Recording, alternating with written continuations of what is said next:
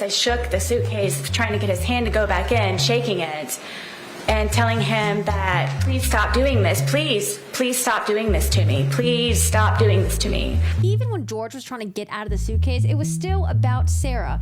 Please stop doing this to me. Excuse me, the man is trying to get us outside of the suitcase because he was probably in fear of his life. Any particular reason why it hasn't been done in the last 45 minutes? Because when I sent my jury out. I've been meeting with my client, and that's the bruising from kicking in his eye. And I talked him into cleaning and tidying up the house for a sense of accomplishment. He was very handsome. He was very funny. He was smart. Did you lay down in the tub? At one point, yes, I was. Okay. So you were hiding? I was trying. Okay. I'm talking about Sunday. This is the Sunday fun day when we're going to Publix twice. Were the police out of your residence? You testified moments ago that your two neighbors must have misremembered which night the loud noise was, correct? Yes. Oh no. And now you're telling us that you don't remember taking the photograph at 11:03 p.m., correct? Correct. Did you do anything to help him escape from the predicament that you zipped him up in? No. Sarah Boone testified today, and you guys can tell I'm having a rough time because my skin is acting up, my eczema is acting up, my sleep schedule's all messed up. But let's talk about today's trial for day 3 of the Sarah Boone show. Sarah Boone testified today, but before that, we got to hear from Detective Koepsell. Oh, wait, no, there's more. Before we heard from Detective Koepsell, the state had some issues about the defense. I wonder what the defense did now. Here's a little recap on that. Sarah Boone, this morning was kind of a mess, and it was pretty hard to follow because I don't have the motion that the state filed. They're not being updated on the clerk of court website. Maybe because the trial is already happening. I don't know, but it's not updated on there. I don't have anything to read.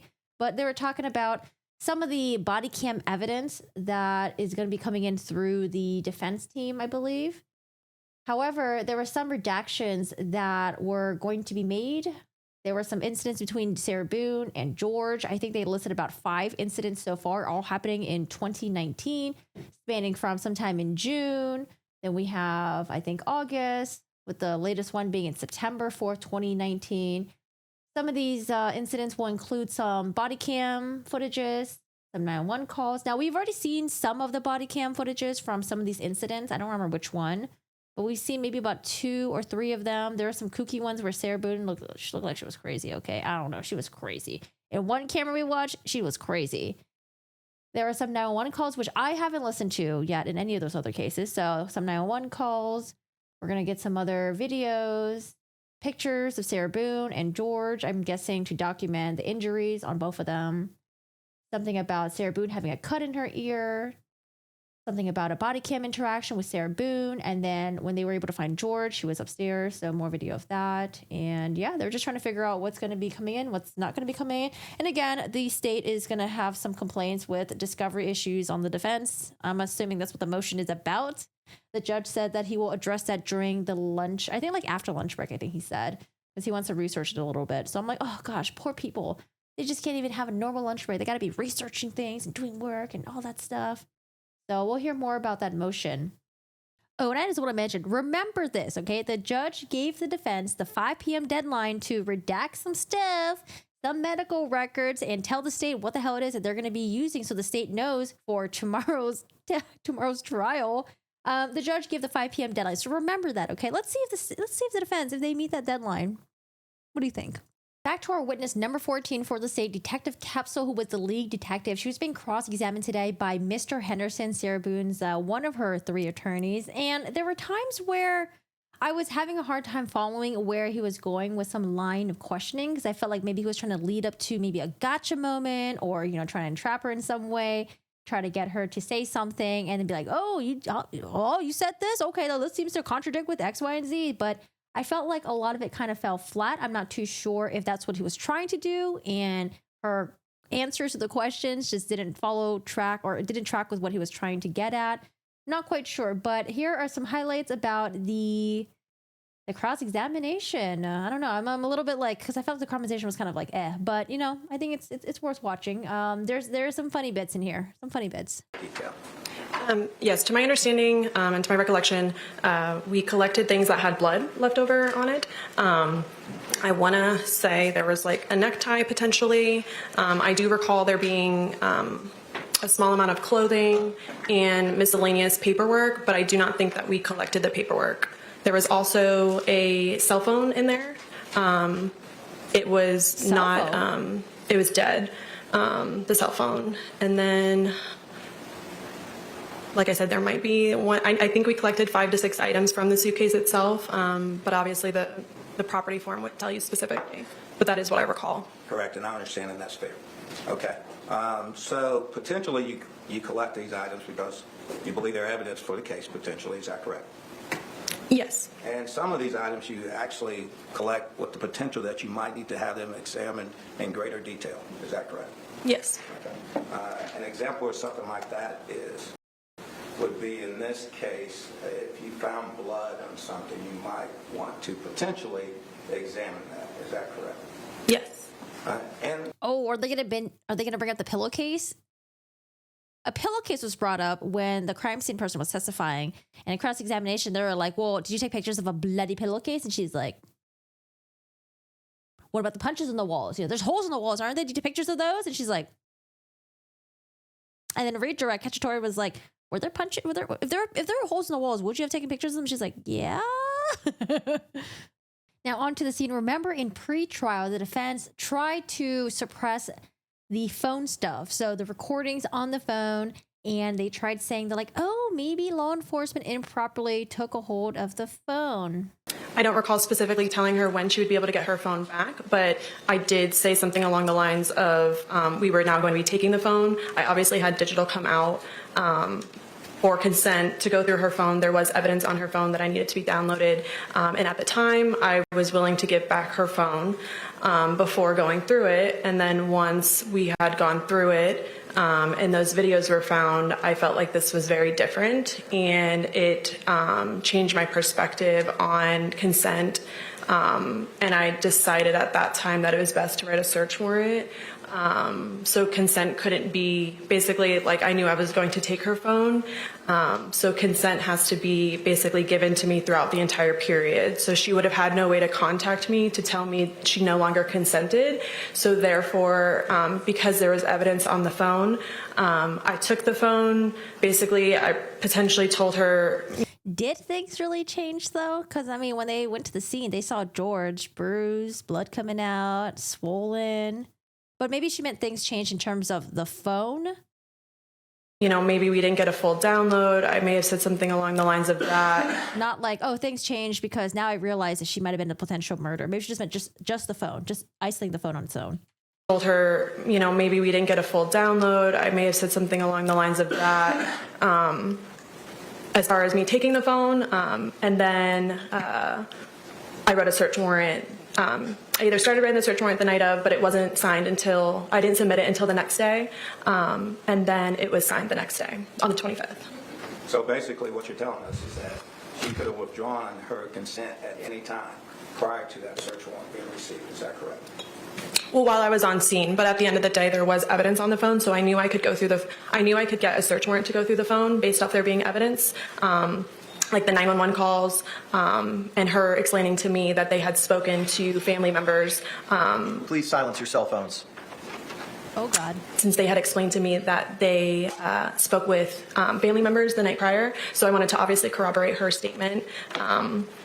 So I knew that I would be able to get into the phone through a search warrant.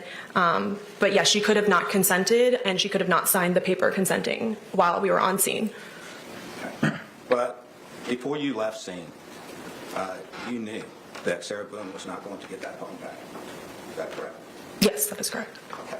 So when Sarah Boone called you the next day, asking you about bringing her phone back, did you just tell her, Ms. Boone, you're not getting your phone back? There was not a conversation about her not getting her phone back. She may have inquired about her phone, and I would have explained that we will talk about it when we meet that afternoon. Having the conversation with Ms. Boone about this meeting that was supposed to take place, that You said that you could not return the phone to her that day because you were not feeling very good. You remember telling her that? That never happened. Okay. I knew he was going to get to that because they brought this up in pre-trial, and she's like, do you have like the phone calls? You got the logs? Do you have proof that happened, that conversation? And that it was actually said? Like, no. I did a community poll, and I guess I could mirror it on here, but I said, Sarah Boone testifies tomorrow. How do you think she'll testify? She'll show sympathy and cry. She'll be indignant and defensive. No emotion. She'll do excellent in the stand as she was a straight A student. And who the hell is Sarah Boone? Did you tell Ms. Boone in arranging the meeting that when she came down there, she was going to be arrested? Your Honor, I'm going to object as to relevance. Approach. So, ma'am, at that time, you did not tell Ms. Boone prior to coming down there that she was going to be arrested. Is that correct? No, I did not. Okay. Why did you not tell Ms. Boone that she was going to be arrested? Why would you? We planned to meet at 3 p.m. and go over the autopsy and have another interview. So, I mean, I'm not sure why I would tell her that she's going to be arrested. That would potentially cause her to flee, not come, and then we have to go find her and make it more difficult for everyone. Or potentially get an attorney to come with her. She was read her rights that said that she has a right to an attorney, and if one cannot be provided for her, she will be appointed one. Had you told Ms. Boone that she was under arrest? I told her at the end of the interview. Okay. Before the interview? No, I did not tell her before the interview. Ma'am, why didn't you tell her before the interview? Your Honor, I'm going to object as to asked and answered. Overruled. So I have to read her Miranda warnings, and that's what I did. I do not have to tell her that she is under arrest at that time. So you knew you were going to arrest my client, and she was willingly coming down to the police station to talk to you guys. Why didn't y'all tell her that you were going to arrest her? Okay, so you have my client at the police station, and you're ready to interrogate her. Why did you tell her that you're going to arrest her before the interrogation started? It's like, someone in the chat said it looks like the detective is being defensive. I think it's because she thinks she's answering questions that are stupid. And she's like, are you really asking me this?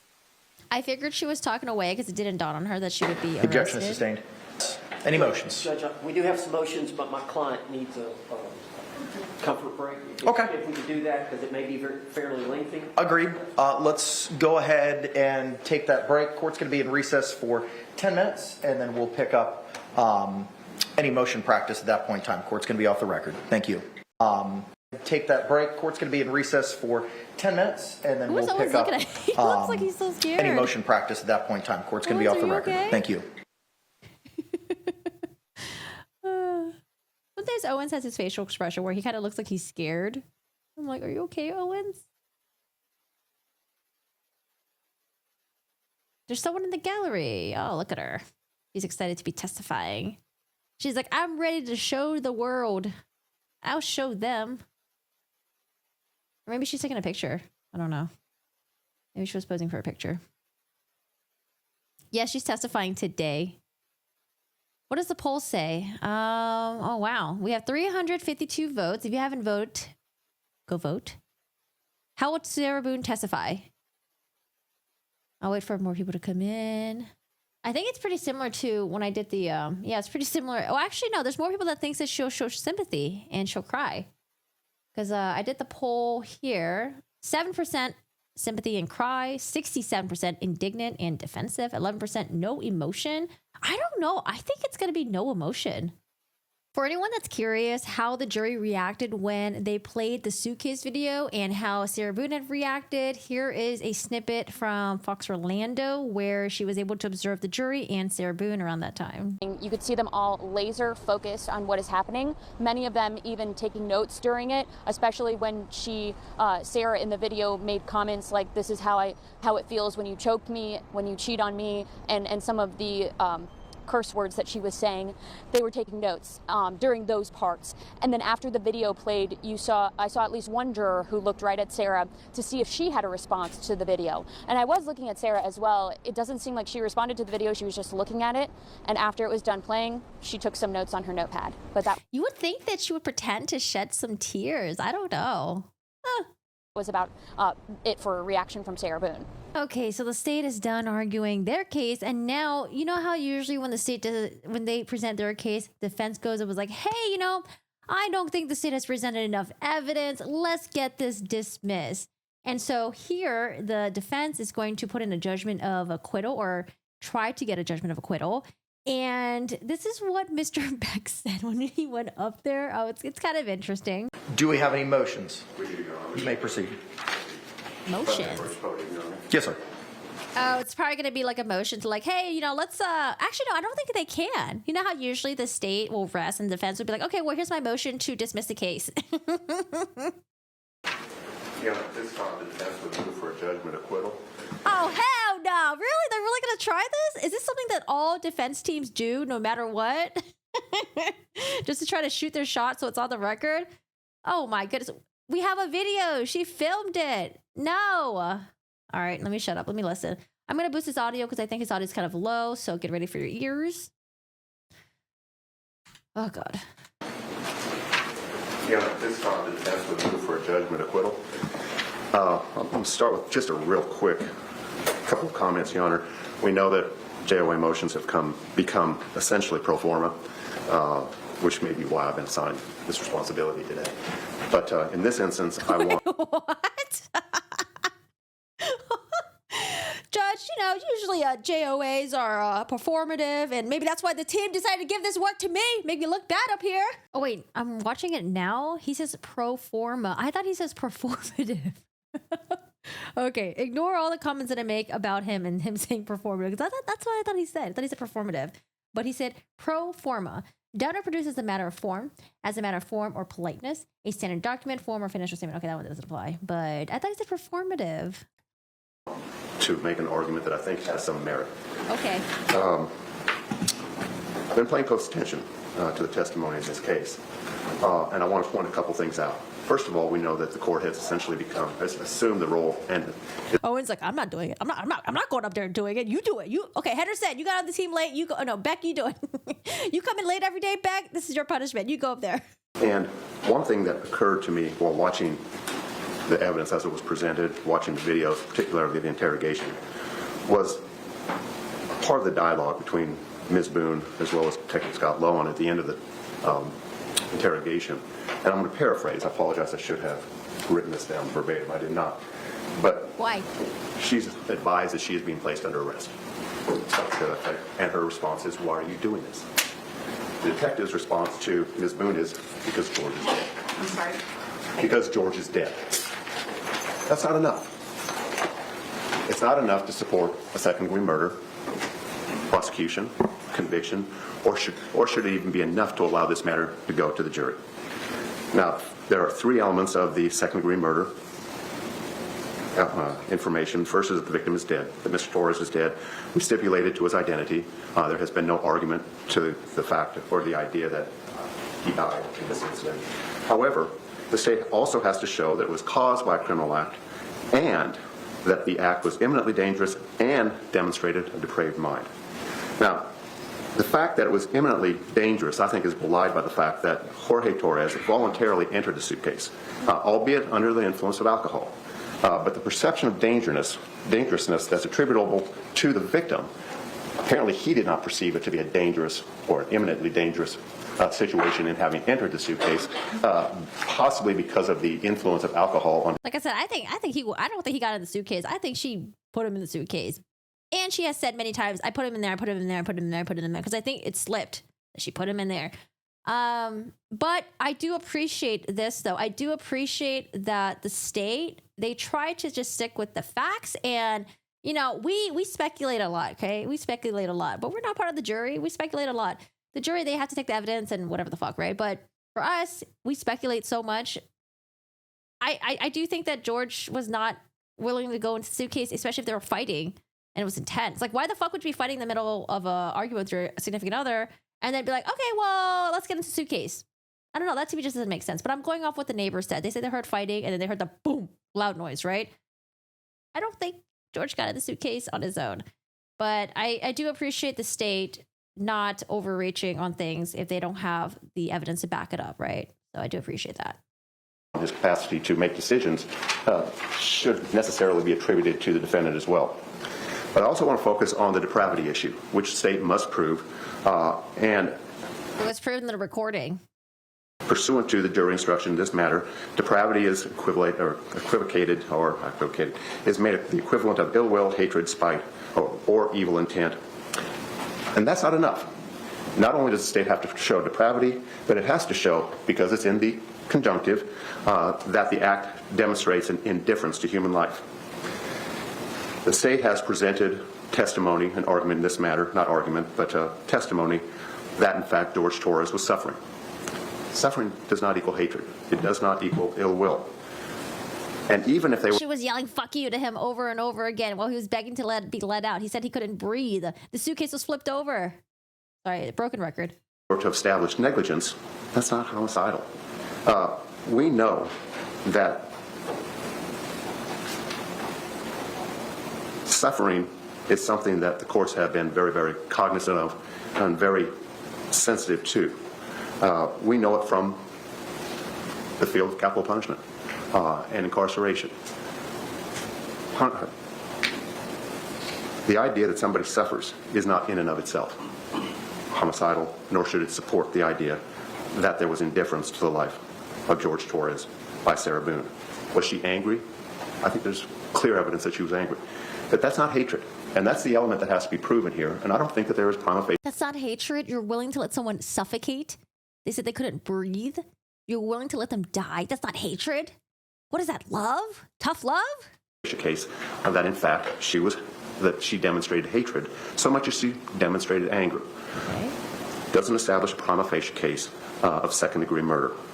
It's for those reasons, Your Honor, that I think that this matter should be, the motion for JOA as to second-degree murder should be granted, and this matter should be allowed to proceed solely on a manslaughter charge. Manslaughter. Because, in fact, they have not established prima facie elements as required by law. Thank you, Your Honor. Thank you. Response. The judge, no surprise, denies it. Now, you think that Sarah Boone would be testifying by now? No, there are some more breaks to be happening. And the judge was not happy with Mr. Owens. It seems like the state also was not happy with Mr. Owens as well. And I don't know, man. This morning was like, let's just get on with it. But, you know, we had to keep pushing, and there was a lunch break that happened way earlier. And here's what happened.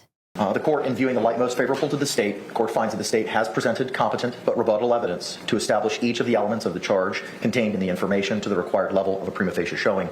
As such, the defense's motion for a judgment of acquittal is denied. Judge, if I may. Yes, sir.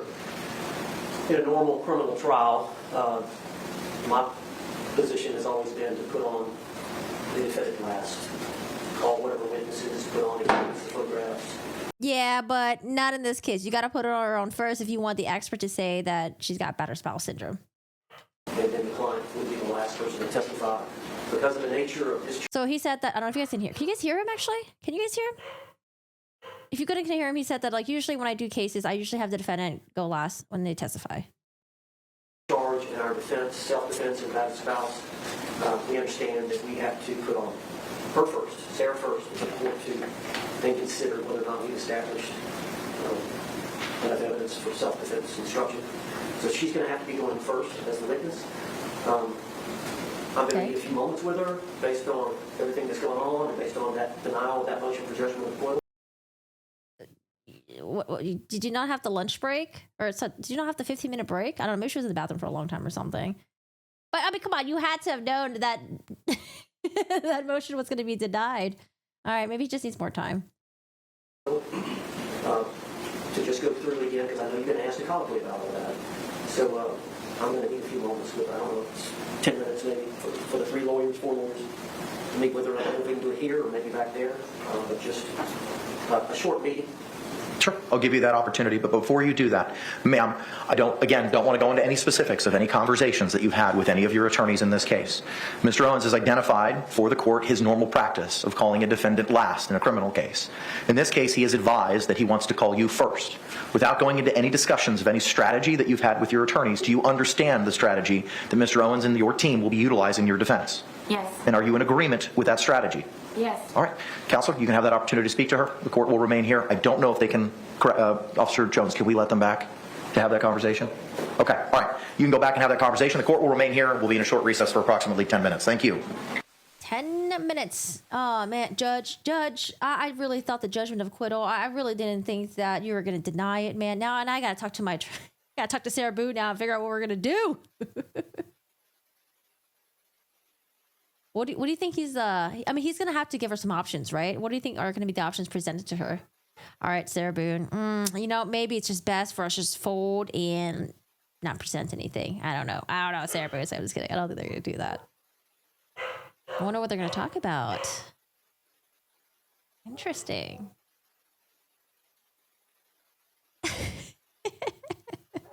So that is break number 2. However, Owens comes back, was like, hey, Judge, can we actually get another 15-minute break? And Judge is like, what now? What were we doing the past 45 minutes then?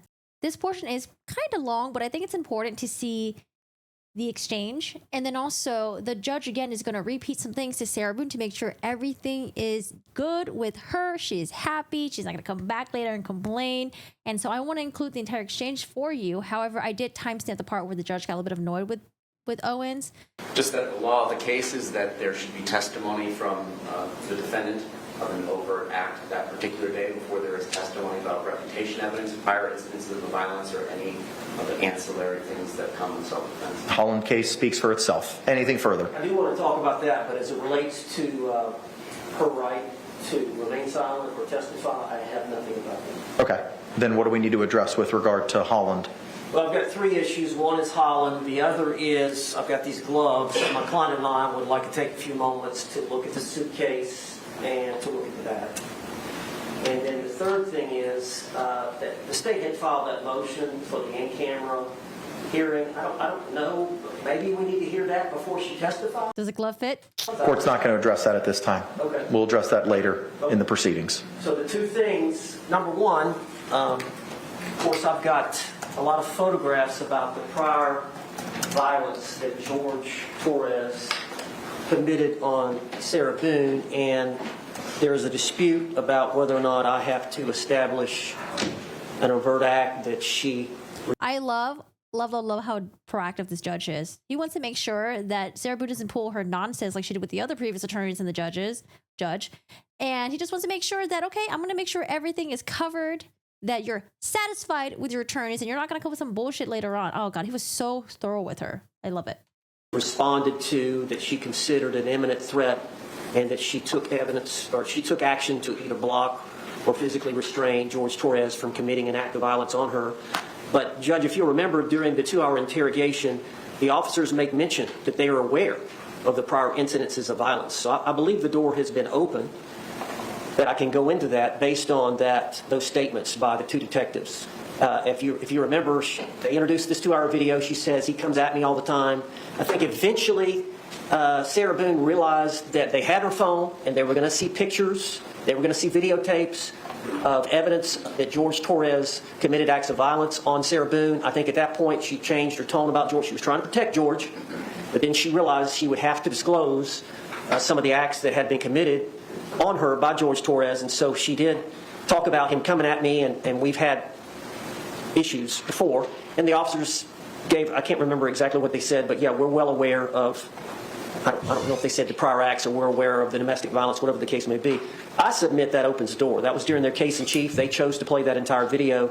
And so I think I can talk about the prior bad acts before the event in question chronologically. And I've got a bunch of photographs that go into physical evidence of her injuries as a result. I don't know. It sounds like Owens is making a valid argument by saying that the door was open because it was kind of mentioned in the interrogation video. I don't know. That sounds kind of valid to me. We'll see what the judge says. Of George's violence. Okay. Response, if any. Judge, we're asking for the court to maintain its ruling. We already read an instruction that the police are allowed to tell her things to try and get reactions from her. She affirmatively denied there was an overt act that night to the police. And the court, in its ruling pre-trial, as we're trying to get some guidance on this, reviewed Ms. Boone's most recent statements on the matter, and there is no overt act thus testified to. So we are hopeful that we will maintain that ruling. I don't know how it prejudices her. Because I know if it comes through testimony, it's definitely opening the door, but then this came through an interrogation video evidence. How does that work? But to find out. Her team in any way to establish an overt act on February 23rd, 2020 before we go into reputation evidence, prior instances of violence, or battered spouse syndrome evidence. Any other further argument, Mr. Owens? No. All right. I don't find that the officer's statements are character evidence, and you're looking for specific instances of conduct, which are going to be utilized for those specific purposes for reputation or violence to establish the fear component that the case law speaks about. Florida Supreme Court decision in Holland is clear that that overt act needs to be established before any of that evidence is submitted. I don't find that it's an opening of the door, and I'm going to rely on what the Florida Supreme Court has told us to do. Judge, I've got to get the clerk to mark some photographs, and then my client and I need to take that suitcase out of that box and inspect it, play with the zipper a little bit, and then also take that bat out of that paper bag and inspect it before she testifies. Any response?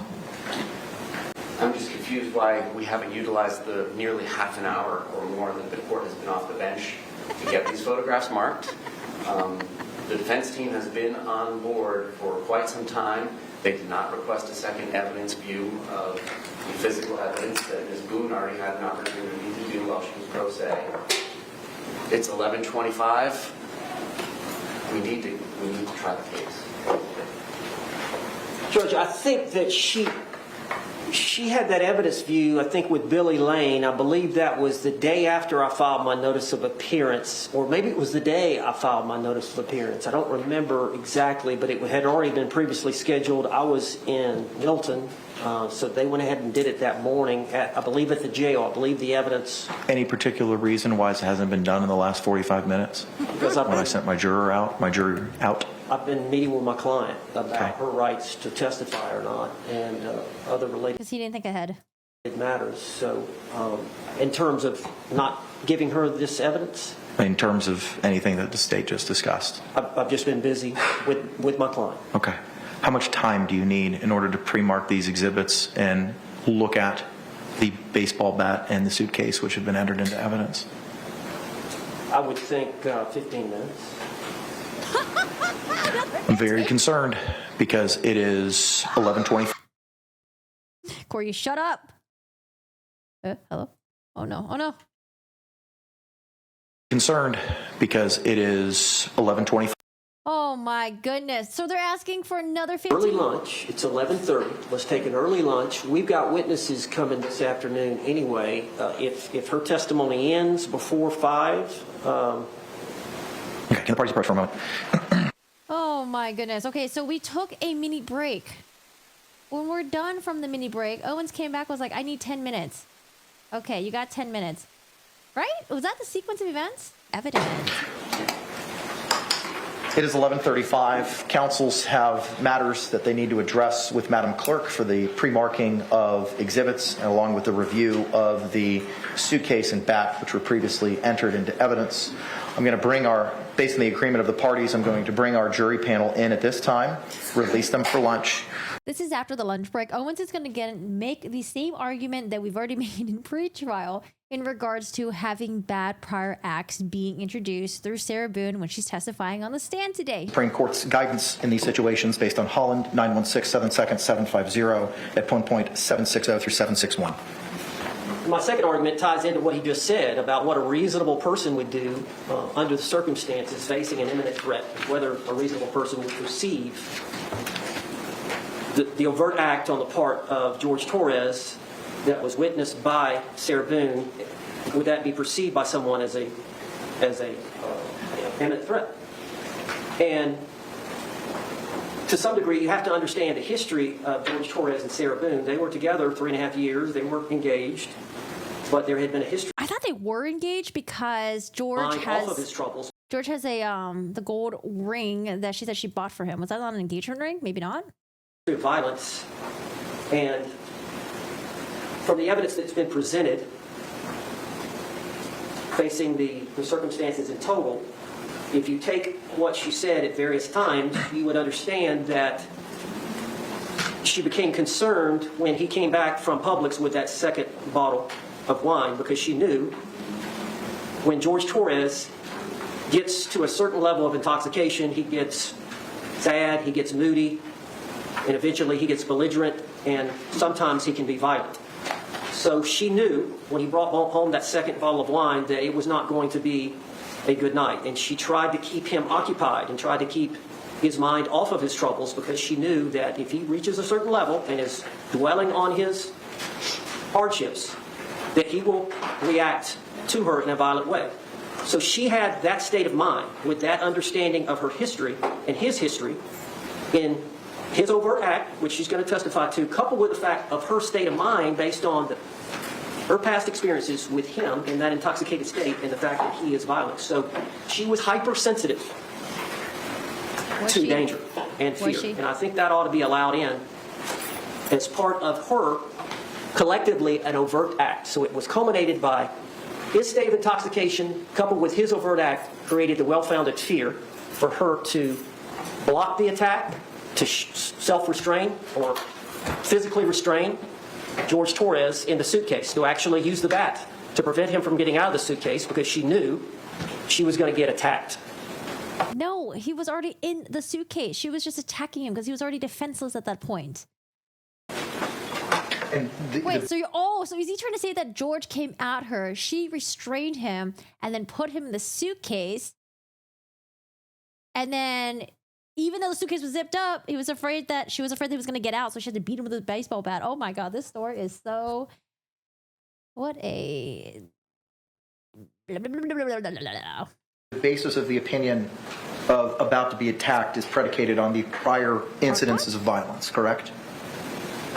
Based on There's an overt knowledge. act committed by George Torres, but she was heightened because she knows when he gets to that level of intoxication in that scenario, in that scenario. So I need clarification. What is it that you're asking me to do?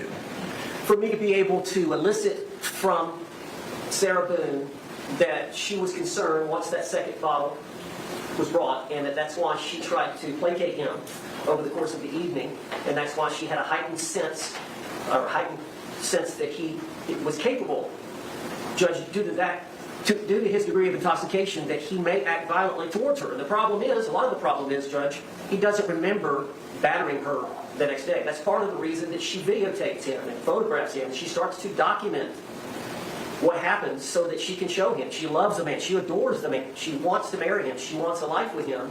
But she's tired of being beat on. And so that all ties into her behavior, her sense of nervousness at that point. The reason she was so confident during that 2-minute video is because she knew, okay, this is my chance. He can't get to me. I can tell him exactly what he does that bothers me, that hurts me, and how I feel. And so that's all tied together with then he starts to try to get out of the suitcase, and she reacts the way she does. Response. Owens is giving spoiler alerts to Sarah Boone's testimony. We held these arguments already. The court has ruled. There are no new arguments being made. To the extent that you are requesting permission to go into presumably and seemingly prior bad acts, vis-a-vis, he got the wine, and I know what happens when he gets it, and everything that follows from that, those are bad acts. That is character. And the Florida Supreme Court has provided guidance in circumstances, specifically in Holland, on what needs to be done. You're attempting to provide information that the defendant was apprehensive of the victim at the time of the homicide by virtue of the wine, etc., as you've proffered. That's bad character evidence that you're going to be bringing in. Historic bad character evidence. This is what happens when he drinks. This is what happens when I don't placate him. This is the situation that I find myself in, which inevitably may dovetail into prior incidents of abuse. That's all prohibited character under 9404. And the carve-out for that is if a overt act is established. It's not a subjective standard, it's an objective standard. The jury instruction, 3.6F, identifies it being an objective standard, and the Akendo case specifically tells us that it's an objective standard. And Akendo The second DCA in 2023 stated, the conduct of a person acting in self-defense is measured by an objective standard, but the standard must be applied to the facts and circumstances as they appeared at the time of the altercation to the one acting in self-defense. I'm going to rely on Holland. Holland is the law of the land. It is what the Supreme Court has told us. But the standard must be applied to the facts and circumstances as they appeared at the time of the altercation to the one acting in self-defense. I'm going to rely on Holland. Holland is the law of the land. It is what the Supreme Court has told us to utilize. That's what I will be relying on. The overt act has to be established. Ms. Boone, do you understand that? I do. Okay. As mentioned a million times before. Oh, gosh. Anything else?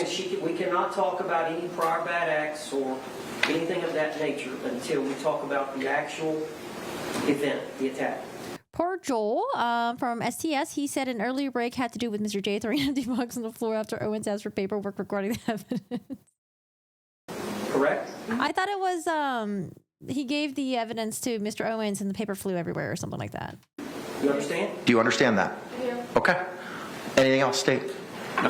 Defense, anything else, sir? No, sir. All right, let's go ahead and stand and bring in our jury. Sarah's finally going to testify, and I'm going to include pretty much all of her testimony, except to the part where she talks about the injuries, because, spoiler alert, she was able to establish that there was an overt act by George Torres, and, you know, all you guys are like, oh, why did the judge agree on that? Well, like I said, I remember the judge saying that the bar for self-defense is really low, so that's why I figured that she'll probably be able to mention in the battered spouse defense. Where was I? Oh, when she goes over the injuries, I think we'll probably just maybe cut that part shorter for you guys. But for the most part, I'm going to include most of her testimony in here. Like I said, feel free to jump around with the time frames down below or just look at the bar down below. You'll see everything being categorized. So you can jump around if you guys want to. Enjoy. State and spell your name for the record for us. Sarah Boone, 101077. And could you spell your name? SARAHBOONE. All right, thank you very much. Sir, you may inquire. Ms. Boone, would you please tell the jury where you were born and raised? Atlanta, Georgia. You were born in Atlanta? I was born in Atlanta. And how long did you stay in Atlanta before you moved here to Florida? I was 3 years old, 3 or 4. Okay. And from that time, y'all moved, you and your family, your mother and father, moved to Orlando? And my grandparents. Okay. You all moved down from Atlanta down to Orlando? Yes, and my 2 brothers. Okay. And were you raised here essentially from that time on? Yes. And you resided here in Orange County, Florida that entire time? Yes. Okay. And where did you go to high school here locally? I did. Where did you go to high school? Edgewater. Okay. And tell the jury, how old were you when you graduated? I was 18 years old. Now, I know you lost your mother and father. Overruled. Straight A student. I know you lost your mother and father in your teens and in your 20s. Is that true? I lost my grandfather when I was a sophomore in high school, and I lost my father when I was a senior. And then my mother passed away a few years after that, and then my grandmother passed away after my mother died. All right, so you were in your 20s when all that was going on? Yes. Okay. And then at some point in your 20s, you met Brian Boone? I did, yes. All right. And how long did y'all date before you married? A good handful of years. I helped my family with paying mortgage and bills for the house since my father had passed away and my grandfather, so... So you worked outside the home? I did. Okay. Can you tell the jury when you said you and Brian Boone dated for a while? Do you remember when y'all married? I do. Could you tell the jury when y'all were married? The year? Yeah. Do you remember the date? It happened to be, yes, that after my mother passed away, that he had waited to ask me to marry him because he knew it would be... Objection, not responsive. Sustained. Just answer the question if you can, Ms. Boone. Are you a little bit nervous? A little bit. Okay. Well, just tell the jury if you remember the date that you and Brian Boone married. August 21st, 2004. Okay. And had y'all lived with each other for a short time before that? Short time. Yes. Okay, after you married, how long was it before y'all had any children?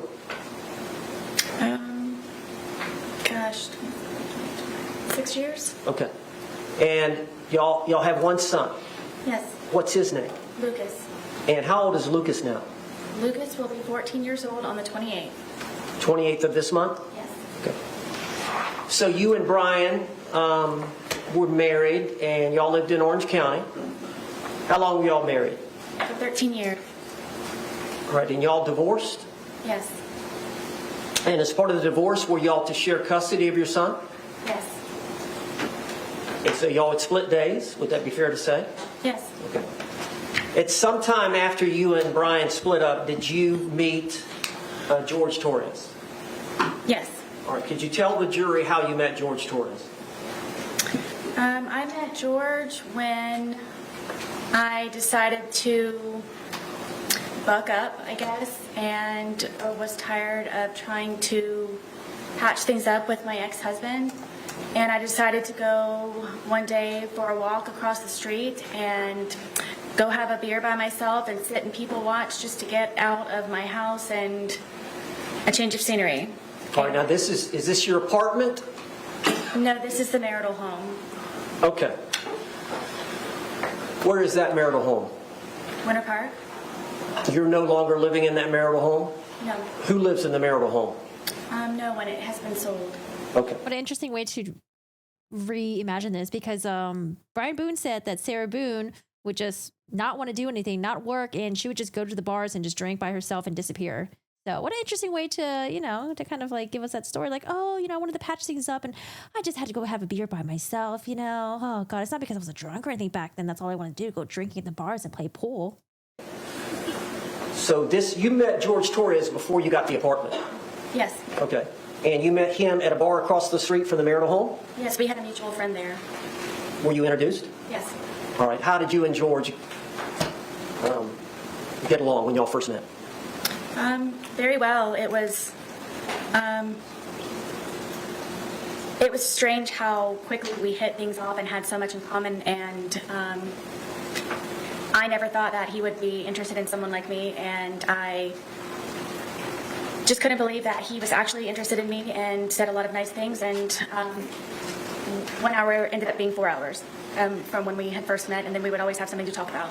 Why couldn't you believe that he would be interested in you? He was very handsome. He was very funny.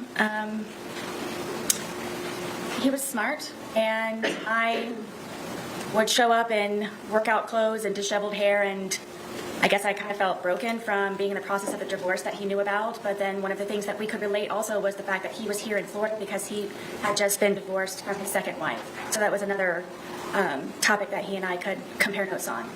Okay. So eventually the divorce was settled. Did you get your own place? Yes. Is it fair to say that after at first you lived in your parents' home, correct? Yes, until I was married. And then you moved directly in with Brian? Yes. And then y'all lived in the marital home, correct? Yes. And then you got this apartment? Yes. So that was the first time in your life that you actually had your own place? Yes. And what was the address? 4748 France Court, apartment number 3. And what city is that in? It's in Winter Park. How far is that from here? 20 minutes? Okay. So you got that apartment, and initially were you by yourself? No. All right, tell the jury. In the almost year, about 10 months of separation from Brian, my ex-husband, that is the time when I met George. And my ex-husband was trying to buy me out or force me out of our marital home, and I needed to find somewhere to live. And So did you and George agree to rent the apartment? yes, I needed extra income. We could not afford it, just on my own. You were receiving some income from the marriage settlement, were you not? Yes. So you did have consistent monthly income coming in from the marriage settlement? For the most part, yes. But you needed more to live. Yes, to pay the bills and for rent. So did you and George have some agreement? We did. All right, what was the agreement? The agreement was that if I decided for he and I to live with one another, because it would be under my name, that he would help with the monthly bills and on a regular basis where it wouldn't be something that I would have to argue with him about. It would just be an automatic, make sure that everything's paid first, and then from there, hopefully have some fun with it. Okay. And so I understand from that point on, would it be fair to say that y'all saw each other on and off for about the next 3.5 years? No, I would consider us a couple. Okay. At some point, he asked me to marry him. Okay. But y'all did have times where he left and went to live with his parents. Yes. Is that fair? Yes. And there were times where there was an understanding that y'all were going to break up. Multiple times. Okay. All right. So, again, on again, off again. Yes. This was actually before we had our apartment. That was, I guess, our dating phase.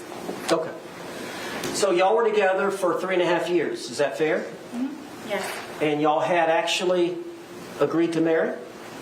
He had asked me, yes, a couple of times to marry him, and one time I agreed to yes. Okay. Now, I want to get directly to the date of this event so that the jury can hear your testimony. All right. So tell us, I believe the date is February the 23rd of 2020. No. Explain to the jury that whole day, from the time y'all got up, the whole thing. Here comes the narrative. Approach. Like I said, the eyeliner is not good look for her because she only has eyeliner on the bottom. It needs to be balanced out by having something on the top too. It's just like, boom, got that emo eyeliner in the bottom. All right, so while they are doing the sidebar thing, she said that she was very surprised that George would be interested in someone like her. She would show up, you know, at the bars, I guess, disheveled in workout clothes. Probably wasn't taking care of herself because maybe she was like a drunk back then as well. I mean, from what we heard from Brian Boone, it seems like Sarah Boone was just a drunk. All she cared about was going to play pool, going to the bars, not working, and maybe even very little interest in being a mother.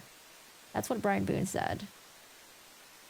When Lucas was born, that, you know, things changed. I don't know. She just didn't have enough. She didn't have all the time in the world to do whatever the fuck she wanted. And so someone was like, "Oh, I'm surprised we didn't get more from Brian Boone." That's what I thought initially too. However, that's what I think initially too. However, I think it's because they weren't able to introduce Objections overruled for now. anything bad about Sarah Boone at the time. It would have been too prejudicial. I think they're waiting for Sarah Boone to mention the abuse, and then maybe Brian Boone can come back and rebuttal and be like, "Oh, hey, by the way, she abused me too." So I think maybe more will be mentioned in the rebuttal, or if they bring Brian Boone, or they are going to bring Brian Boone back on the stand. So we'll see what happens with Sarah Boone's testimony, and that will dictate how the rest of it goes with everyone else. Ms. Boone, let's just, instead of one long speech, let me break you up over the course of the day. So, do you remember the date of February 23rd, 2020? Yes. Do you remember getting up? Yes. All right, just tell the jury about that morning. What y'all did that morning. What you and George spent the night together at the apartment. Yes, at that point he was living there. Yes. So y'all slept in the bed together upstairs. February. So y'all had gotten up that morning, February 23rd of 2020. Why is Owen Yes. testifying? All right, tell the jury what happened when y'all got up. He was already downstairs, and I went downstairs, and he wanted to start the day off by drinking because it was a day off from his job. And I talked him into cleaning and tidying up the house for a sense of accomplishment. So that is what we did for however long that it took. So we did tidy up the house and got everything in order, and it was kind of a reward, I guess, to be able to sit and enjoy ourselves and sit on the back porch. All right, what do you mean by cleaning up the house? What did y'all do? Again, seems like she's like treating him like he's a fucking child. We swept and mopped. We folded some of the laundry. I know that we did the dishes, emptied the dishwasher, just general run-of-the-mill tidying up. And did you have your son coming the next day? Yes, that was one of the reasons why we were able to do that. What was the arrangement you had in terms of the next day would have been your day to pick up your son from school? Yes. What time would you pick Lucas up from school the next day? I believe his school ended at 3 o'clock. Okay. So you would have been responsible to pick him up, and he would be spending the night with you that night? Yes. So you wanted to have the house nice and clean? Yes. How many bedrooms are in the home? 2. And you and George had one bedroom? Yes. And who had the other? Lucas. All right. Is that exclusively his bedroom? Yes. All right. So how long would it have taken y'all that morning to clean? I don't really remember what time we woke up, but maybe a good 2, maybe 3 hours. Yeah, I picked that up too. She said that he was taking the day off his job, but from what I remember, she said that he was already fired from Ace Hardware, and he was very distraught over that, and that's why she wanted to like look at jobs with him together on the laptop or something, right? I don't know. No fucking idea. Okay. And would it be fair to say that you and George both smoked cigarettes? Yes. And would it be fair to say that you and George both drink alcohol? Yes. All right. So at some point, y'all finished your chores, Yes. right? And then y'all were going to enjoy the day. Yes. All right. What was the plan? It was just kind of, you know, we've got the day to ourselves. Let's just kind of relax and go with the flow. All right. Did y'all make a decision that y'all were going to start drinking? Yes, we had a half of a bottle that was already in the refrigerator, and I did not want to go out afterwards. I, again, had Lucas coming the next day, so we went over to Publix to purchase another bottle of wine so we could not have to go out later on that evening. Now, you were here. Was that half bottle of wine that was already in the fridge? Does anyone know if that was also a mega pint or if it was a normal size? I mean, I'm assuming it's a mega pint. If that was their pattern of buying like large bottles of wine, so they have to go back and forth, and it was only like what, $9? So they drank a fuck ton that day. Here in court when the state played the video of you two and the Publix purchasing the bottle of wine? Yes. Is that what you're referring to here with the jury right now? Yes. Okay. And that was around noonish? I believe so, yes. Okay. Had y'all started drinking the leftover bottle before going to the Publix? No. Okay. So, y'all bought a bottle of wine? Yes. All right. And how did y'all get to Publix? My car. How far is Publix from your apartment? 5 minutes. How would you get there from your apartment? What do you mean? Did you have to go across any major highways, or is it right there? You just come out of our apartment complex and you do a little U-turn and then you come up and it's right in that complex. Okay. But it's easier to drive than to walk? Yes. Okay. Now, I know that sometimes y'all would simply need cigarettes and it was in walking distance. Can you tell the jury about that? Yes, there was a AutoZone convenience store with in the same, I guess, parking lot of our townhome, our complex, and it was just a straight shot from our apartment to a back gate, and you could get right into the convenience store from right there. Okay. But y'all went over to get that bottle of wine around noonish, and how did y'all you took your car? Yes. Did George have a vehicle? He did not. Oh my God, around noon. And Miss Sarah Boone's like, oh, I don't like to drink. I don't drink. And how did you pay for the wine? With my debit card. And then y'all came back and started drinking? Yes. Okay. Tell us what you did when you got back from the Publix. Just went on the back porch where we usually spend our time because we're able to smoke cigarettes outside as opposed to inside. And Is cigarette smoking not allowed indoors? it is not. Okay. Do you have pets? Yes, I do. Well, did you have pets? I did, yes. Okay. Were they with y'all there that day? Yes, my dogs were with me all the time when I was there. How many dogs do you have? I have 2. And just what are their names? Penny and Tess. And what is the breed? They are red Boston Terriers. And are they both disabled? Yes, Penny is blind and Teff is deaf. So when y'all went out to smoke on the back porch and drink, I assume, as well, correct? Yes. Did y'all take the dogs out? Oh, yes. All right. Is there a place for them to do their business out there? Yes, I extended our back porch for them to have a little bit of area as opposed to going from a large backyard from my marital home to our little townhome.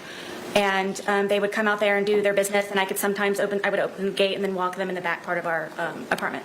So you and George were just going to enjoy the day together? Correct. Is it fair to say? It's a good sympathy thing for Sarah, being like, oh my gosh, she has 2 dogs. Oh my God, I love dogs. Oh my God, your dogs were like deaf and blind. Oh my God, you know, it's like. Say y'all don't have a lot of money, Yes. and so y'all were going to do something there in the home. Y'all weren't going out for dinner or... Yes, we primarily, I would consider us homebodies as opposed to going out and partying and doing this and that. Okay. All the money went to alcohol. And how long do you think y'all were out that afternoon outside? A few hours. All right. Could you tell the jury what y'all did during that time? We have a dartboard that's out there, and we just had drinks, and we're just really enjoying each other's company and talking about, things upcoming. We both were looking for a job and just kind of, I guess, encouraging and supporting and planning. And Well, now you said he had a job. Was he looking for a job, a second job? no, the job that he had was very unstable, and at that, So he was looking for something new. yes, at that time, yes. Okay. What? And so during that 2 or 3 hours, Owen's trying to give her an out by saying, was he looking for a second job? Because she mentioned earlier that it was his day off from his job. So Owens was trying to give her an out and a way to explain that. However, she just said no. What the fuck? I don't know, man. Had was very, at that time, yes. okay. And so during that 2 or 3 hours, would it be fair to say that y'all drank the bottle? Yes. Okay. So would it be fair to say that y'all were feeling the effects of the alcohol? Yes, Okay. At some point, who made the decision to come in? I did. Okay. Why did y'all want to come in? I felt that George needed a change of scenery. Okay. So y'all came in, and then did y'all do anything else before he left again? Were y'all doing anything? I know y'all did some arts and crafts. What did y'all do? At some point, he went to get another bottle at Publix. Yes, I believe it was after it was right before, I believe, that we had gone inside. Because he called his daughters. I was trying to encourage him to call his family. Okay. Now, where are his daughters? His two daughters are located in Pennsylvania, And what are their names? Anna and Destiny. And how old are they? I believe that Anna is in her 30s, and Destiny may be in her early 20s. All right. Does he have any more children? Yes, he has a son. And where does his son? He is in Pennsylvania also. Okay. So part of that afternoon is y'all came in to call relatives, call family. No, I had him call outside, just trying to, I guess, boost the mood. And the first daughter didn't answer, and I don't remember the reason I didn't speak to the second one. I believe he did. It was just for a moment. All right. Now, whose phone were y'all using? My phone. All right. And is that common for y'all to use that, for y'all to share that phone? It was, because George said that he didn't have a phone, so it would either be lost or given to him by his mother. So I didn't know he had a cell phone, so we would use my phone. So it was primarily your phone? Yes. Okay. And you took a lot of photographs that were on that phone? Yes. Videotapes? Yes. Text messages? Yes. Phone call? Yes. He and I both on the phone calls. So he would use it as well? Yes. And that phone, is that the one that was seized in this case? Yes.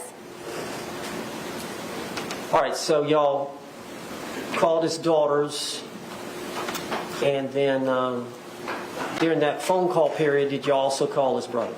Yes. Okay, and which brother was that? John. All right, now, how many brothers and sisters does George have? I'm going to list them if that's okay. Okay. It's John, Pharrell, Isaac, Mo, and his sister. Okay. And do they all live here in Florida? Yes. Are they close by? As far as I know, yes. What about his parents? Yes. They live here as well? Yes. Okay. But his ex-wives and his children live up in Philadelphia? Yes. Okay. So you called the girls, then you called, or George called his brother. Yes. Was that conversation that long? No, it was not. Okay. And then after that phone call, were y'all inside by this time? Yes, at this point, I believe that it was a good time to get a change of scenery.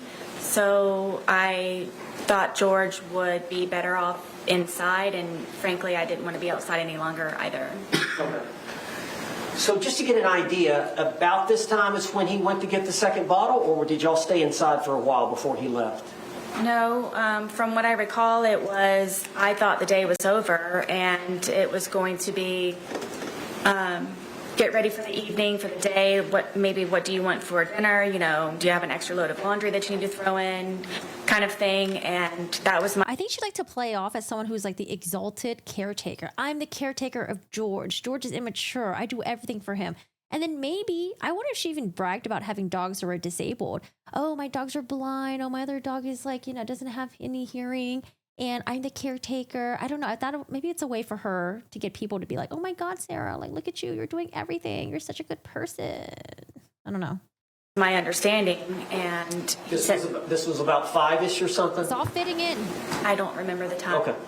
At some point during that time period, did George go to Publix again? Yes, I thought he was going to be walking to the convenience store, but apparently when he returned, he had gone across the street with my car and my debit card to buy another bottle of wine. What was your understanding of where he was going? To the convenience store, walking. For what? Cigarettes. Okay. And you learned obviously that he came back and you learned that he'd used your vehicle? Yes. And he'd used your debit card? Yes. And he'd brought back a bottle of wine from Publix? Correct. And you saw the Publix video of that? Yes. So he comes back with the other bottle of wine, and did he want you to drink with him? It was expected, yes. Yes. And you agreed to consume the second bottle with him? Yes. Okay. So over the course of that evening, drinking the wine, Oh, her story is really not making sense, because I think it would have been better for her to say, no, at that point when he brought that bottle of wine back, I didn't drink with him, because at that point I was already on edge. Why the fuck would you want to get more drunk if you knew that bad things might happen and that you had to make sure things were going to go okay? Why get drunk with him? Why drink more? She should have been like, no, I stopped drinking at that point because I knew that, you know, I had to be careful. Okay. Yes. yes. And you agreed to consume the second bottle with him? Yes. Okay. So over the course of that evening, drinking the wine, what did y'all do for time-wise? Watch a movie, music, just kind of tell the jury what you remember. I know it's obviously been a while, but... It was kind of a regular thing where I would always try to come up with entertaining activities for George, and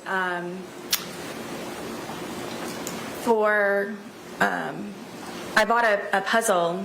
We started off at one point doing a smaller puzzle, and then we did that very quickly, so then I purchased a larger puzzle, and I believe it was 1,000 pieces. So I thought, to get his mind off of things and to focus on something, it would be smart for us to do the puzzle. So for however long that took, we finished the puzzle. So that was one. Did you every piece was finished, or was it? Every piece was finished. It was strange that we couldn't find one piece, and we thought it was funny that it was like in like the perfect place on there. But yes, every one but one piece. All right. After the puzzle, what did y'all do? I decided to continue to maintain and focus. The amount of effort that she makes to putting George, to make George busy with puzzles, with dartboards, with painting, with drawing, with hide and go seek, that effort should have been shifted into, hey, let's not fucking drink. Why drink at 12 o'clock? That's why I don't think she had a problem with George drinking. I think they both love drinking, and she was down for him to get a second bottle. She let him go get a second bottle at Publix, and when he came back, she's like, yay, let's drink some more, and then let's have some fun. I'm not buying this narrative. Him, and I have a bunch of paints that I used of my son's that his grandmother bought him. It's a very big art wooden box, and it's got pastels, pencils, paint, any kind of whatever. And he and I were very much into art, and with this resource, it got him very interested in being more creative. How long have you been into art? Ever since I can remember. As a child. You like to draw? I like to do anything artistic. And I know, we saw some of the pictures of your apartment, but it looks like there was pictures and artwork up. Is that all? Well, we saw her artwork already. The attorney. Need an attorney, please. A stars and circus theme banner. Your work and George's work? The majority of it, yes, are belongings from my home. And then also some of George's, yes, on the wall. Was he pretty good at art as well? Yes. All right, so you both enjoy doing that? Very much. So y'all got out Lucas's art set. What did y'all do with that? Oh, poor Lucas. We were just, I guess, doodling, you know, whatever. I would always tell him that everything that you make is a masterpiece. So just let loose and just let it go. And we would just paint and, you know, paint and drink, yes, and listen to music sometimes, and yes. Now, with the dogs, did y'all get the dogs involved? Oh, yes, my dogs follow me everywhere, yes. Was there some dancing going on with the dogs? Yes, after we had completed the puzzle and I guess we're painted out, I thought that it might be a good point for us to maybe listen to some music. And the music that George listens to is it's very fractious to me, and it was definitely not going to lighten the mood. So we ended up finding some channel on the radio, and he was feeling it. And then we ended up, my one dog gets very active and was dancing with us, and we were just having a good time listening to music. And I guess it's getting pretty late in the evening. Yes. Anything else I've missed? I don't believe so. All right. So tell us where y'all ended up before you started the game of hide and seek. We were there. I couldn't think of anything else possibly that I had to continue entertainment. But I remember sitting at the end of the couch and him sitting in one of my son's chairs that was in the living room and just kind of doing this. Like, what are we going to do now? Like, I very much would like to go to sleep. Had y'all finished off the that bottle that he had bought? I don't remember, to be honest with you. Bless you. Would it be fair to say that as the day wore on, the more y'all consumed? Yes. All right. And would it be fair to say that as the day wore on, the more you consumed, the more effects you felt from the alcohol? Of course, yes. Oh, both of them? Yes. Okay. So you would agree, would you not, that at the time y'all were trying to figure out something to do and you put your head down on the couch, that would it be fair to say that y'all were intoxicated? Yes. Tell the jury what happened. At one point, I guess he knew that I couldn't come up with anything else, tapped me on my knee and said, "You're it." So from there, I ran up the stairs and hid into our shower, just waiting for him to find me so we could hopefully go to sleep soon at some point. And Now your shower, is it a tub or just walk-in?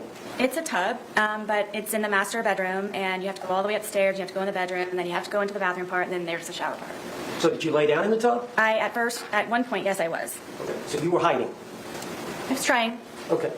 And did you believe... Wait, hold on a second. We've listened to her in the interrogation or whatever bullshit. She said that she went upstairs. I thought she said she took a shower and then she was showered out, or she was like tired of like showering, so she decided to get out.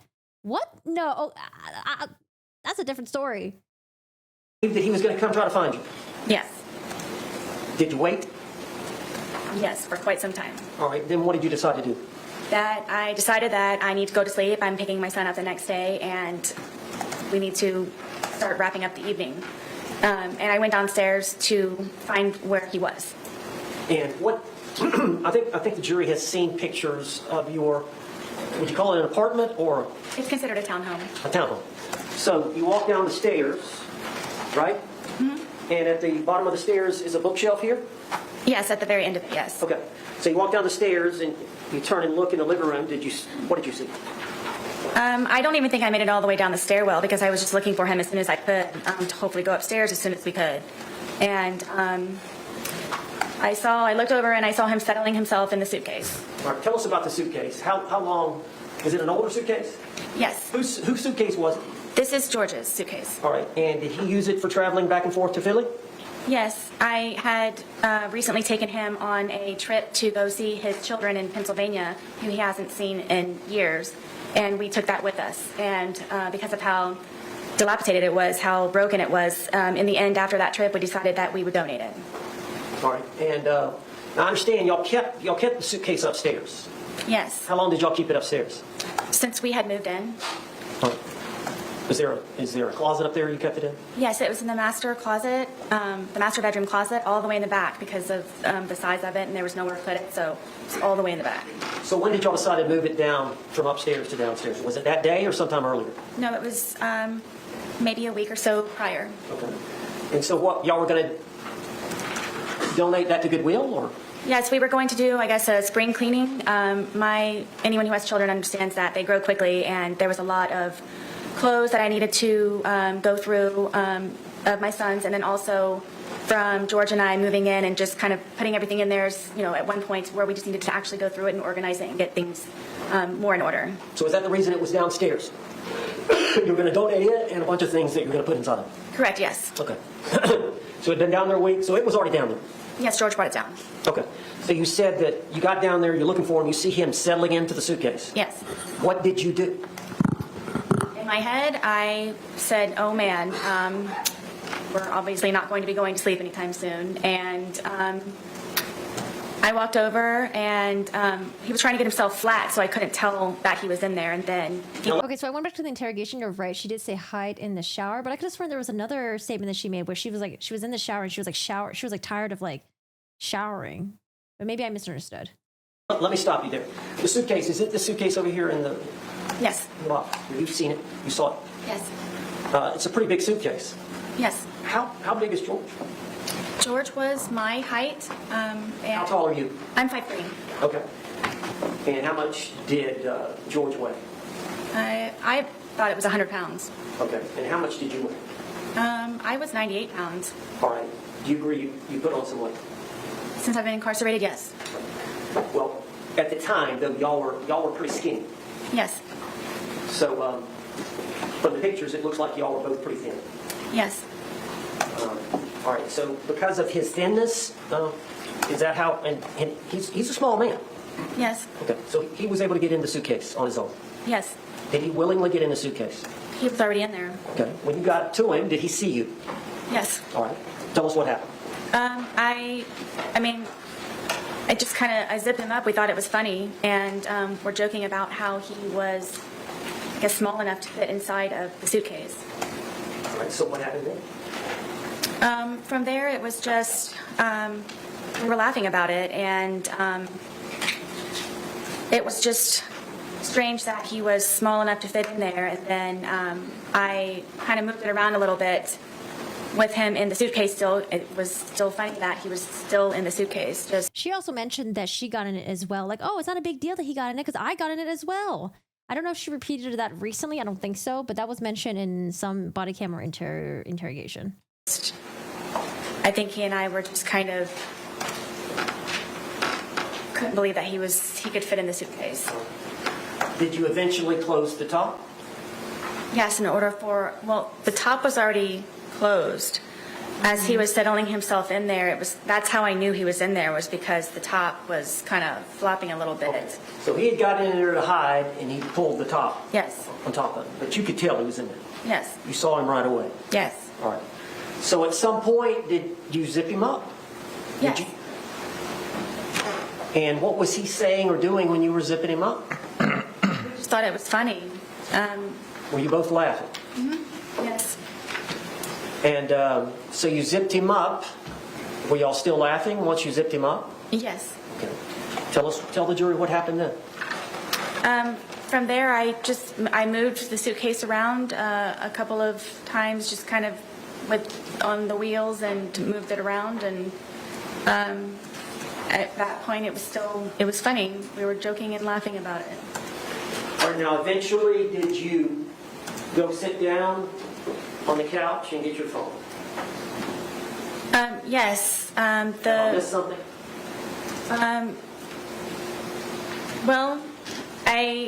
The suitcase had. Oh God, she's gonna say the video where she filmed him and he was begging. She's gonna say that they were so joking around at that point, and she thought that he was crying wolf. Oh no, no one's gonna believe that for sure. Oh my goodness. For me, moving it around was flopped over. So while it was like that, I thought at that point I had a moment to, I guess, take the time to talk to him while I guess he was not able to get out for a moment. So you flipped it. You got it on the top, right? Yeah. It gets in, but at some point you flip it over so the zipper is on the bottom. Well, it was just kind of how I was moving it around, and it ended up kind of flopping. So it was upside down. Yes. So after you did that, what did you do? That's when I went over and decided to videotape to just see the, I guess the gist in it for him to understand that right now I feel safe and right now I have the ability to actually speak to you in a manner that normally I would not have the ability to do. And you were You could do that over a phone call. intoxicated, Yes. and you would agree that you said some things you should not, Yes. right? But you realized he could not get out and get at you. Is that fair? At that moment, yes. So it goes on for about 10 minutes. Yes. You heard it here today, did you not? Yes. You heard his voice as he was speaking from the suitcase. Yes. That was his voice on the video and audio. Yes. And you heard your voice on the video and audio. I mean, I feel like Owens is he's like testifying. He's like literally testifying. Why are they not objecting to this? Or I guess they already know it's already like a shit show, but like, can't they object to like him literally testifying? Oh my goodness. I'd rather have her do the narrative so she can trip up on herself than rather have him coaching her and then like testifying for her. Yes. That was your voice. Yes. All those things said by the man were said by George in that 2-minute video. Correct. All the words said by the female were said by you in that 2-minute video. Correct. Were you intending on showing him the video the next day? Yes. At the time or the next day, is it fair to say you don't even remember videotaping? I do not. So, from what you can tell from watching it, did that refresh your memory about that event? It did. Why did you say all Refreshing that? her memory. I don't know. I feel like the state should be objecting. Excuse me, it's Sarah Boone that's testifying, not Mr. Owens. What's going on here? Oh God, this shit is smiling again. She's smiling at y'all. Okay, she's not smiling at me. She's smiling at you guys. I'm making too many faces over here. So is she trying to say she didn't know what happened at all? And then it was until she saw the video, then it refreshed in her memory. It was like, wait, actually, hold on a second. Things were different. Oh, God. We waited 4.5 years for this. Oh, my gosh. She's smiling at you guys. Refresh your memory. We waited 4.5 years for this. I think they could have came up with a better story. I think she should have said her and George were drinking and they got intoxicated. George got really belligerent, came after her. She had to protect herself. She hit him with a baseball bat. She was really scared of her life. It was in the suitcase. She put him in there. And then she was afraid to let him out. And then she was too drunk to do anything else because she was too fucking scared. She didn't want to call 911 because maybe they wouldn't believe her. She didn't want to call Brian Boone because she didn't want to get the dad and Lucas involved. I don't know. I feel like that would have been a way better story than this piece of shit. Unless there's some legal thing that I'm missing. But I feel like that would have been more plausible than this story. Oh, yeah, I went to the shower to hide.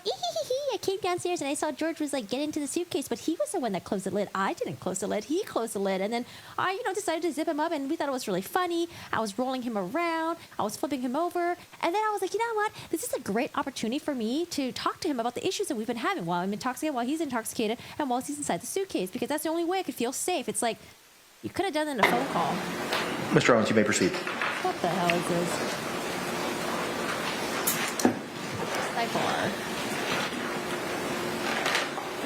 All right, I'm talking about just the 2-minute video part that was recorded. Could you just tell the jury what you were feeling, what your feelings were at the time, and then explain that to the jury? You mentioned, you talked about it before. You said he was in that confined space and it was my chance, but do you want to elaborate on that? Or? Sure. I want you all to know that the majority of the time, am always afraid and always scared. All right, well, I understand that. Okay, I understand that. But would it be fair to say that you had some anger at that point? I did. Would it be fair to say that you wanted to tell him off to some degree? I just wanted, yes, for him to have a better understanding, which was the whole point of the videos and documentation prior. And you could tell that he was uncomfortable. I'm guessing. And I'm guessing. did you want him to feel some uncomfort? I did. Okay. Now, at some point, you turned off the video. Yes. And then we saw a second video, which was approximately 11 minutes later. And you've seen that video that was played to the jury. It was 22 seconds long. Yes. And I don't think you speak in that video. You hear George say Sarah one time. Yes. Is that fair to say? Yes. So between the 2-minute video Are we gonna bring up when she beat him with a baseball bat? and the 22-second video is an 11-minute period. Would you tell the jury what happened? We continued to, I guess, speak to one another, and his tone changed, and I knew the tone, and we ended up, I guess, arguing back and forth with one another, and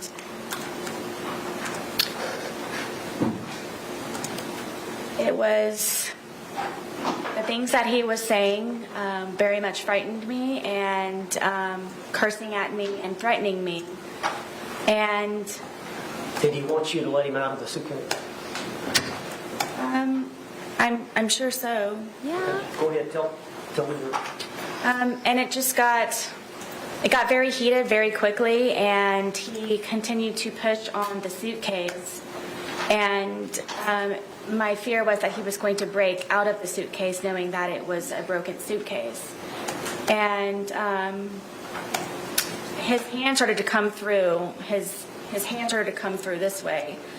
And so I shook the suitcase, trying to get his hand to go back in, shaking it, and telling him that, please stop doing this. Please stop doing this to me. Please stop doing this to me. So his hand actually got out of the suitcase. Yes. And you went to the suitcase Yes. and shook it. Yes. Did that force his hand to go back in? No. So you're shaking it. Were you shaking it to try to get the suitcase, his hand back in? Oh, wait, Yes. let her talk. How long did you shake it? I don't know. But his hand was still out. Yes. Was he trying to get out? Forcefully, yes. Was he angry at you? Yes. Owen, stop testifying. Were you in fear? Always. If he would have gotten out of the suitcase, what would he have done to you? Like he used to tell me, he probably would have made me unrecognizable, or I would have lost my life. Did you lose the grip on the suitcase? Yes. Where was the bat in relation to the suitcase? It was leaning up against the dining room table, right there. How far was the bat from the suitcase? 3 feet, 2 feet. Was his hand still out of the suitcase? Yes. And was he getting out of the suitcase? He very much was trying, yes. And so what did you do? For the split-second reaction that I had, I happened to see that, and I grabbed the baseball bat and was trying to poke his hand to go back in, to please don't break through, please. So I hit his hand. Did you hit the outside part of his hand? Yes. We've seen the photographs of his left hand. Did you cause the bruising there? I'm guessing yes. I guess. Now, you've seen the bat. Thanks, Dan. It's a youth bat. Yes, I bought it for my son. Is Lucas this is the bat art. you used? Yes. Lucas is bad. And you said you poked him with it? Yes, I kind of pushed, like I held it with the skinny part here, and then So the grip here, prodded at it, yes. you grabbed it with both hands here, Yes. and then the barrel of the bat, the big part of the bat is here. Correct. And you thrusted it into the different areas of the suitcase? I started with his hand, and his hand, he was still trying to get out. He was still I didn't expect Owens to be thrusting today. trying to do that. So I started to push on the suitcase around it, hoping to have his hand retract and go back inside. You didn't call 911? Why?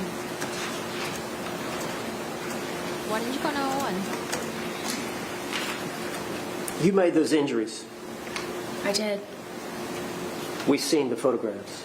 yes, We see the bruising. Is that from that bat? yes. Eventually, did his hand go back inside from you doing? Yes, finally he had subsided and retracted his hand. So in your mind, did you prevent him from attacking you? Absolutely. Split-second decision. Now, once he retracted his hand, You guys. do you remember zipping it up some, or what did you do in relation?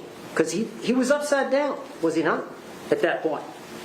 Yes, At some point, you flipped him back up. I did. Tell how that happened. He wasn't cursing, he wasn't threatening, his hand was inside foremost. There was no more of him trying to break through the suitcase. So I felt safe enough to turn it back over. It wasn't happening anymore. You went back to the video and the couch, I did, yes. and we saw the second video, Yes, the 22-second, and he's right side up again. yes. Okay, so from what we heard so far, do you think the judge is going to allow the battered spouse syndrome? Do you think she had already shown that there was an overt act done by George, that she needed to protect herself, that she was in threat of her life, you know? She was in imminent fear. I don't know. They're going to ask her, why didn't you call 911? I want to see what she says. And you hear him say, Sarah, Yes, had you left enough room for him to get out? Zipper to zipper. yes, that's how his hand was trying. That suitcase has two zippers, doesn't it? And they meet at various places along the line? Correct. How much room, when you flipped it over, how much room was between zipper to zipper? I don't know specifically. I mean, it was enough to where I think the judge mentioned, though, the bar for self-defense is low, though. I think they mentioned that. So I want to know how low. Because it's got to be real low for them to let this in. his hand was coming out. After you had hit him with the bat, was he not trying to get out anymore? No. Did you believe that he could breathe in there?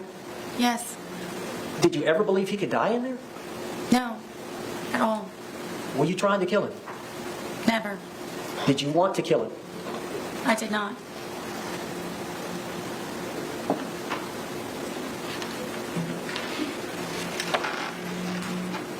Did you walk upstairs? I did, yes. Why didn't you let him out before you walked upstairs? Were you afraid? Terrified is more of the word. As long as he was in the suitcase, he couldn't harm you. Correct. When he's...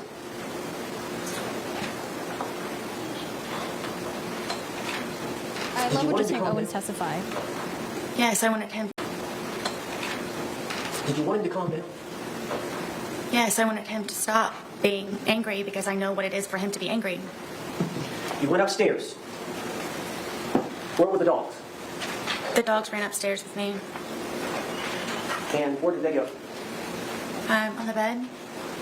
You don't think the dogs went upstairs way before this? You think the dogs waited around for Sarah and then went upstairs to go hide?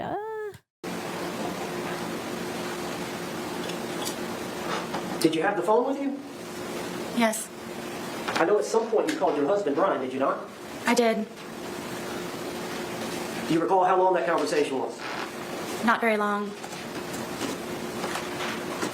Can you recall what was said? I don't remember exactly. No, I don't.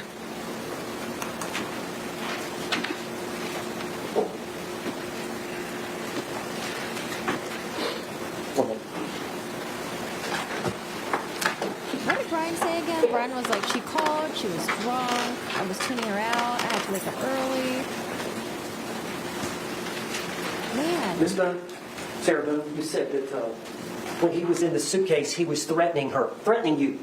Can you tell the jury what he was saying? I don't know. Am I allowed to curse? Girl, you know. Yes. Come on now. That he was going to fucking end me. And that's what made me ask him please to stop doing what he's doing to me. That he was going to, I'm guessing, try his best that night to probably take my life. But what? How? The threat you heard was he's going to say the fucking word. end me. Excuse me? Fucking end me. End you? Yes. I like it when people testify and they pretend to be so shy about cursing. Oh my God, he's gonna effing end me. Am I allowed to cuss here? Oh my God, I'm so sorry, guys. I have to cuss. Girl, shut up. Hold on. Yes, sir. Hello, Judge. What are we doing? Oh my gosh, George, you're about to put Judge, on will the you approach suitcase. me? Please Yes. stop. Oh my God. And then she called Brian Boone. We heard Brian Boone's testimony. We heard the neighbor's testimony saying they heard arguing, and I think they even specified they heard a male voice and a female voice. I feel like if George was inside the suitcase, his voice would have been muffled and maybe hard to hear, but maybe the walls are so thin they could still hear George while he was muffled in the suitcase. I would expect to hear just one person, just Sarah Boone yelling. That's why I think they were out of the suitcase, verbally arguing with each other. Something happened. George ended up in the suitcase. He was trying to get out. Maybe as she was zipping him up, he was trying to get out, and that's when she got the baseball bat and started hitting him. Because she was trying to close the suitcase on him, zip him up and shit. He was trying to get out. She beat his fingers, maybe beat everywhere else. I'm just not buying her story. I'm just not. All right, members of the jury. Sarah Boone has testified, and now the judge is going to excuse the jury and then make a decision on whether or not battered spouse syndrome defense can be brought in, whether or not prior acts with George can be brought in, whether or not the history between George and Sarah can be brought in. And you guys already know the answer to that because I already mentioned it before, but here's what happened and here's how it went down. Judge, this Whether you was like a it or game not. by two intoxicated people. When people are drunk and intoxicated, they do silly and stupid things. The evidence is uncontroverted that George Torres willingly, by his own choice, elected to hide in the suitcase. By their interaction between the two of them, giggling and laughing at each other, he consented to her zipping up the suitcase. And the playful nature of what was going on during those few minutes prior to the video. When the video was turned on, there's a 2-minute period where they're talking. He's saying, I need to get out, I can't breathe. She's not taking him seriously. As you've seen from the videos, I thought it was the boy crying wolf. She did not appreciate the fact that he could be actually having trouble breathing. She actually didn't mention the whole being triggered thing. Remember, Owens was like, oh, my client Sarah Boone, when George says he couldn't get out, he couldn't breathe, that she got triggered. She didn't mention that in the testimony, right? And this was a chance for him to be heard by her about how she felt about some things involving their relationship. I feel like it's a lot of testimony coming from Mr. Owens. Because she was like, she was triggered when George said he couldn't breathe. And she's like, so triggered that she got so angry. And that was when she decided to be like, oh, well, this is how it feels when you choke me. I could have sworn that's what Owens said in one of the other motions that he argued. But I don't think we heard that from Sarah Boone. I mean, he's kind of arguing right now. A short time later, the video was turned off, and then that period has been testified to by my client. And that period is uncontroverted. That's a second period of time. We've got that time for the video. We got the 11 minutes. We got the 22 seconds. And there's no video, there's no audio, there's no eyewitness, there's nothing but Sarah Boone's testimony. And she's testified here today that they had words, there were threats, he got his hand out of the suitcase. She knew by the threats and him getting his hand out of the suitcase that he was about to get out of the suitcase and he was going to hurt her. A reasonable person under that scenario would believe she was about to be harmed. She was an imminent threat of harm.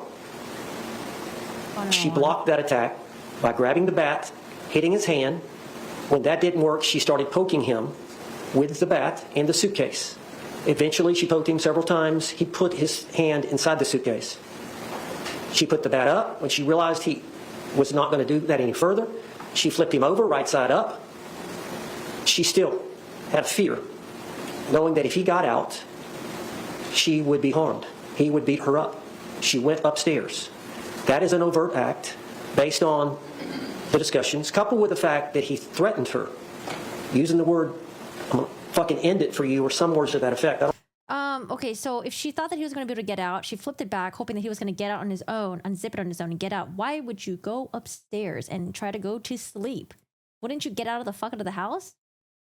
I don't remember her exact words just before she went upstairs while he was still in the suitcase. Make it make sense. If she would have let him out, and this is now this is an event involving an omission, failure to act, failure to unzip him at that point, before she went upstairs. The failure to act, the failure to unzip, which would have let him out, which would have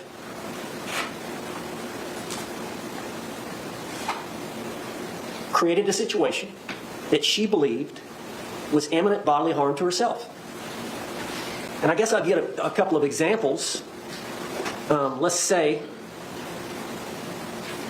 that a police officer is called to a scene and the only thing he hears is there is a suspect and the suspect may be armed. So of course the officer pulls out his revolver and he's walking around. Well, then eventually he finds the suspect and the suspect reaches for his waist. The officer doesn't see the gun, but the officer sees the movement to the waist. The officer fires and shoots the suspect. The officer is justified because there's an immediate threat of harm. The officer has to react instinctively. There's no time to think. Similar to the actions that Sarah Boone had to take. Another example, you're in a bar with your buddies and you've had something to drink and another group has had something to drink and You're vulnerable when you sleep. And then also she did mention that in a private instance between her and George, she claimed that while she was sleeping, George came out of nowhere and started attacking her while she was sleeping in bed. So I'm sure if she's not foreign to it, then she would assume that would happen again, assuming that it did actually happen previously. So why would you go to sleep again and let George attack you while you're sleeping?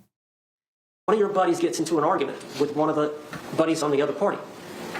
And one of your friends, seeing that it's being escalated and the guy that's arguing with your buddy is aggressive, more aggressive than your buddy is. Your buddy's trying to settle the thing, but this other individual, maybe he's had too much to drink and he's more aggressive. So you go around behind this individual, and before he's able to strike your buddy, you grab him. You lock him up. That's physical restraint to block an attack. Or you grab him by the neck and you choke him. Physical restraint to block an attack. That's what she was doing with the suitcase. If she let him out of the suitcase, she was going to be harmed. Based on him trying to get out with his hand, based on the threats he made while he had his hand out, and based on the threats he made while he had his hand inside just before she went upstairs. Thank you. Thank you. The court's going to review all the case law that it's obtained in its research in this matter and come back with an oral ruling momentarily. Thank you.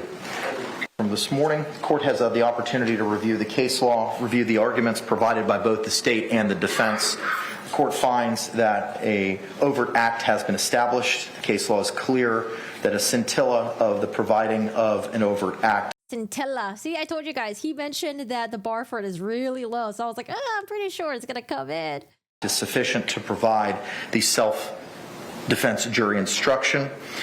An overt act is not something that's specifically defined in Florida case law. It's something that's from the totality of the circumstances, seemingly under the authorities that the court has reviewed. As such, the court is going to find that under Holland, a overt act has been established and will allow the defense to proceed with evidence of reputation and specific instances of conduct and battered spouse evidence, so long as the necessary predicates are established for those items. Any questions or clarifications with regard to the court's order state? Yes. Defense. I think it would help if we went through my exhibits involving the blow-up photographs and these other photographs, because I think some of it was contingent on the court's ruling. So I don't know if you want to try to deal with all of them one at a time in front of the jury, or whether we want to just talk. The overt act was probably just George saying, I'm going to fucking kill you. if we even believe her, right? Which I'm sure he said at some point, because he probably want to get out of the suitcase. But he said this a long time ago. It was like a week or two ago. He was like, the bar for self-defense is very low. About them ahead of time, Get mad at the so that judge. we know. Are there any objections to those items? It depends on the items. I was shown a lot of different things, including like a rap sheet between the victim and the defendant. So. I've taken that. Same. It was, as defense M, relevancy objection is overruled, but I'm not going to allow the enlargement as it's duplicative, as the native photo is in evidence. But you can use it for demonstrative purposes. The rest of Sarah Boone's testimony is going to continue. However, now the battered spouse defense is in.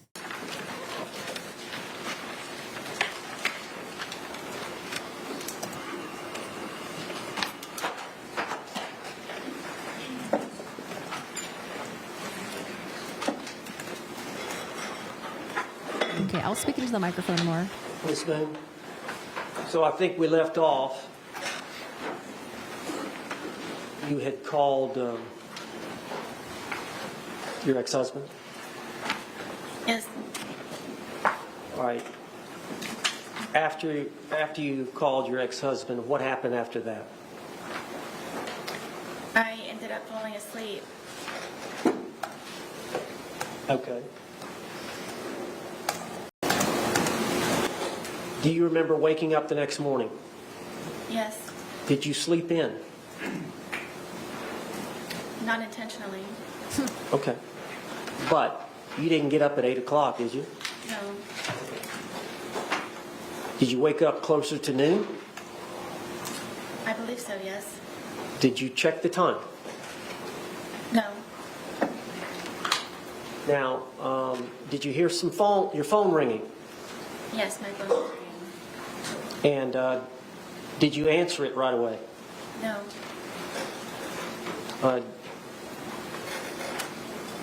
Do you know approximately how many times it rang before you answered it?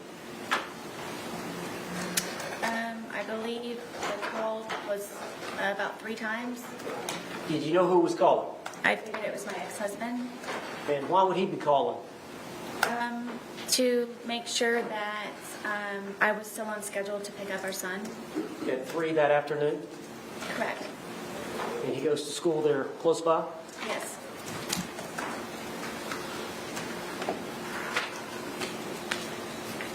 All right.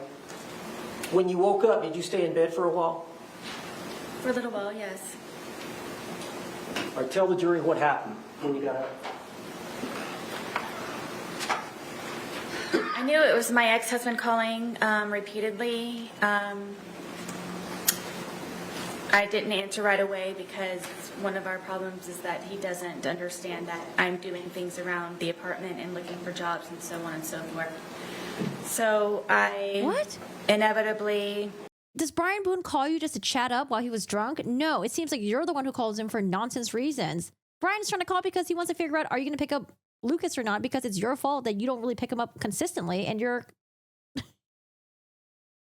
Oh, God. Okay, Brian Boone looks bad, too. Just let it ring. And I laid in the bed and I figured... What kind of person would let it ring, especially when there's shared custody? What if something bad happened to Lucas? Wouldn't you want to make sure nothing bad is happening? That George was downstairs either drinking or looking for jobs or may have just left. And so eventually I decided to get out of the bed and start moving to go downstairs. I was motivated enough to go downstairs. And when I went downstairs, it was very quiet. So I had the understanding, I believed that he had left. And did you check to see if he was, where would he be looking for a job at? Usually on the couch. He would have my son's laptop and he and I, which we would share. Y'all only have the son's laptop? Correct. And the TV was not working at this time? The TV was not there. Okay. So you thought he would be in the living room on the laptop? Yes. He was not there? No. Why weren't you scared that George was going to come after you? So you're afraid that George was going to come after you the night before, but however, he didn't ever come after you because you didn't fear for him. And then the next morning, she was like, oh yeah, George probably just left and went to go look for a job. It's like, I thought you were scared of him coming after you.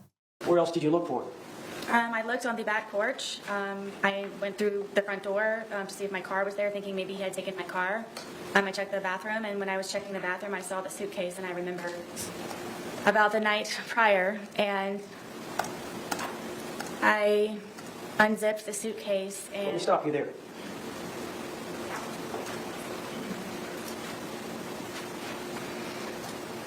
You said you were in the bathroom when you saw the suitcase, or coming out of the bathroom? No, where our bathroom is, I would have to go to the bathroom here, and then when I turned around, I noticed the suitcase, and I remembered. How did you feel when you saw the suitcase? I don't think I've ever experienced anything like that before. Describe it for the jury. I guess it was... I was aghast, and... I just can't describe the feeling. It was terror to a certain degree. I'm sorry, say that again now. It was terror to a certain degree. I just can't describe it in words, the feeling of remembering. And then he was still in there. So what did you do? I immediately unzipped the suitcase, and I was screaming, George, George, George, and I was shaking him, and I pulled him out, and I stretched him out flat, and then I began instantly trying to do CPR, and then was trying to look for a pulse or a breath or just anything, and was just screaming his name over and over and over again, and come on, George, and I continued CPR, and I continued CPR, and he was gurgling, and... What color was he? What color was he? Yes. He was purple. At some point, did you call your ex-husband?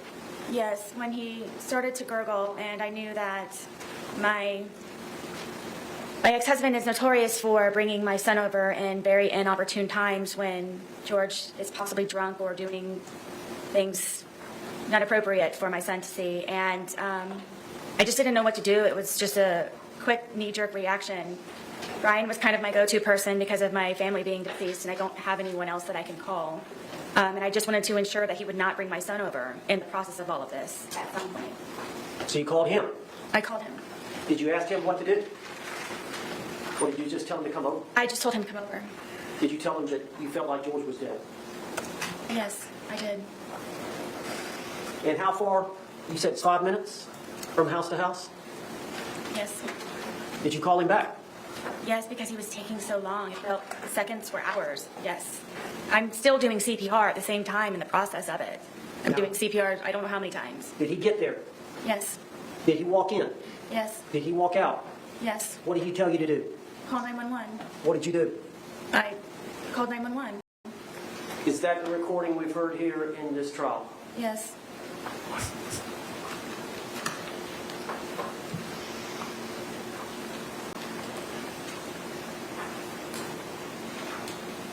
I was you love him? aghast. To this day. Why did you love him? Why what? George was very passionate. George was a very real person. George was nice to me on the good days. George complimented me. George and I were two bodies with one soul, he and I would always say. I don't believe that I've ever had a connection with anyone like I have with George. Did you have that connection with your ex-husband? I did not. Was it even close? No.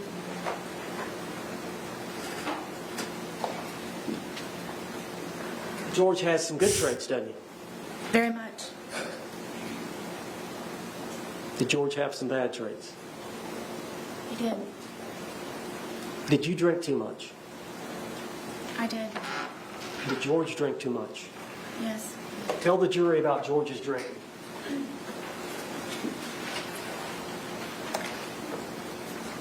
If George was able to, he would drink from sunup to sundown. And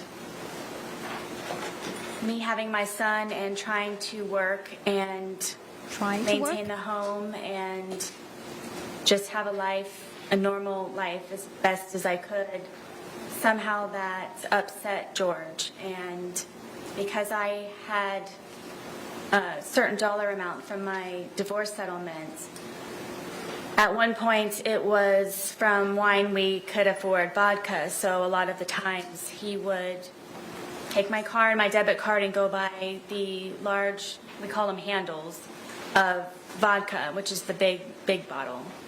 And sometimes he would finish that all off on his own throughout an entire period of a day into an evening. That's honestly where I thought that he was going to be that morning when I came downstairs, because he's notorious for just automatically already being outside from drinking all the time. All right. And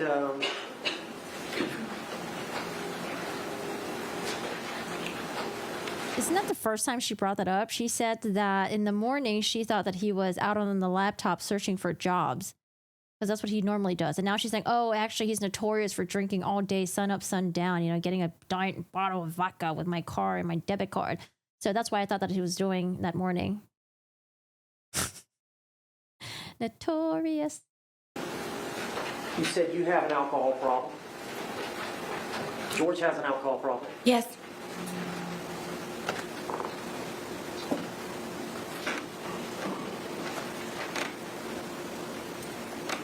How did George's drinking adversely affect you? It would debilitate my ability to help him the way that I was always trying to help him, because it would be one good day, a day of survival, and then it would be another day where I'm having to peel him off of me and call 911.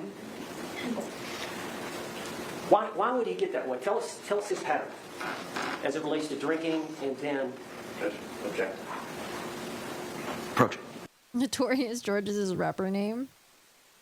Oh my goodness. What a complete... I mean, she's had 4.5 years to think about this, to craft another story. One that sounds better than, oh my God, we're just playing hide and go seek and it was an accident. I don't know what happened. He got in there. Oh no. Oh gosh. So now she's saying that, like, oh, I just assumed that George was just out drinking again because he's notorious for that. He'd steal my credit card and my debit card and my car or whatever it was. And that's where I thought he was that morning. But Sarah, you said that usually he was on the laptop trying to find a job. Why are you changing your story now? Oh man, cross-examination. Guys, I know, I think like right now we're getting a little bit antsy. The judgment is rolling, allowed the battered spouse syndrome defense in. And we can talk about all the bad stuff that George did to her. I know we're getting a little bit antsy about that. But you know what? I think in cross-examination, I think Mr. J, Mr. Cacciatore, they will redeem. They will redeem, okay? Don't lose hope yet.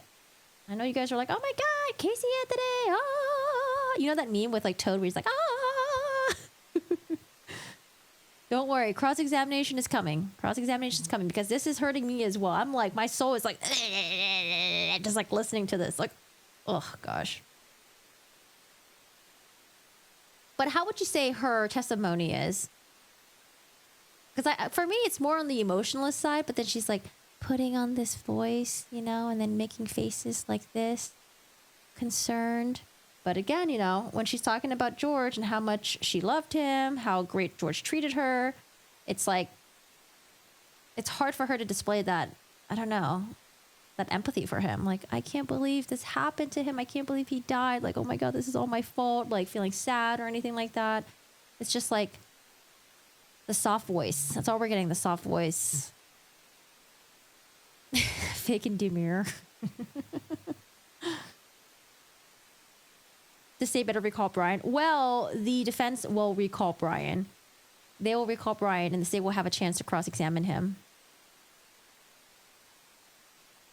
I mean, honestly, I think this does come across better than the fake cry. When we've seen defendants go up there, fake cry on the stand, and looks really messy and disingenuous. This one, I can appreciate at least she's not fake crying, because I didn't want to deal with the fake crying, okay? I don't want to deal with the snot coming out, with the tears and all that. But I think she's trying to display, like, this is a woman who is fed up, and she's Objections dealt with the loss overruled of for now. George. But we're not buying it because we already know what other stories she gave to law enforcement. And how she's You all changed her together story so many 3.5 times. years? Yes. Is there times when he would get... You all together 3.5 years? Yes. Is there times when he would get to a state of intoxication where he would get violent against you? Quite often. Judge, can I approach the witness? Yes, as long as you show it to the state first, please. I don't remember specifically. These may be the pictures. So, when we used to go over to his brother's house, one of his brothers and his... Non-responsive. Sustained. Oh. Do you know what happened to... Did George cause these injuries? Yes. All right. Were y'all both drinking at that time? I don't remember on this instance. Okay. Judge, I'd like to move this exhibit to bed. Were they caused by George Torres? Yes. And during the same incident, is this you? Yes. Is that an injury or bruise to your ribcage area Yes. and your arm? Yes. Is that your thigh? Yes. Okay. Do you remember this incident? Yes. Can you tell the jury what happened? I wanted to take my dogs for a walk and get off of the back porch. Were y'all drinking? Yes. And he was upset that I would rather go walk my dogs than sit there and continue to drink. So he slapped my thigh as hard as he possibly could and said that you're not going anywhere. And it was a good smack on my thigh. Is that a fair and accurate depiction of the wound that you suffered as a result of George Torres slapping you on the thigh? Yes. Judge, I'd like to offer human evidence for the jury's sake. Is this the photograph you just mentioned? Yes. Hopefully the jury can see it better. But, I mean, Mr. J was like, hey, should we turn the light? I mean, I guess Mr. J wouldn't want to offer to turn the lights down because maybe he doesn't want the jury to see these pictures more clearer. So George was very drunk, and I wanted to leave, and he's notorious for taking my car keys and putting them around his neck and my phone in his crotch area and telling me to come get them. And I really wanted to leave because of how drunk, and I knew the escalation of his anger. I didn't want to be there when it was at its peak. So I tried to take my keys from around him because he kept taunting me to take my keys, come get your keys. And so I attempted to go and get my keys. So all these other times she's left, she knew it was going to get worse. Why didn't you leave that night then? And so he ended up getting a butcher knife. Probably because the circumstances were different that night. He was in a suitcase. You weren't in fear for your life. Keys. And so he ended up getting a butcher knife. And I had an opportunity to call Brian to come and help me, to please come pick me up, to come get me. And of course, he brings my son with him. And so I'm in the parking lot asking Brian to please help me get my car keys away from him, and there's neighbors, and it's a scene at this point. And George comes to the doorway of my townhome wielding the butcher knife, saying that, do I curse? Yeah. That no one's going to take her fucking keys, no one's going to fucking come into this house, and he's waving the butcher knife. And I walked up to him, and I just wanted to leave, and my little son, who was, I believe, 7 or 8 at the time, just is screaming, give mommy her keys, let her leave.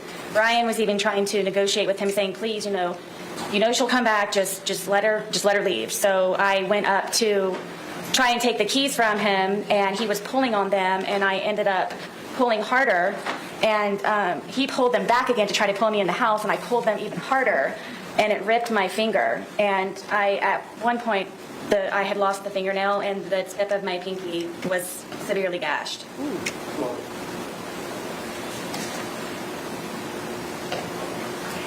Is that your thought? My thigh, yes. And your knee? Yes. So George stabbed me in my leg. I almost bled to death. All right, well, let's go back and explain what led up to that. I thought it would be nice to cook a nice steak dinner. We don't have 2 nickels to rub together, so I thought it would be special to make a steak dinner and baked potato and go above the normal whatever's left over in the refrigerator. And so I spent a lot of time doing that, and George is drinking the entire time, and on the back porch. You were drinking as well, were you not? I was drinking. He was on the back porch while I was in the house and I was cooking. And it was one of those where maybe if I start making dinner now, it will be over at a particular time and we can go to bed at a reasonable time. And I even put it in the bedroom and had a movie set up for us to watch. So it would just kind of be dinner in bed. And then he came upstairs and saw that I had made the steak dinner, and I don't know how to describe how drunk he was, but it definitely was not George. And had him come lay on the bed, sit on the bed, and, you know, put the, I got the dogs out, and I presented him with the steak dinner and sat down and was getting ready to start playing the movie. And he starts being very rude and cursing the steak and finding fault with it. And then, you know, I'm having to encourage him to eat. You know, if you want me to cut it up for you, I will cut it up for you. Did you want some more sour cream for your potato? What can I do to make you happier? And then he started to pull on me and kept saying that, excuse me, that I just want to fuck you on the steak and fuck you on the potatoes. And I took offense to that, and I kept trying to encourage him to eat. I started to eat. Was this just him really drunk and saying nonsense? I don't know why he was so angry that day. I don't know if it's because I got steak. I don't know. Most of the time I don't know the reason why. I couldn't take it anymore. Obviously, I was not going to be able to eat, so I started to crawl off of the bed to leave, just the bedroom. And he told me again that I'm not going anywhere, and he stabbed me in my leg, and it crunched. You could hear a noise that it made, and blood just started to come out of my leg just like a fountain. So I got off of the bed. He's starting to freak out, and grabbed me a towel. I got a wet towel, and I'm sitting here holding the towel, and it's increasingly becoming even more and more saturated by the minute. It's just minutes. So I'm going through towels and towels, and I said, George, I think I need to go to the hospital. This is not stopping to bleed. This is serious. And he got on his knees and begged me, please don't call the police. Please don't call the police. Please don't call the police. And inevitably, he went and got my car keys and put them around his neck again, and my cell phone. So I was not able to call anyone, and I wasn't able to leave in my car. So I figured I would just go downstairs, and I'm just going to go downstairs. And I had propped my foot up on the glass table that we had, and blood is just everywhere. Blood is everywhere. I can't keep up with the amount of blood, and I'm starting to feel very weak and really weird. And he comes downstairs, and he's still begging me, please don't call 911, please don't call 911. I kept telling him, there's something, this is serious, this is something. Because he knew that he would probably get arrested or something bad would happen to him. So I couldn't take him anymore. He was just all over me, and just, I'm bleeding. I'm bleeding very badly, and he's having me try to console him. And I kept telling him, please, I need to call 911, please. And I said, okay, just give me a moment. And I crawled upstairs to my son's bathroom, which is the furthest bathroom away from everything. And I remember holding onto the sink, and I looked into the mirror, and my lips were blue. And I knew I needed help. I needed help. And he came upstairs looking frantic for me, calling my name, and then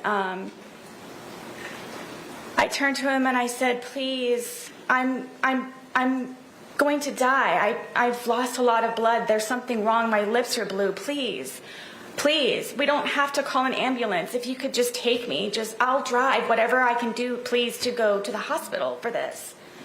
And he said that before anything happens, I had to concoct a story in order for him to not be arrested or be in trouble when we did inevitably get to the hospital. So I'm sitting there with this blood-soaked towel with blue lips, trying to come up with a story of what I can tell them when I go down there so he's not in trouble, and telling him that it's okay. And I came up with the story of that we were sword fighting silly after drinking with our steak knives, and he accidentally punctured my leg. And from there... How did you get to the hospital? Originally, he told me to drive, and because of the amount of alcohol that he drank, and I couldn't. So he got into the driver's seat and drove me, and the entire time he's barking at me to make sure that I get the story straight. We're sword fighting, okay? We were drunk, Did you go to being the silly. emergency room? Yes. All right, and did you get treated there? Yes. I was bloody, and All right, let me show you the photograph. Can I show you these? yes. All right, is this a fair and accurate depiction of the injury to your leg? Yes. I had to go to 2 different hospitals for it. And you lied to medical personnel about how this happened? Yes, they brought in sheriffs and everything. Was it consistent with, they brought in sheriffs? Did you have to answer to the law enforcement officers? Yes, Did you stick with the story that you and George had agreed? I did. Judge, I'd like to offer this composite exhibit. Okay. I don't know if the jury's going to have a tough time believing anything that she says on the stand, because there's been just so many lies already, especially with all the previous stuff that happened in the interrogation, the audios. There's just been so many lies. So I don't know at this point if they're already kind of discrediting her. It's like, okay, we have pictures, we got, documentations, but can we believe your version of events?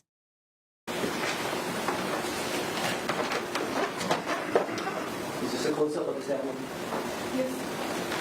And was that, did you hurt your foot? No, due to the injury, I had other problems with the surgery. Okay. But you eventually recovered? Eventually, yes. Do you have a scar to that effect? I do. Joe, can you step down and show me? Mr. J? Okay. You may. There's a lock, sir. Out. All right, I don't know how best to do this, Judge, because we've got this smaller. They can probably see it from there. Is this the injury here? Looks like there's an admission.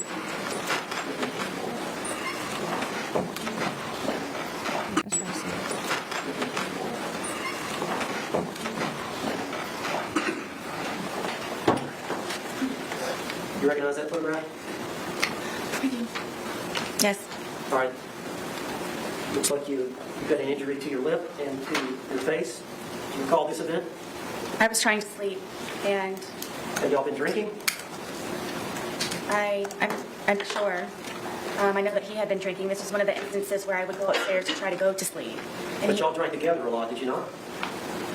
sometimes, yes. But there were times where he wanted to stay up and continue to drink and you wanted to go to bed. Many times, yes. You were done, he was not. Correct. Was that one of these times? Yes. So tell us what happened.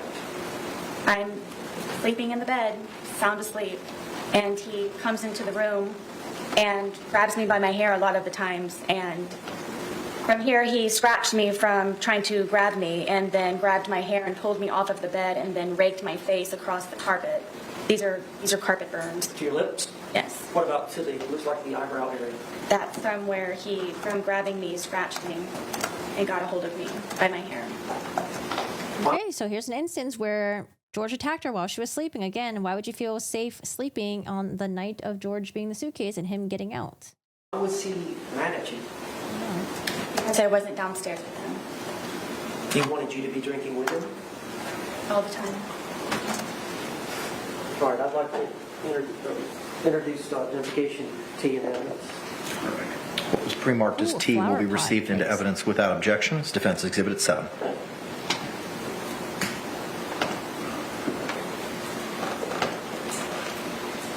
Oh, permission, Paul. You may, sir.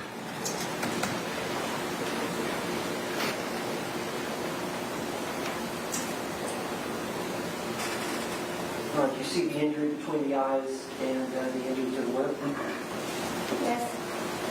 as you described? Yes, and then the blood going down my eye, yes.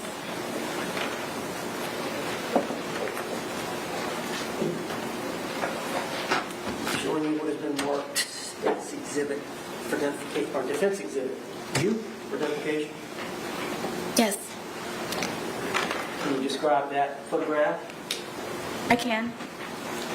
Go ahead. This was the first time that I ever called 911. George and I had gone to a bar across the street within walking distance, and at some point I asked a guy, or he asked me, somehow or another it was over a cigarette. And he left, and I didn't know where he went, and the bartender said, oh, he left. He took your car and he left. So, Why would he do that? well, I found out when I got home it was because I spoke to another man. And so I paid the tab and I walked home, and he's sitting on the back porch with the handle of vodka, and I was walking on eggshells and terrified and kind of treaded lightly when I came in, and he acted all natural and fine. So I didn't know the reason why that he had just gotten up and left with my car. So then he calls me a whore, and then he calls me a slut, and then he calls me a cunt, and gets up and pushes me. And he pushed me. Oh, this is we have the body cam of this, and we watched it of the police responding to this fight. With both of his hands so hard that we have this little area where our washer and dryer is, and there are metal doors that are on it. And he pushed me into the metal door. And then I fell back, and he got his knees on top of me, on my arms here, so I was pinned down, and was starting to strangle me and hit my head up against the metal closet over and over and over and over and over it again, and calling me a fucking whore, and you're such a slut, and fuck you, and everything. And my tongue was flopping out of my mouth, and I thought I was going to bite my tongue off. And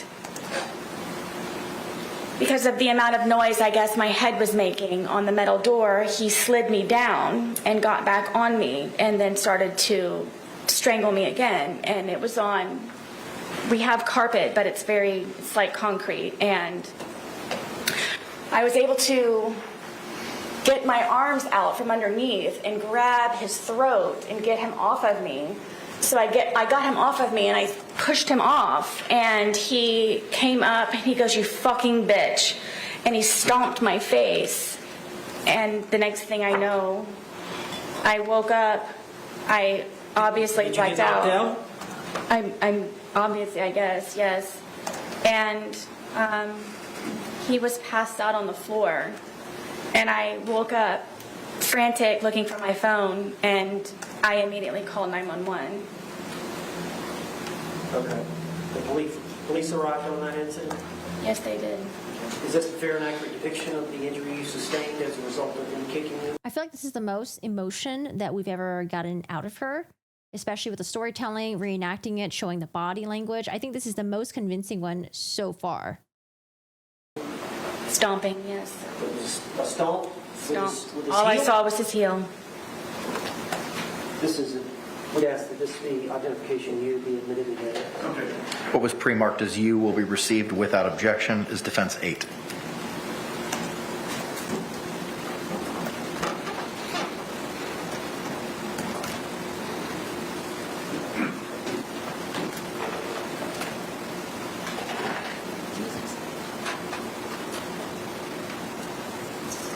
Was that the next day, or is that a few days later?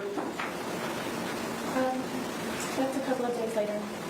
And that's the bruising from the kicking of the thigh? Yes. Now, the police were called, and we'll talk about that in a minute. Let me go through your story. And I think police would have taken pictures of George too. I want to see. I think George might have like marks on his neck, maybe. Showing you identification V, defense. Do you recognize that? You have to see it. Yes. Can you identify that picture? Yes. Is that your leg? Yes. And was like the injury to your knee? Yes. Is that a fair and accurate depiction of the injury you sustained to your knee? Yes. Do you remember how that happened? Yes. Did you tell the jury? I was trying to get off of the back porch, and he grabbed me and pushed me, and it was a rock or a really sharp piece of mold from him grabbing me and pushing me onto the ground, and I guess I just happened to hit my knee just right on whatever it was. Were y'all drinking? Yes. Why did he push you? Because I wanted to get off of the back porch. And he wanted to stay out there? Yes. He wanted you to be with him?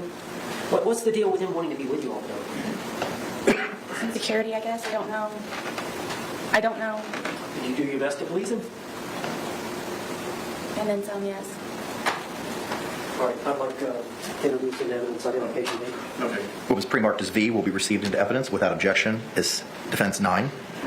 Now, Ms. Boone, were you treated for this, or did you self-treat? Show the jury now. No, that was just, I got the first aid kit that I had for my son, and I just cleaned it up. You what? I said I got the first aid kit that I had for my son, and I just cleaned it up and put a Band-Aid on it. All right, I'm showing you identification W. Defense identification. You recognize that photograph? Yes. What is that photograph of? This is a photograph of my arm. And is that a fair and accurate depiction of the arm with some type of injury? Yes. Do you remember this event? Multiple times, yes. Well, I'm talking about this isolated event where this photograph was taken, the injury you sustained. Yep. Who injured your arm? George Torres. Do you remember this event? Yes. Did you tell the jury about it? This was one of the instances where I would try to pull away from him, and I don't know how my arm started to do this, but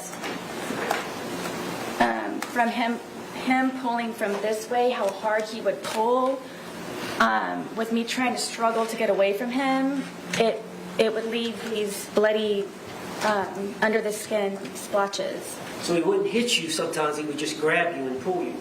Yes, from me trying to pull away from him, that's the point of it doing this, from me pulling away from him. Now this is one of the many times y'all were both intoxicated? I can't say for sure that, yes, but whenever it would happen, yes, we would be drinking. Identification W in evidence. Okay. What was pre-marked as W will be received into evidence without objection as defense exhibit 10.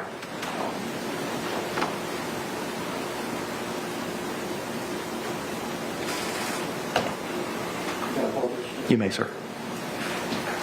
All right, it doesn't look like a wound or anything. Objection to commentary.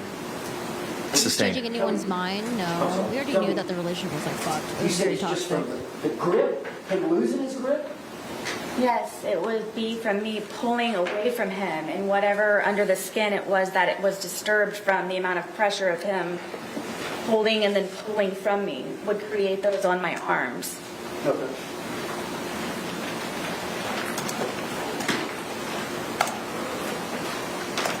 Let's show you Defense Exhibit X for identification. Yeah, I kind of want like A1 Yes. sauce now. Jesus. Oh.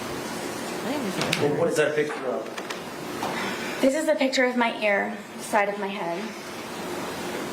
Is that a fair and accurate depiction Yes. of the injury you sustained by George Torres? Yes. Do you remember this event? Yes. Were you drinking? I at the time was not drinking. On this event, you had not consumed any alcohol. I may have earlier. This was another. I was in the bed trying to sleep. Where was George? Downstairs drinking. All right, and so were wanting to go to bed, and he wanted you to stay down there with him? Yes, I was in the bed. All right, tell the jury what happened on this event. I believe this was the instant where I was in the bed and I used to barricade the door with our dresser. Why didn't you just lock it? All of the locks were broken in my home. Oh, you know what she didn't mention? She didn't mention that when she went upstairs that night, when she assumed George would be able to get out of the suitcase and he was really angry and she was scared of him, she didn't mention, oh, I went upstairs and I tried to barricade myself in. Because that would make her story sound even more legit. She went upstairs and not only was she trying to go to sleep, but she was trying to barricade herself in, hoping George wouldn't come in. Oh, gosh. Why didn't you just lock it? All of the locks were broken in my home. Why? They were from George taking them in, including my son's. At one point I could seek refuge in my son's room, but he broke that one as well. Well, tell me, explain how that happens. Tell the jury. We can't read your mind. George wants me, which he has told me numerous times, that I am to be with him at all times and doesn't like to be apart from me or away from me. So whenever it was even just to go to the bathroom sometimes, he would go with me. And you have to understand, I have a 2-story, 900 square foot townhome, so there's not many places to go. So it just happened to be that it would be upstairs or downstairs, or I'd be in a particular room or not. So inevitably. Did you want some time away? Yes, I did. Even if it were just him upstairs or me downstairs or vice versa. So I rarely got to sleep.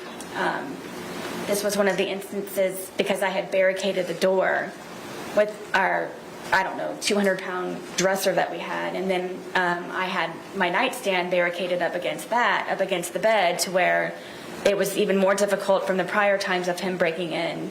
And he would, I don't know how he would ever do it, but he would get himself in through the crack of the door that he would be able to wedge the dresser in the nightstand. And he pulled me out of the bed and told me I was going to die. And I believe it's this incident, and punched me and Punched you in the side of the head? yes, in my temple and everything. Was it an open fist or a closed fist, or do you know? It was fully closed.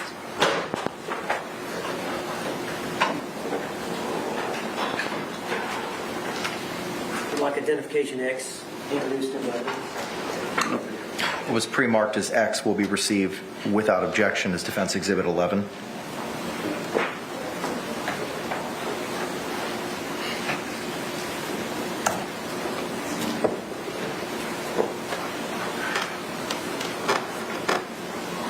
part I'm showing you. This exhibit. That's you? Yes. Did you get any treatment for that? Medical treatment? Wait, I'm sorry. Could we go back a little bit? I'm sorry. He would be able to wedge the dresser in the nightstand, and he pulled me out of the bed and told me I was going to die. And I believe it's this incident, and punched me and Punched you in the side of the head? yes, in my temple and everything. Was it an open fist or a closed fist, or do you know? It was fully closed. Like identification X introduced in the What was pre-marked as X will be received without objection. Sorry. Did you get any treatment for that? Medical treatment? I know the police came, but I don't remember. I remember it hurt for a good solid 2 weeks after that. Was this one of the incidents where the police were called? Yes.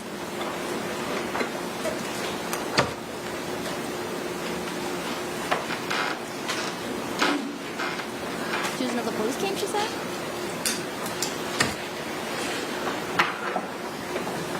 Now, do you recognize this photograph, which is identification Y? Yes. Again, George isn't here to defend himself. She could say anything at this point. Was that the date of the incident? The date of this event? No, it happened prior. But this picture that was taken of the... This picture would have been taken February 24th of 2020. Yes. And do you recognize that as your close-up facial shot? Yes. Is that a fair and accurate depiction of how your face looked on February 23rd of 2020? Yes. What's the significance of this picture? Again, because I was sleeping, George was upset with me and came in with a metal curtain rod and bent it and snapped it in half and then crunched me in the forehead with it. And then started to beat the furniture that was in the bedroom. This is probably a good... So I think this would have been the most recent one because they mentioned the curtain rod happening a month before they found George's body. So unless there's more incidents like this with a curtain rod. Again, coming at her while she's sleeping. Why would she think it's okay to be sleeping on the night that George was in the suitcase if he comes after her? Good month before or after it had happened, before I really do believe that I should have gotten stitches, but I was not allowed to go to the hospital. Judge, I'd like identification why introduced into evidence. It was a gash. What was pre-marked as Y will be received into evidence without objection as defense 12. Is that the same curtain rod that you mentioned in the 2-hour interrogation video? Which they didn't take, yes.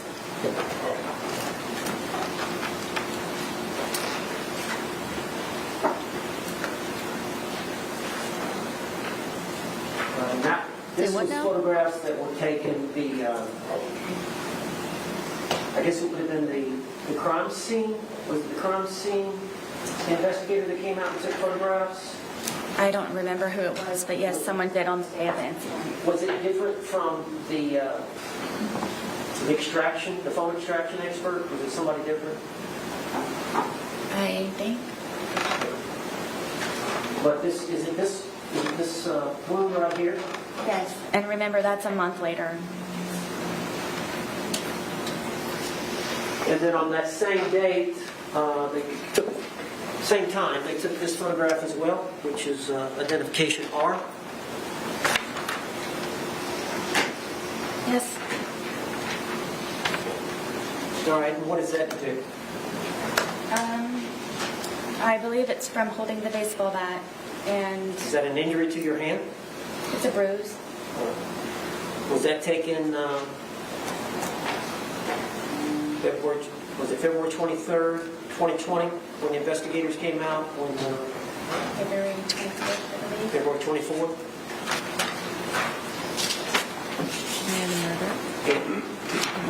I'd like to introduce identification law to the evidence.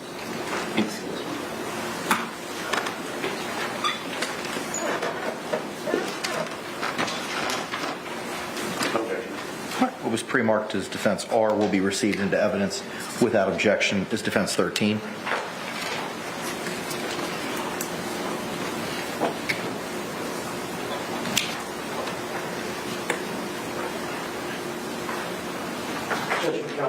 Yes, sir.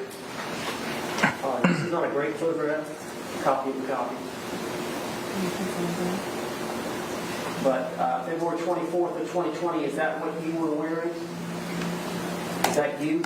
Yes. Okay. And there's some discoloration up here of your palm. Is there discoloration? I don't know. It's hard to see. I can't see it. You see that? I do. Is that from you jabbing him with a baseball bat? Sustained. Do you know how you suffered that injury? I believe it's from holding the baseball bat. Oh, now we're going to get an objection. Okay. I don't know. I feel like maybe we could have objected so many times already, but I don't know. Maybe I'm wrong. Sustained. Do you know how you suffered that injury?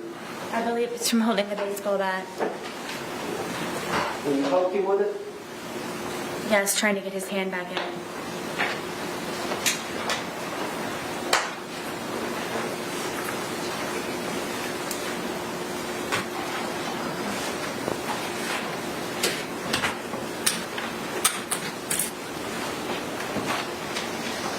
I'm showing you defense identification N.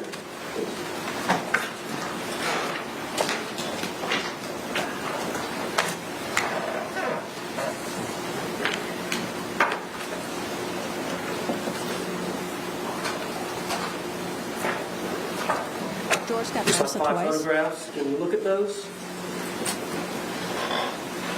See if you recognize them. I don't know, Jim. I could barely see it. I'm very overexposed. All right, well, let's continue now. Yes. And are those fair and accurate depictions Yes. as a composite of the events that occurred in relation to George Torres and your TV? Yes.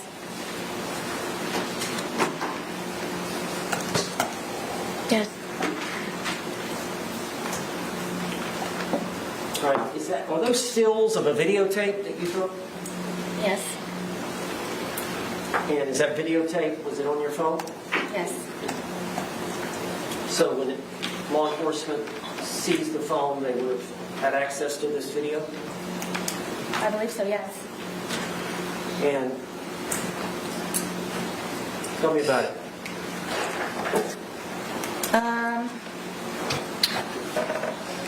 Lucas liked to watch cartoons and play video games on the big screen, this is the big screen, and I would have to call Brian to come over sometimes to help me figure out the Fire Stick and whatever platform or whatever it was that Lucas was trying to view his shows and video games on. And I don't remember how George found out that Brian had come over. I believe because it was actually fixed and he knew that I didn't know how to do it. Found out that Brian had come over to fix it, and Was he jealous of Brian? I don't know if he was jealous of Brian. I think that he had a fear that I somehow would go back to Brian.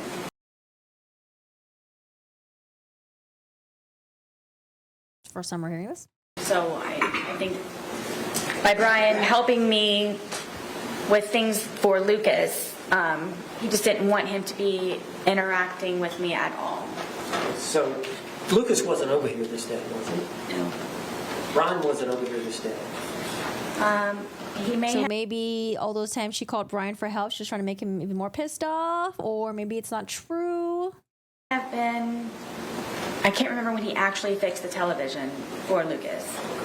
But y'all were drinking this day. I know he was for a fact, yes. Chances are you were. Probably so, yes. Okay. I would agree. So how did it end up badly? He accused me of sucking Brian's dick and told me that he was going to break my face with the bat and that he was going to make me unrecognizable to my son with the bat. And then told me that he's going to destroy my fucking television. And then I was going to remove it from the apartment. And if I didn't, I was going to be, again, unrecognizable to my son. So did he grab the bat? Absolutely. He already had that in his hand, and he told me that I had to videotape it. Did you videotape it voluntarily? No. All right, but there is a video, but I'm going to go ahead and ask Judge if I can introduce this identification O, these 5 photographs, into evidence. Okay. Was it O or N? She didn't do it voluntarily? I have O being a composite of 5 photos, and not having a single photo. We're moving in O. Okay. All right. What was pre-marked as O will be received into evidence without objection as defense 14. So George told her to record it. She wasn't the one that wanted to record it.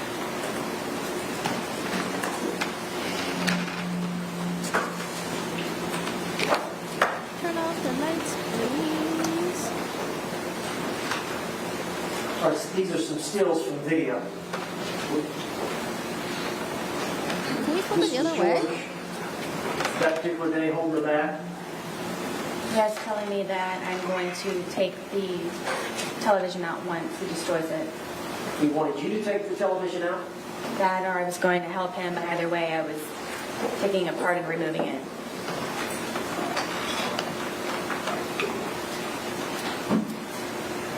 And what is this picture of? In the process of him destroying my television. While you're videotaping. Correct. Why can't they play the video? Is that the result? No. After that, he ripped it off of the TV stand. Did he later pass out? Yep, like he usually does.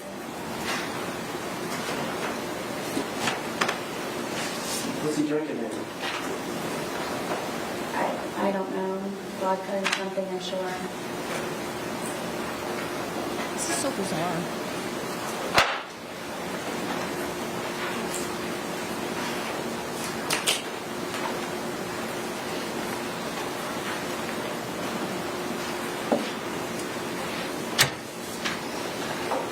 I'm showing you identification N. Did you recognize that? It's my living room in the stairwell. Were those, was that a photograph taken by a crime scene? Correct. Is that a fair and accurate depiction of your living room and stairwell? Yes. And I'm going to try to introduce this as identification 9 as an exhibit. No. It's pre-marked as M, correct? It's got N. N, I apologize. What was pre-marked as N will be received into evidence without objection as defendant's 15.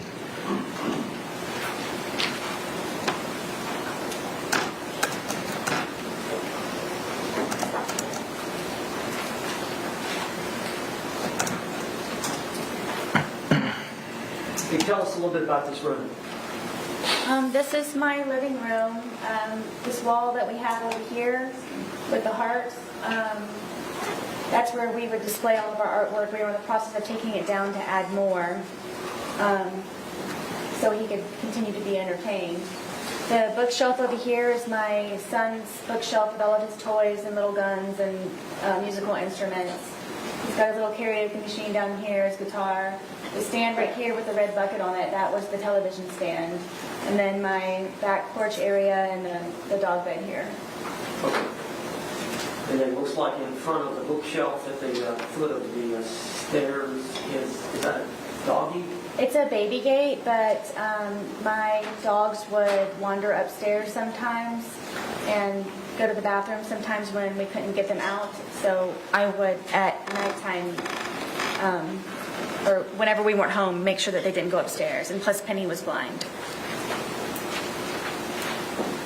There's an allegation that you pushed George down the stairs? Apparently. Or got him in a suitcase upstairs and pushed him down the stairs? Supposedly. Did that occur? Absolutely not. Is that bookshelf disturbed in any way? No, nor the plant next to it.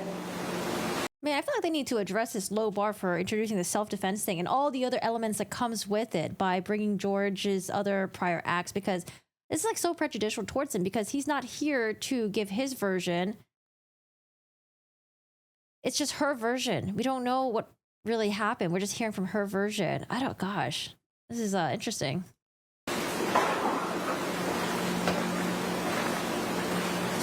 Oh, it's interesting. This is a lie. I'm showing you composite, 2 photographs, identification M. Did you look at those 2 and see if you recognize them? Yes, this is me sitting on the back porch with my dogs. And as you can see that we are both drinking. All right, who's taking the picture? I'm guessing George's, or maybe it's one that Lucas, no, Lucas wasn't over here, so it had to be George. How can you tell y'all are drinking? Because there's a cup here and then he has a beer. All right. And there's 2 dogs. There's one sitting next to you. Who's that? That's Penny. She's the blind dog. I used to have to pick her up to put her somewhere so she would stay there because she was unfamiliar with the area, especially since we moved from my marital home to the townhome. So most of the time Penny would be close or next to me. Who's next to the film? This is little guard dog Tess. She was the deaf dog. And this is the fence here. Well, I'll show them. Okay. But this is Tess, and then this is deaf, blind. Penny and Tess. I thought they weren't allowing The second one.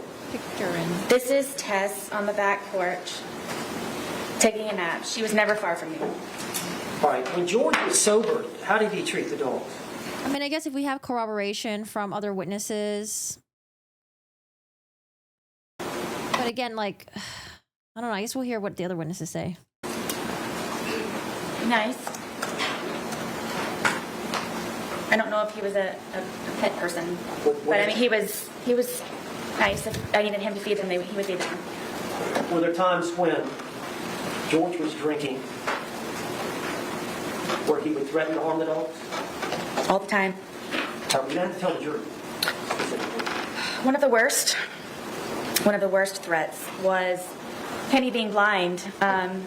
He would actually leave the gate open in the back. He wouldn't threaten me to do it. He would actually do it on nights that I had to go up to sleep or I fled the night before or something.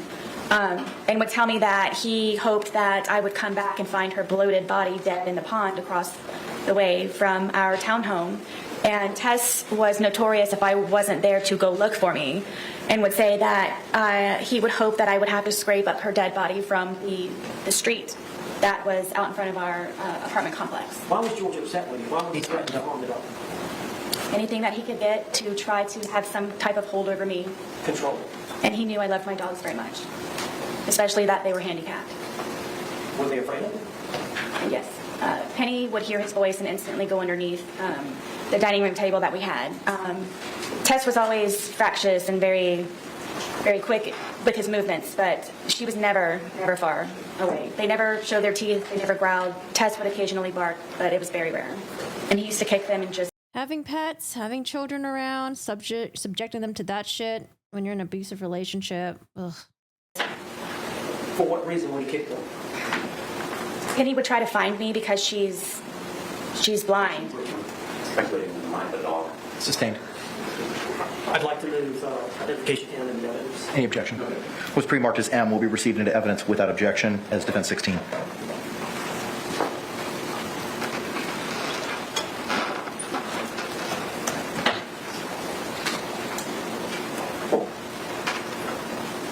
All right.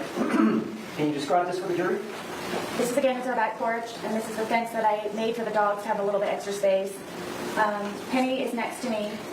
She's the blind dog, and then Tess is down here guarding the gate. Are these fake rabbits? Is that? Yes. I used to call my son when he was a baby. He was my bunny rabbit. Overruled. He was my bunny rabbit, so I used to collect bunny rabbits, and so I have rabbits here and there throughout my house and in my little garden area. All right, this is the alcohol you are consuming? Yes. And this is a close-up of which one? This is Tess. She's the deaf dog. How old were these dogs at that time, 2020? Gosh, maybe 9, maybe 10.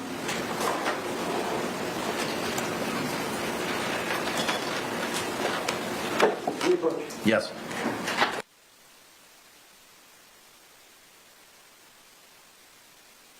All right, members of the jury, it's 4:03. By show of hands, would you like to take an afternoon break at this point in time? Okay, court sees no hands. We may have to work also a little bit past 5 o'clock, maybe going between 5:45 and 6 this evening. I know juror third from the right, you may have to make a phone call as to that. Does anyone have any concerns about working a little bit later today till 6 o'clock? If you have those concerns, please raise your hand at this time.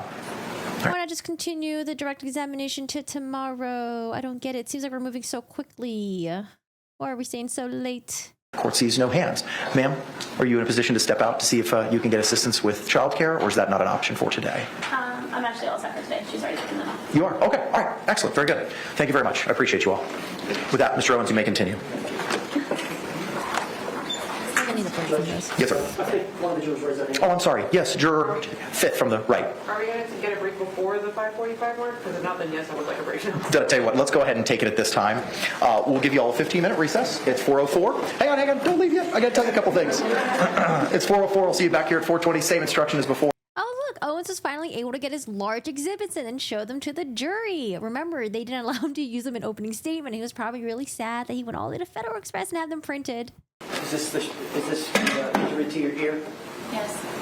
This is your living room. This is identification C, the blow up. Yes.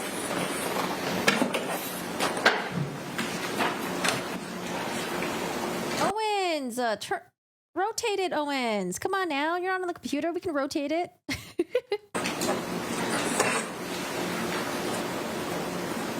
can hear me. I have a direct feed into his ear. He can hear me. Yes.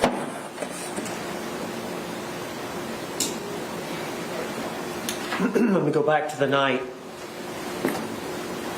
earlier in the evening when I think y'all may have been out on the back patio, and you had suggested to George to call the children, but then did he call his brother, or his brother called George? Do you remember? George called his brother. Okay. Hi, Vanita. And you made a statement about tell him something. Explain that to the jury. I told him to tell his brother about you choking me the other day. This is a separate choking incident.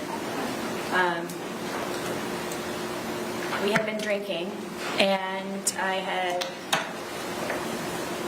wanted George to tell him, but he didn't tell him, so I said it in the background, so he would be aware. What did you tell him?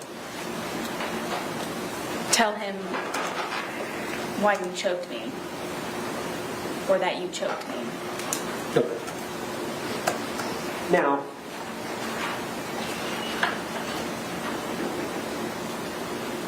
so what's the huge issue with Sarah Boone's testimony? She's going to have to explain away why the two neighbors heard arguing from George and Sarah and explain the loud crashing boom noise. This is what Sarah Boone says. She said, well, they remembered incorrectly. It was the wrong night. Oh, gosh, or either that or they lied. you heard the testimony of the two neighbors, the boys that lived next to you? Yes. And you heard that they were actually questioned. I think the audio, they were audio interviewed. You heard from Detective Koepsell. I think it was a couple of days later on the 25th of February or 27th of February. Yes. And you heard their testimony earlier this week. Yes. Where they hear a kind of a thumping sound starting at the top of the steps, ending at the bottom. Yes. Have they got the night wrong? Yes. So explain to the jury that. So it was the night before. Again, I was sleeping, and in the middle of the night with the door barricaded, he... Wait, sorry. I was distracted. I'm sorry. I'm going to speed it up. I'm sorry. I was distracted. We had been drinking, and I wanted George to tell him, but he didn't tell him, so I said it in the background, so he would be aware. What did you tell him? Tell him why you choked me, or that you choked me. Now, you heard the testimony of the two neighbors, the boys that lived next to you? Yes. And you heard that they were actually questioned. I think the audio, they were audio interviewed. You heard from Detective Koepsell. I think it was couple of So the neighbors were questioned, audio interview, heard from Detective Koepsell. days later on the 25th of February or 27th of February. Yes. And you heard their testimony earlier this week. Yes. Where they hear a kind of a thumping sound starting at the top of the steps, ending at the bottom. Yes. Have they got the night wrong? Yes. So explain to the jury that. So it was the night before. Again, I was sleeping, and in the middle of the night with the door barricaded, he came in and ripped me out of the bed. Oh my goodness. We are really going to go with everyone's bad except for Sarah. Everyone's lying except for Sarah? Because now the two neighbors testified about the night that George went in the suitcase.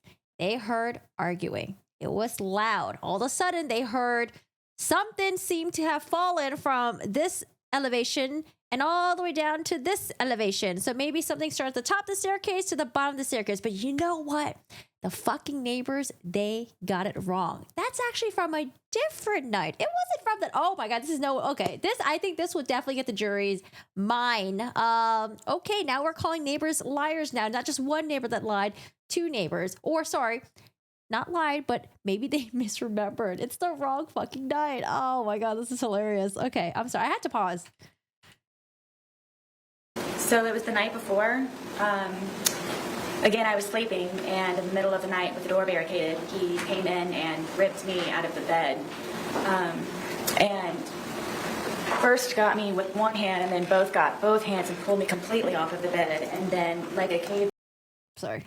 Oh my God, it was the wrong night from the night before. Okay. Ripped me out of the bed. And first got me with one hand, and then got both hands and pulled me completely off of the bed. And then, like a caveman, had my hair like this and was going down the stairwell, taking me with him to come downstairs so I could sit and drink with him. Did you have any injuries from the night? Because they took pictures and they didn't see any injuries from you from the night after. Because she's saying this happened the night before George went suitcase. Were there carpet burns on your leg from being dragged down the staircase? The staircase looked pretty tall. I didn't see any carpet burns. I believe that's the noise that the two neighbor boys heard. I absolutely do. And it was just the night before. Correct. Oh my God. She's definitely lying, because you also have to remember that when she was in the interrogations, she said things were good between her and George. There wasn't an incident.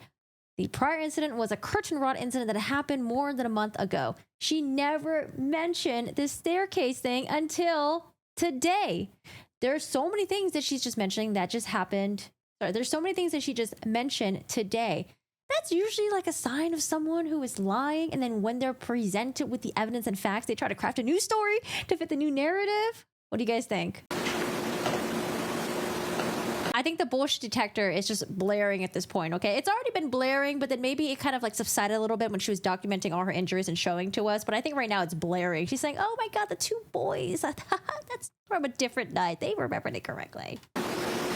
Now, some of the time when this abuse occurred, you called the police. Yes. And other times the police were not called. Correct. I want to refer to you the first time, I believe, you mentioned the 911 call. I believe that was July 25th of 2018. Yes. And that was the incident in which George had kicked you in the eye. Stomped me, yes. Stomped you in the eye. And you had grabbed his neck? Yes, I was able to get my arms out from him pinning me down with his knees and grab his neck. So law enforcement came and so this one investigated. Yes. And both of you were arrested. Correct.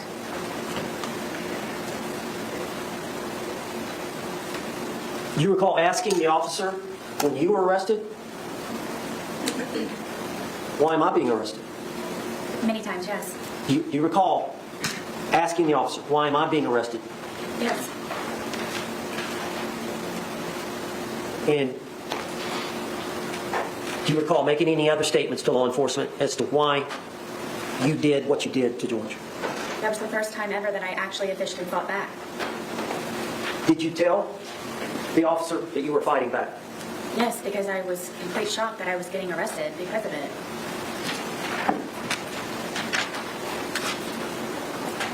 Do we believe that was the first time ever that she fought back? I actually didn't know they arrested her for this incident. I thought they didn't arrest her. It was only George, but they arrested her for a different incident. Interesting. I want to see George's injuries.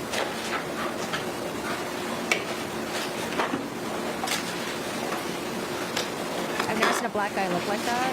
I don't know. Injuries can look different. I don't know. I'm not questioning the black eye. The 2-minute video, the suitcase video. You mentioned to him, I think you said something, I can't breathe. He said, I can't breathe, and you said, that's how I feel when you're choking me. Were you referring to an isolated incident of the night before, 2 nights before, or whatever, or were you referring to in general? In general, the more than 2 or 3, 4 times that he had done it. Okay. And then the part about cheating, he didn't physically cheat on you. No, he did not. Okay. And just, I don't want to go into a lot of detail, but what are you referring to there? George was, I believe, addicted to pornography, and a lot of that would be found on my phone from him supposedly wanting to call up job interviews. And as a solution, I sat him down and I explained to him, to me, that's you visualizing yourself with someone else, or at least having a pleasurable moment with someone else or watching other people. And to me, I told him that I considered that cheating on me. Okay. And so he would download that on your phone? Yes.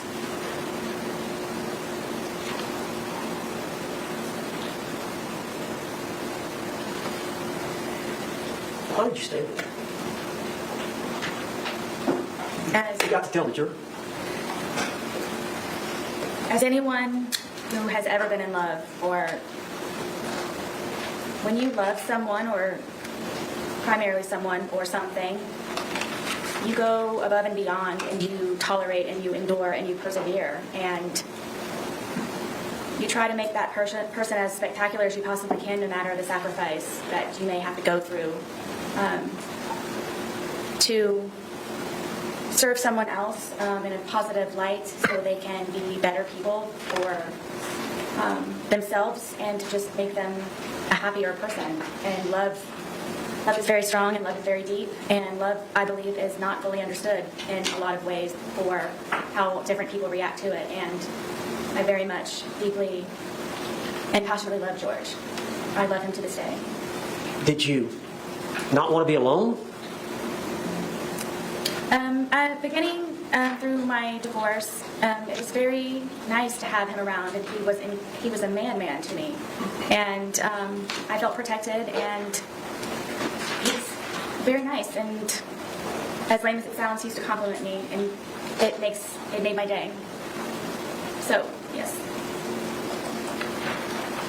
During that period of time when What do you think is the best opener for the state when cross-examining her? What is the best question that they can open with? What do you think? Because Camille Vasquez had a really good one, right? When she cross-examined Amber Heard. What's a really good one for Sarah Boone when they do the cross-examination? you first started seeing George, would it be fair to say that you had low self-esteem? Yes. Why are you lying? No, you can't open with that. So we talked about this previous arrest where you told the officer you were fighting back and you got arrested.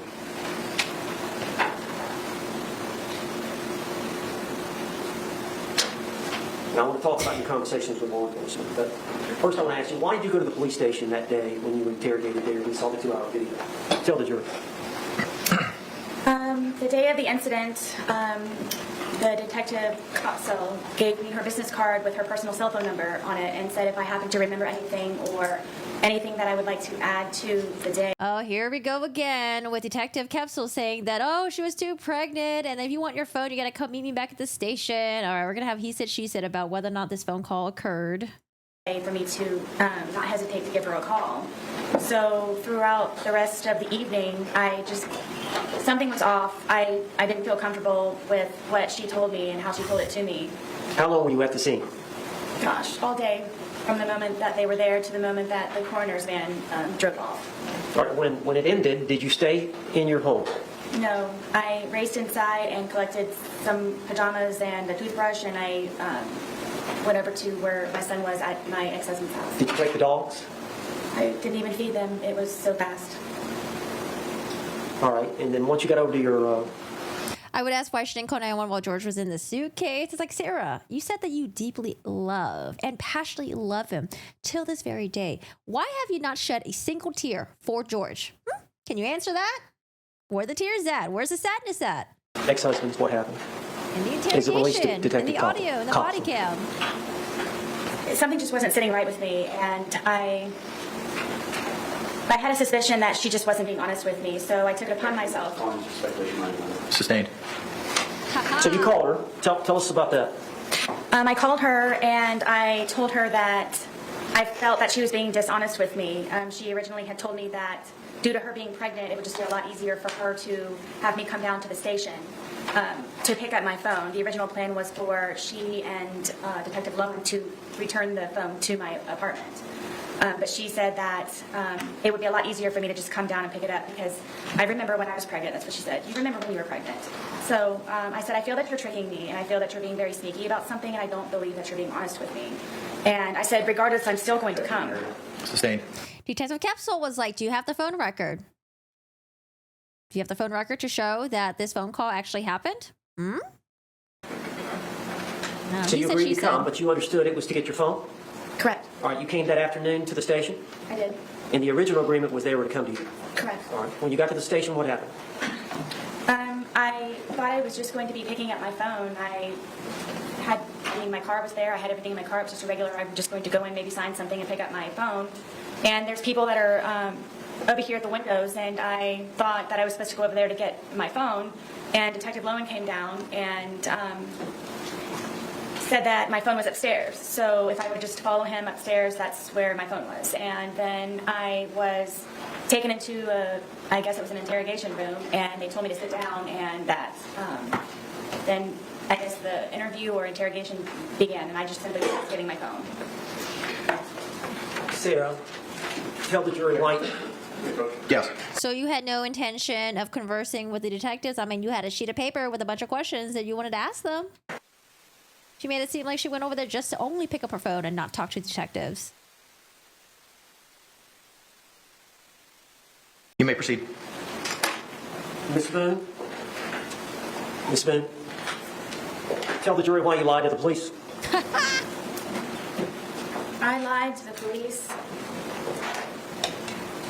basically everyone, because I was extremely fearful of being arrested. Oh, God, we're going to go with the Murdoch defense. Okay, so, the original story that I told, that actually wasn't true. I was in fear because I didn't trust police. I didn't trust them. Like, you didn't trust them. That's why you lied. Okay, we're going with the Murdoch explanation. All right. She thought she was going to get arrested again. Didn't trust police. Blah, blah, blah, blah. Okay, then why would you talk to police then? Why not lawyer up? Why not say nothing? Police, basically everyone, because I was extremely fearful of being arrested. I made the first attempt of me calling 911 by telling them what happened, and I thought they were going to help me, but instead I was arrested for calling 911. What? What? So you made the decision to lie. I did. Did you stay with that lie? I did. Are you telling the truth today? I am. Now let me take you back to the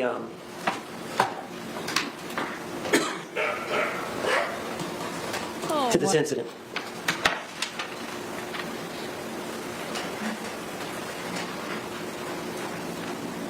Is it fair to say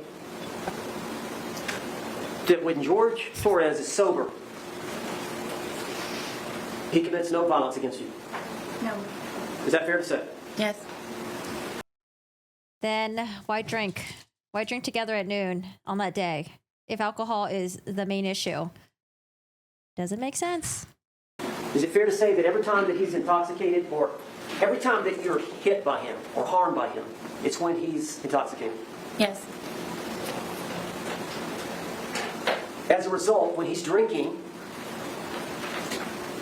does it change your outlook? Yes. Could you explain that to the jury? I'm always fearful, paranoia. Why? Because I try to protect and defend myself for fear something happens at the last ultimate second.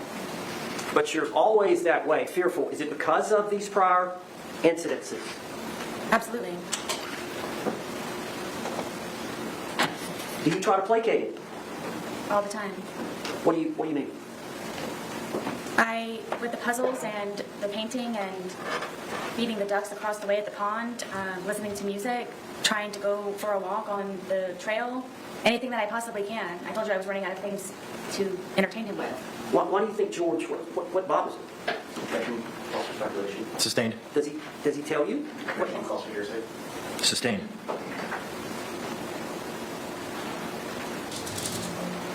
As a result of how he behaves towards you in that intoxicated state, how were you feeling the night of this event?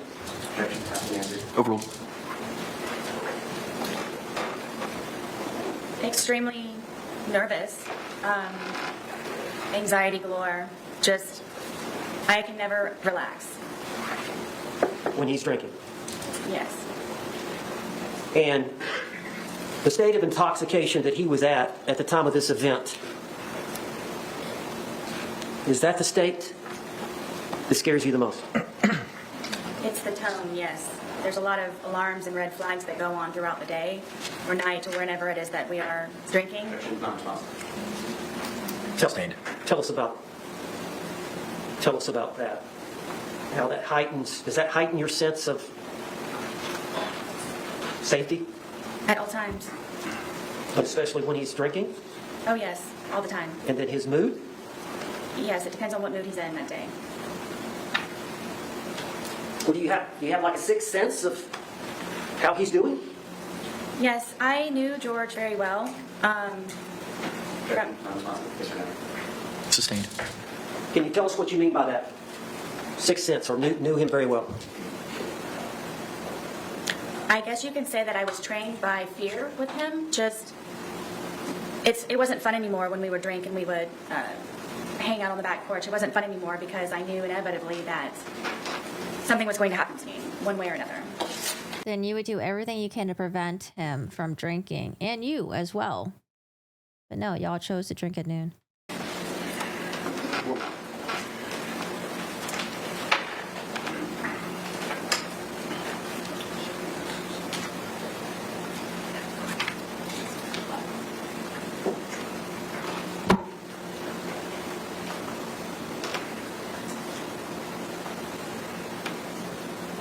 Could we do cross-examination tomorrow instead? Ms. Boone, you know, those bruises that we saw of him, they look pretty deep. Tell the jury what you were thinking. From the bat, you're... Yes. I didn't want to die that night. I can't describe it to you. It's terrifying love to a certain degree, where my plan was to show him the next day, and just I wanted him to be better and treat me nicer and be the person that he was when I originally met him, and I knew that was in him still. I knew that it could be found, and I just couldn't figure out what it was that I was doing wrong in order for it to not be back to where that was. And I was tired of living in fear and just sick all the time of figuring out how I can entertain him so I don't die and continue a relationship with my son and try to live a normal life. That wasn't a normal life for me. And just, bottom line is I didn't want to die. I would have died, or I would have been disfigured or maimed, or if it weren't me with the bat, it would have been him if he were to have gone out.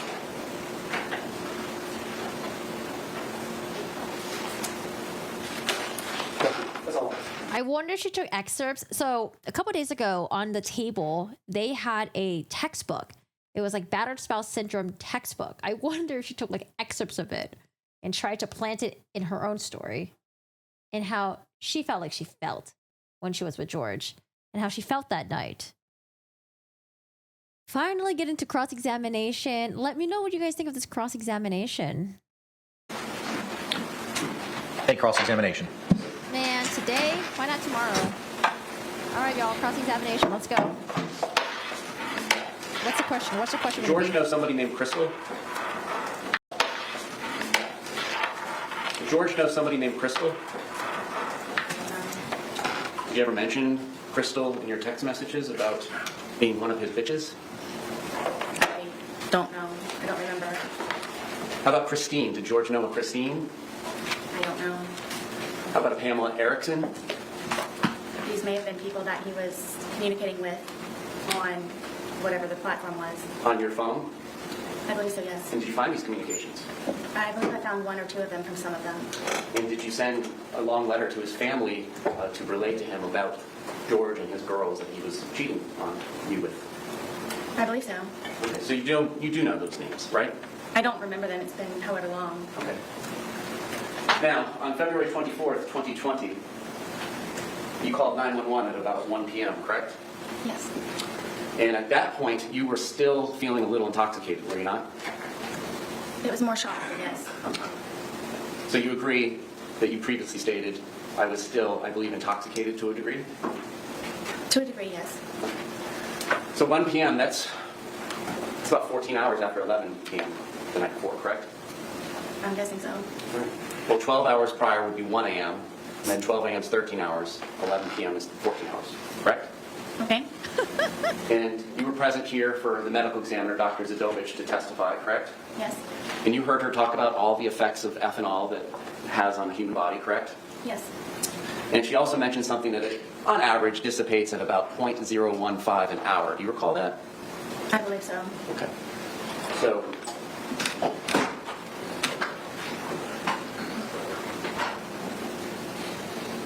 .10 in an hour, he said, dissipates.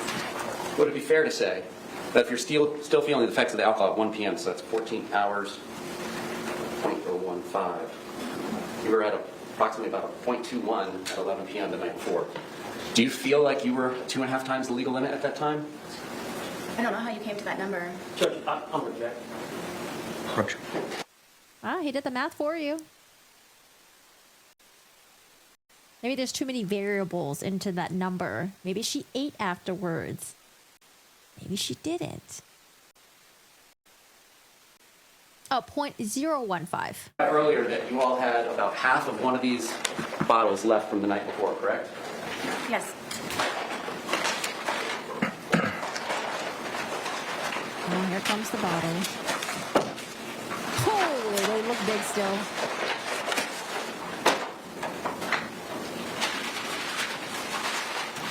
You need gloves? Gloves? No gloves? No gloves.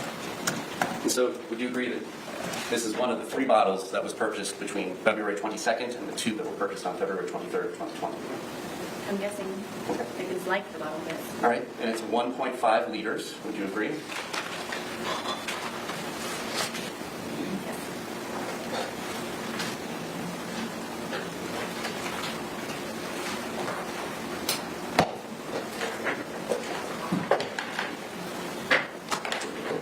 And when you say half, are we talking about to the top of the label was left from the day before? Oh, goodness, no.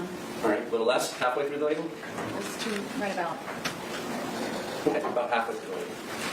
Oh, So in goodness, addition to no. halfway through the label, which you began consuming after going to public at about 12:15, correct? So you all would have began consuming around 12:30, is it fair to say, when you got back? I can't call exactly. Okay. And after finishing what you all had left over from Saturday, the 2 of you consumed 2 1.5 liter bottles, correct?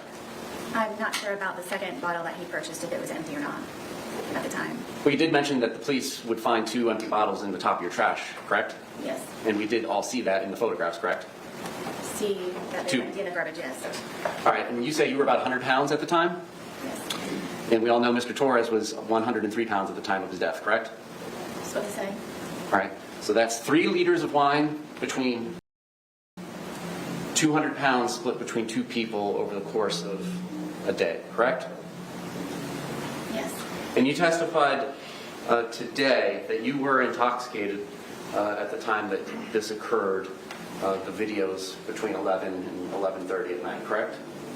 Yes, at some level, yes. All right. Now, what does that mean to you? Previously, have you indicated that that means the room is spinning? Do you ever recall saying that? I do. So what was your level of intoxication at this point in time when the first video was filmed at 11:12 p.m.? Do you mean from lack of sleep or alcohol? From the alcohol.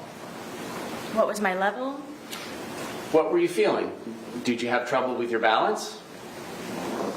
I was more tired than anything. Did you have trouble with your balance? I don't believe so. So you were able to flip a suitcase over with a 100-pound man in it, right? I mean, yes, it happened. Okay. How about your speech? Do you feel like your speech was slurred? Clearly. How about your inhibitions? Do you feel like you were doing things that you wouldn't do when you were sober? I wasn't thinking about that. Well, on reflection, do you feel like this is something you would have done when you were sober? I didn't know me and George. I'm just asking you, looking back on this, when he's in the suitcase and you're telling him how you feel, and then you wait 11 minutes and you film another 22 seconds and then you go upstairs, upon reflection, is that something you would have done and left him in there had you not been drinking? I don't know. I can't say. Okay. If I was scared, then it would be something. Okay. All right. Now, today you testified about the time frame between the two videos, correct? Yes. So you came down from the shower where you were hiding, correct? Yes. And as you're coming down the stairs, before you even get to the bottom of the stairs, you can kind of see over your shoulder or towards your right that he's trying to hide in the suitcase, correct? What time? Yes. And the lid is down, but it's not closed, and you can tell he's hiding in there. It's not a great hiding spot just yet, right? Correct. And so you come over to him, and you're laughing, right? Yes.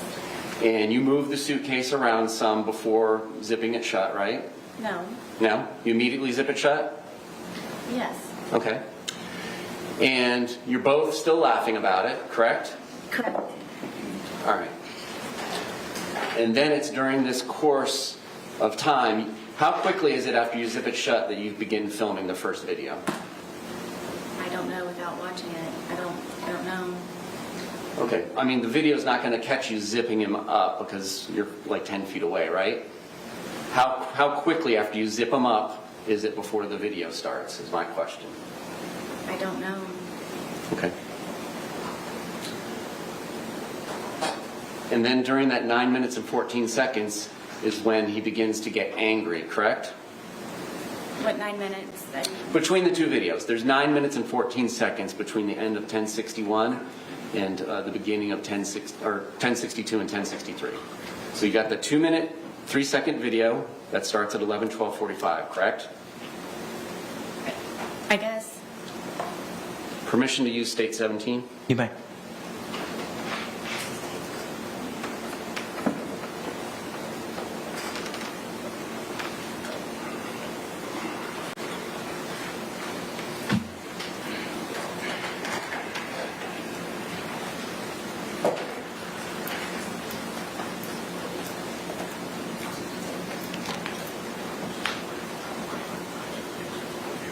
She's afraid of answering some things because she's afraid he might be tricking her.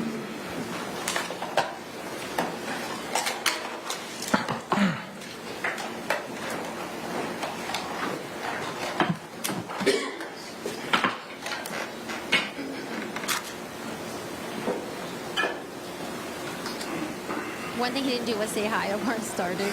Yeah. No time for pleasantries. For lawyers, his drunk will take risks while they are, take weird risks, yeah. All right, so we're looking at entry 31107. That indicates, according to the phone extraction, 2/23/2020, 11:12:45 p.m. Image _ 1062 movie begins being captured. And we've seen that that is about 2 minutes and 3 seconds. Entry 31113 indicates that image _ 1063.move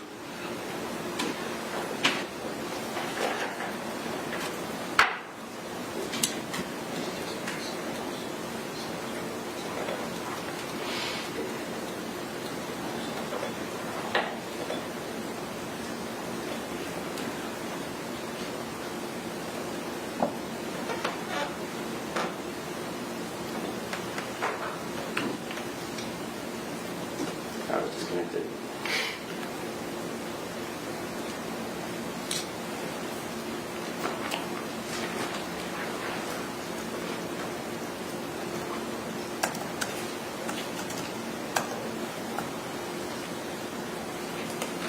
How old is she? 1977. 47? Dan.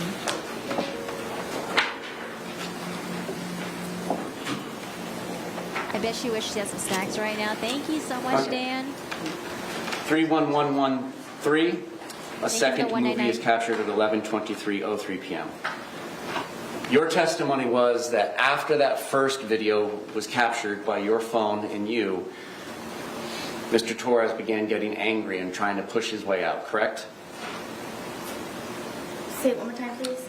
Between these two movies, of which there's about 9 minutes and 14 seconds, Mr. Torres begins to get angry and try and push his way out and get out of the suitcase, correct? He had been angry on and off throughout the entire day. Okay. You didn't tell What? us that earlier. You said it was a wonderful Oh my God. More lies, more lies, more lies. fun day all day, correct? That's because I lived. What? Okay. But you did not tell us earlier today that he had been angry throughout the day. When would I say that? You described your entire day of doing puzzles and arts and crafts and outside by the dartboard, and you said it was a wonderful day and everything was fun until he was in the suitcase. Did you not testify to that earlier today? I did. Okay. Okay then. My specific question between these two movies is, this is when he begins to get angry and trying to push his way out and to get out of the suitcase, correct? Angry again, yes. Angry again? Oh my goodness. It's hard to keep track with your lies. I get it. I get it. And he was expressing his anger in what manner? How did he say this? At which point throughout the day? Ma'am, you know Come on. very well that I'm talking about between these movies. Please answer my question. Between these two movies, how did he express his anger with you? Told me that I was going to fucking die. Okay. Now this is happening after he's already told you several times he cannot breathe in the suitcase, correct? Correct. And he's been in there for whatever brief amount of time it took you to zip him up, and the laughter stops, and then you go over to begin to film, correct? Yes. And you're filming. Your purpose of filming is to kind of teach him a lesson. This is your chance to say something to him when he can't say anything back to you, correct? No. Then correct me. There was no lesson to be learned. It was just I wanted him to try to understand how I felt so maybe he could progress in being a better person the next day. Sound like a lesson to me. So you wanted him to understand how you felt in the past, and that's not teaching a lesson? I just wanted him to understand. Okay. A lesson. All right, and so immediately prior to zipping him up and putting him into the movie, you had been upstairs, correct? I'm sorry? Immediately before coming down and zipping him up and then filming the first of the two movies, you had been upstairs in the shower, correct? Yes.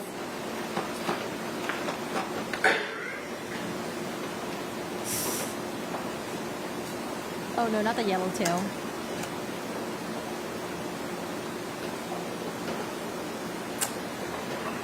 I'm going to publish what has been labeled as image_1061, which according to the timeline was captured at 11:03 p.m. 31 seconds with her device.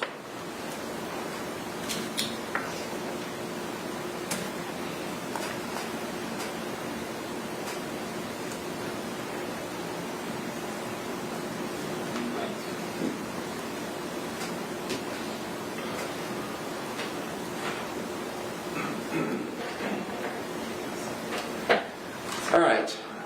Does this appear to be the suitcase that's in question in the two movies that are filmed at 11:12 and 11:23 p.m.? Huh?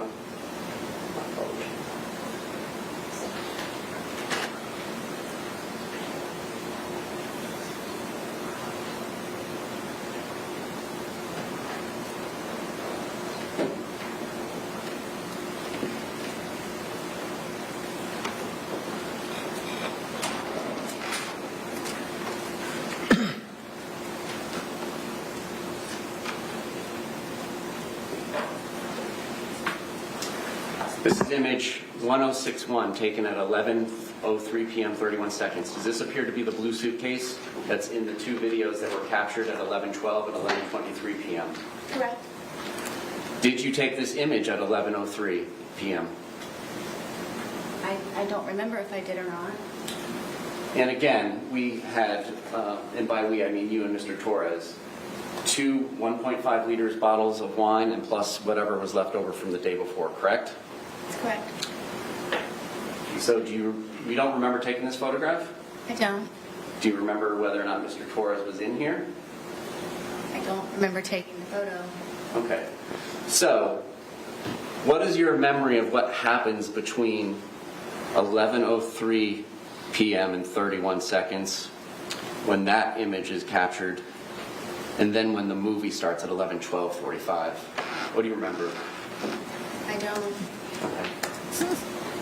Convenient, huh? Do you remember anything from that night? I do. You told the police on February 25th, 2020, when they first showed you the video, that you didn't Do you have a memory issue, ma'am? remember taking that. You remember that? I do. In your testimony is you do remember taking that video, I do. but you don't remember taking that photograph 9 minutes prior. Correct. Is there something, did you have more to drink in those 9 minutes? I did not. It's because she either wrote the script or she was fed a script, and that is the script that she's sticking to. Anything else that she didn't memorize, it'd be risky for her to start talking about it. So I think that's why she's sticking to, oh, I don't remember. So convenient. Was Mr. Torres in that suitcase the entire time between 11:03 when that image was taken and then when the second video was taken at 11:23 p.m.? I believe so, yes. So for 20 minutes? Yes? However long the time frame is. Did he begin telling you that he couldn't breathe before the video, or do you not remember? I don't remember.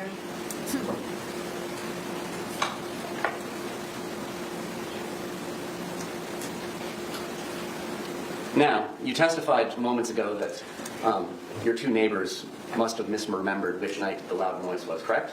Yes. Oh, no. And now you're telling us that you don't remember taking the photograph at 11:03 p.m., correct? Correct.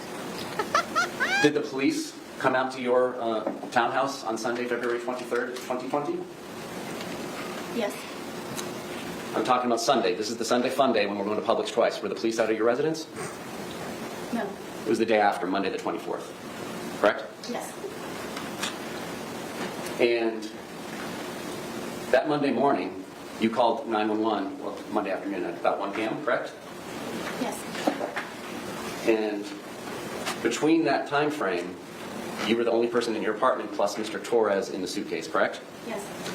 So if anything had been disturbed in your apartment, you had all the time that you wanted to undisturb them before calling 911, correct? Mm-hmm. If I wanted to.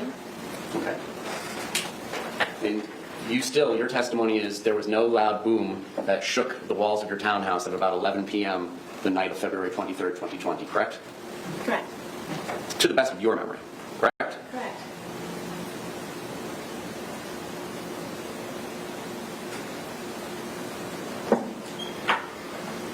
Now, that second video, the 22 seconds where you just hear him say Sarah and you don't say anything, or you're familiar with that video, correct? Yes. It's after that you go upstairs, correct? Yes. How quickly is it that you go upstairs after that? It was pretty quick. Can you grab the dogs? No, the dogs were upstairs already. Okay. Did you... Oh my God, the lies. She forgot her own lies. She said that the dogs follow her everywhere, that when she went upstairs, the dogs followed her upstairs. But now she's saying, no, the dogs were already up there. Right? We're talking about the same incident, right?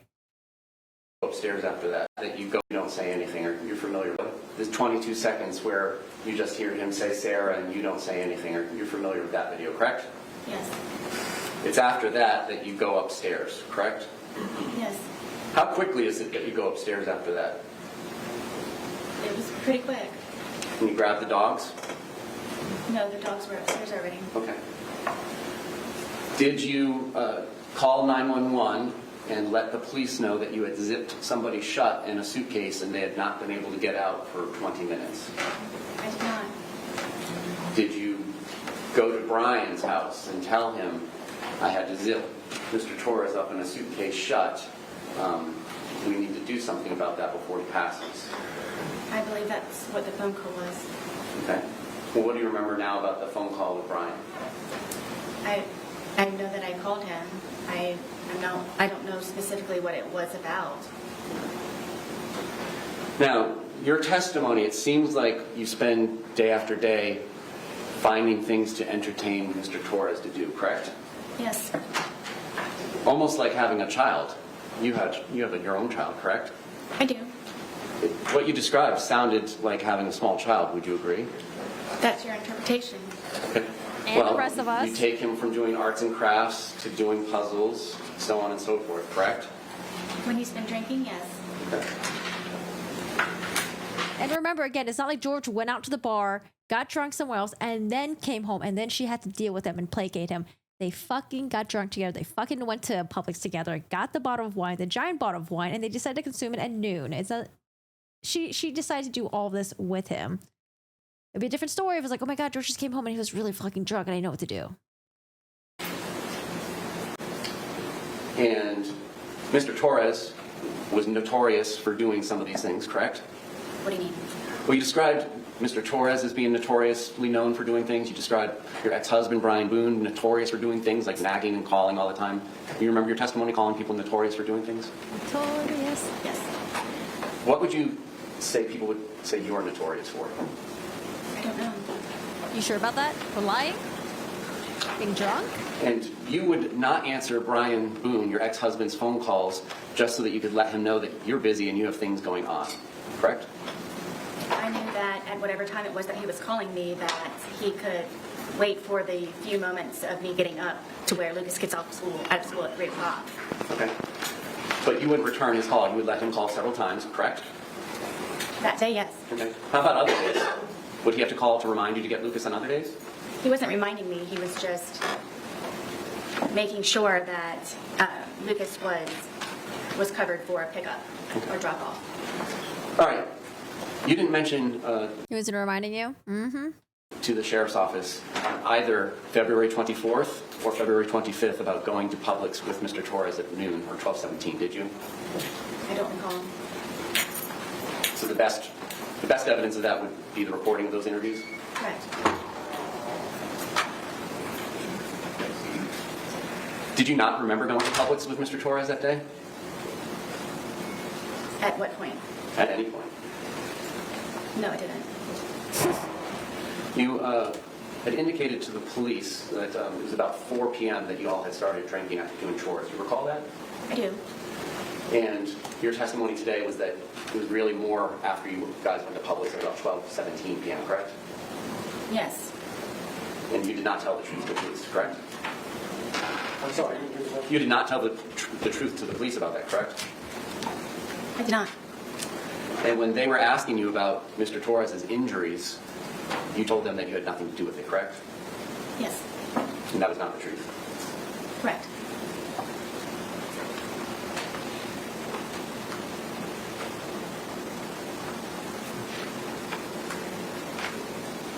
She was confronted with evidence, things that are undisputed, and that's why she had to pivot and change her story. What did y'all have for breakfast on the 23rd?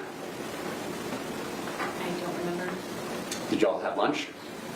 I believe we had leftovers from, I think, something that we had in the fridge. And do you recall what those were? Not at this point, no. And then I believe you mentioned having a sandwich of some sort for dinner?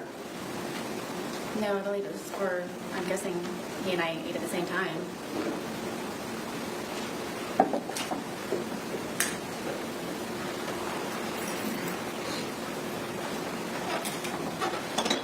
But she had great memory about everything else on that day. Oh, we played darts, and then we decided to do puzzles, and then we were arted out, and then we played hide and go seek. You know, we had a great sequence of events of all the other stuff.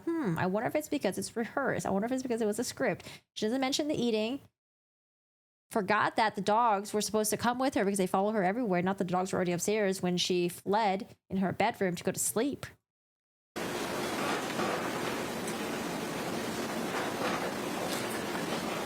And at one point, Mr. Torres called his brother Juan, correct? Yes. And do you admit that you were yelling in the background, telling Mr. Torres to tell his brother that he had been choking you? I don't know if I was yelling. I know that he could hear me through the phone. So how long had that been going on that day? When did you start getting on Mr. Torres about choking you in the past? He and I had had conversations about it because he didn't remember doing it to me. And the next day and the day of. Is it fair to say that there are just points in time where you don't remember what you do either, correct? Are you talking about almost 5 years ago? I'm talking about from drinking. Is it fair to say that you don't often remember things that you did while you were drinking? I would not say often. Okay. In the course of your relationship with Mr. Torres, are there things you don't remember happening that happened the night before between you and him? I can't say that at this point. But you said that you don't remember taking that photograph at 11:03 p.m. on February 23rd, correct? Yes. Was there anything else that you were telling Mr. Torres that he needed to tell his brother? Not that I can recall. Was there anything you were telling him that he needed to tell his daughters? Not that I can recall.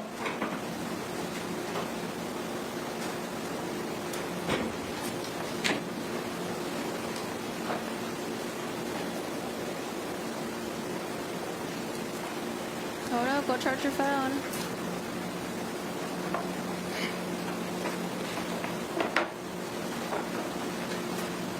Now, you indicated that Mr. Torres would use your phone to look at pornography.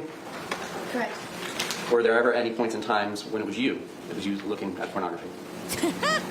If I was, it was to go back and look to see. Yes, blame things on her too. She blames Did you everything ever on George. threaten to get Mr. Torres arrested if he did not do what you wanted him to do? I wouldn't say threatened. Okay. Well, were there ever points in times where you would like him to call you or return a call, and if he didn't do that, you would threaten to get him arrested? It depends on if he had my keys or something that I needed from him. Okay. And it was your townhouse, correct? Mine, yes. Flush hours. Well, when did you get him off the lease? I'm not sure what year it was, but I don't think he was actually removed from the lease. Okay. I think he was made a different type of tenant. And did you change the locks so that he couldn't get back in at the points in times when you kicked him out? I did sometimes. And then would you leave the key in the hiding spot that he was aware of? There were multiple hiding places. Okay. On any of the 911 calls, did you ever mention that Mr. Torres was aware of where you kept your keys and that's how he got back into the house? I didn't know I needed to. Okay. He would never break into my home. All right, and it's your testimony that you did not push him down the stairs, correct? Yes. And in fact, it was him that dragged you down the stairs the night before, correct? Yes. Now, by dragged, did you leave your feet? Yes. And did you get scrapes on your knees or anywhere from the carpet? Nope. I'm not sure. I don't. Did you get any injuries, like bruises or abrasions or scrapes? Nope. I was missing a wad of my hair. Yes, that was on the stairwell. Okay. And you agree that you were photographed on February 24th when the police came out, correct? The day of the incident? Well, the afternoon after the incident. We're not sure when he passed. Yes. You have a picture of the Some of wad those of hair? photographs showed ashtrays inside your house. I thought you said you guys couldn't smoke inside your house. You couldn't. But you did. Right? Sometimes, yes.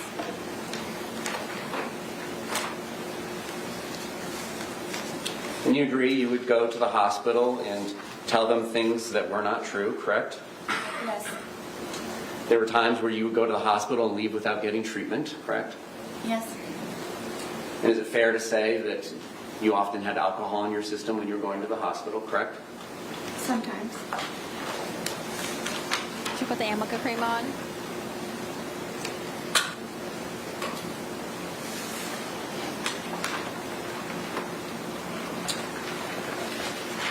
All right, so just to summarize the day to make sure we understand it. You all wake up sometime in the morning, but it's an unknown time, correct? On February 23rd. or early afternoon.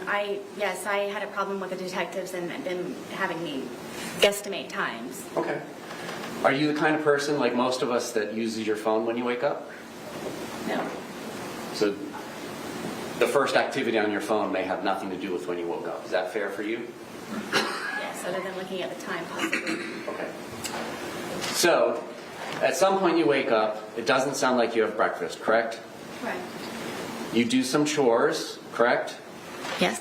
So that is true. That part of it is true. You did do chores before going to Publix at 12:17? Yes. All right.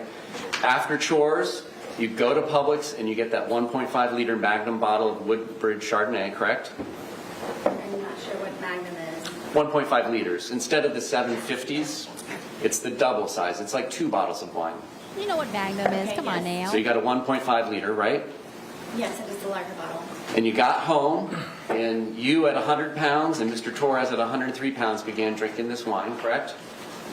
I'm guessing so. I'm not. Wait, you forgot about the half bottle that they consumed. They also had a half bottle of wine that they consumed.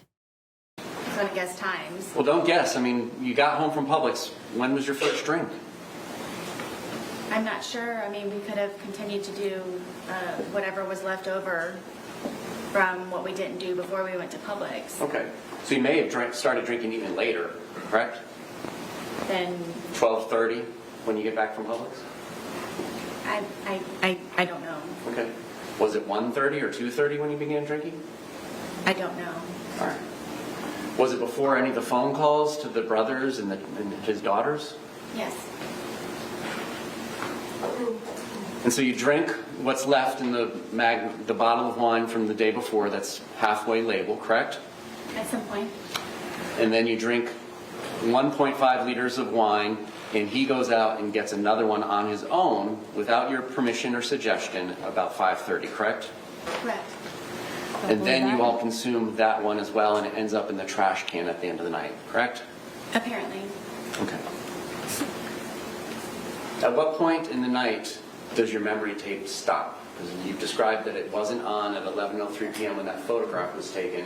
What's the last thing you actually do remember prior to these videos being made?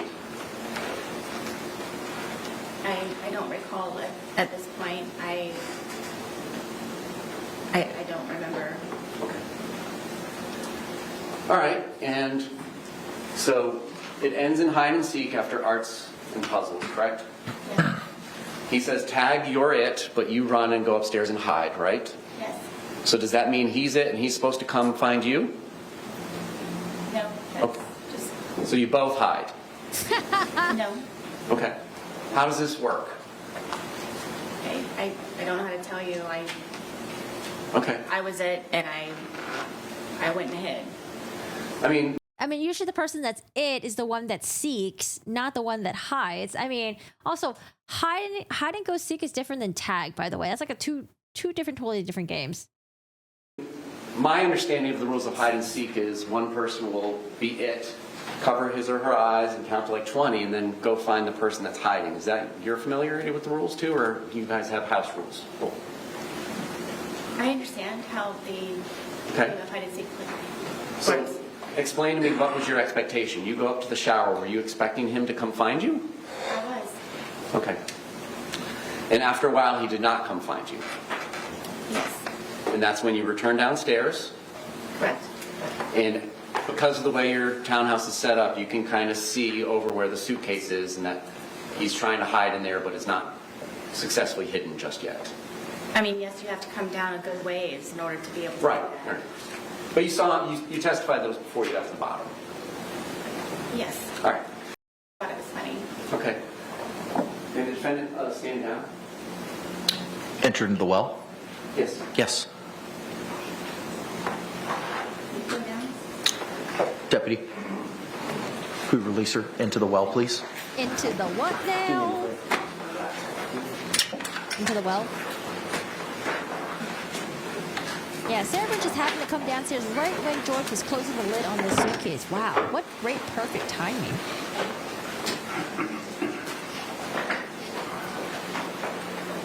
We got the gloves. Oh no, we're bringing out the suitcase. Sarah Boone and the suitcase reunites after 5 years.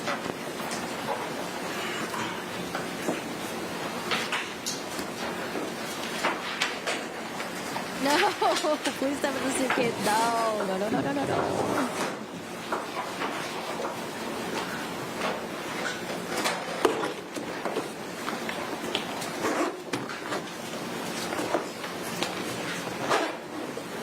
Oh my God, they're gonna have her demonstrate what she did. Oh God. How she shook it, how she flipped it, how she zipped it. Oh man.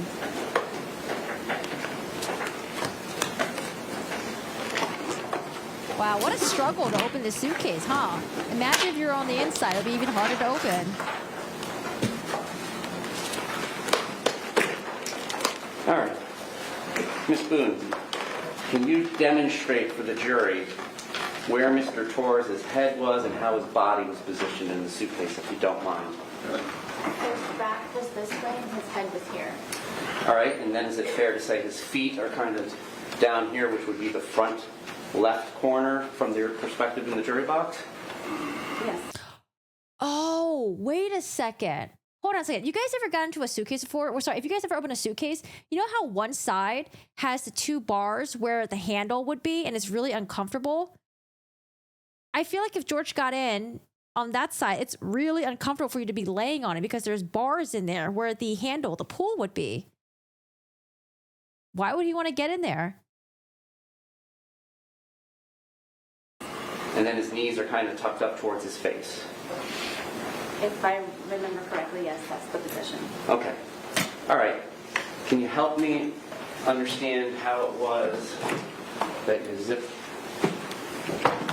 it shut? Right, the bars would have been on that side where he got in and he would have to be laying on it. Those bars are not comfortable to be laying on top of.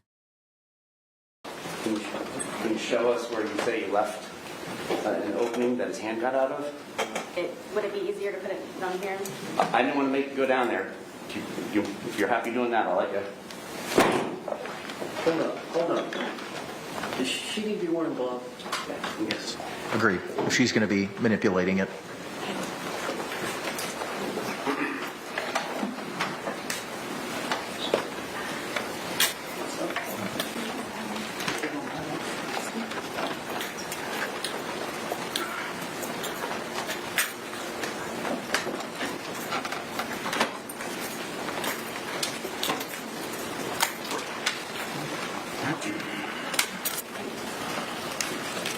What do you want her to do? Just demonstrate how she zipped it shut. Okay, well, where's the paperclip? And do you remember what? Just when it was in?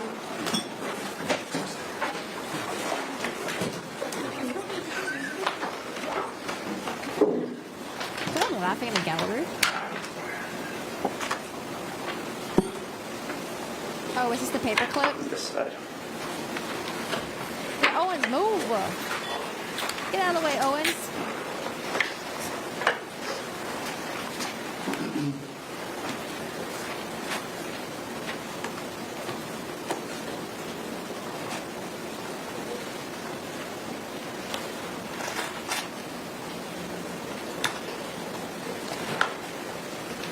Okay, I think he put the pull on there. Judge, the paperclip was on when this event occurred. When we pulled the suitcase out earlier, the paperclip was not attached. So now the prosecutor has attached the paperclip. We don't know if that's the way it was attached. It's not even a paperclip. We don't Okay. know if that's the proper way that it was attached. But he's asking her now to pull. Is there an objection? Yes? Approach.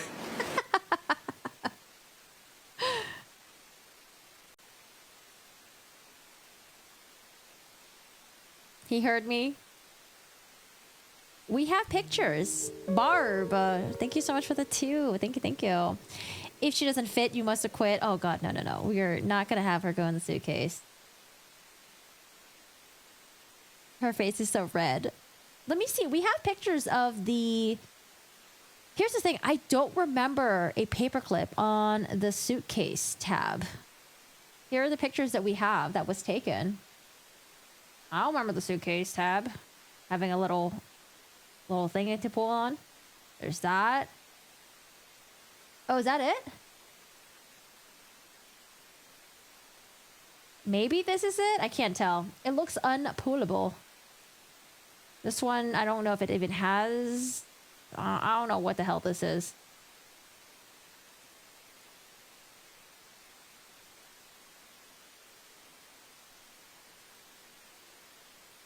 Yeah, that's true. We gotta have it consistent. The pink paperclip was all twisted on it. Saturday looks really difficult to even use.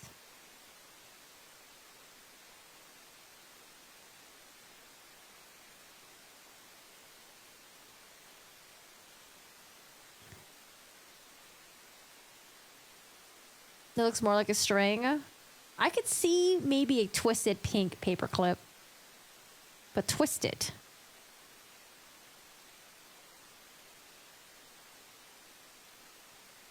Go back to the prosecution where he says he wants to unzip during the objection. Somebody whispered, "Oh boy," I think it was a cameraman. Oh, I didn't hear that. I heard someone in the gallery laugh or say something, I don't know. But maybe it was just me because the judge didn't admonish them.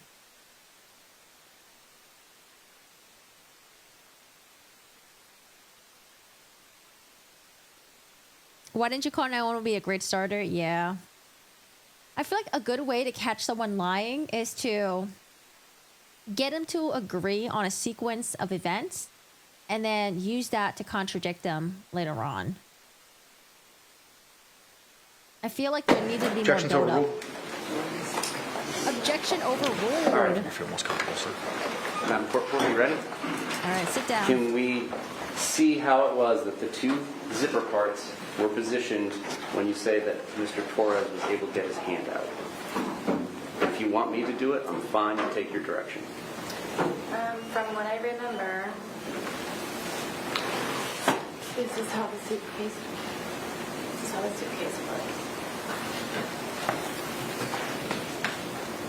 This is why she wanted the suitcase during break. This is why she wanted to play with it. This was up here.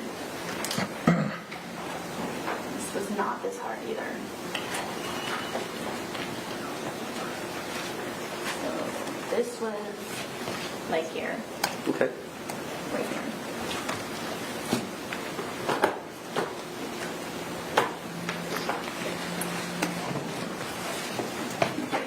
No, Owens, About right don't there, ma'am? touch. Don't touch Owens. No need. Sure. One attorney at a time. I assume this one was much closer. It's not over there? Where do you? You asked me where I zipped it. When you say that it was zipped shut, show us. Are you talking about how I zipped it, or?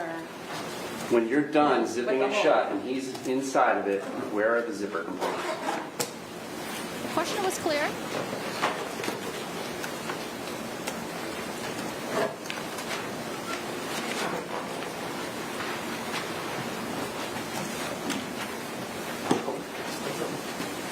Just tell me where it's at. I mean, No, it was Owens, let her the do corner. it.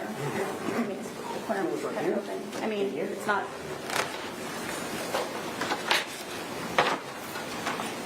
Yes, this one was already pretty much. Yes. From what I can remember. Because the more that she struggles with the zipper, the more the jury is going to be like, how the fuck did you expect George to get out of that suitcase? Especially being on the wrong side. That's how he was coming with his hand out. It was like this from the corner part. Okay. Thank you. You can return to your seat.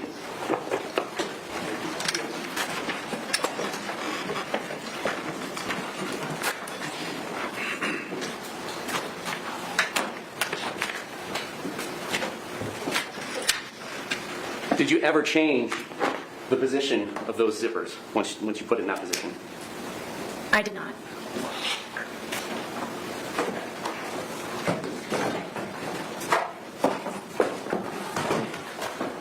We have a video.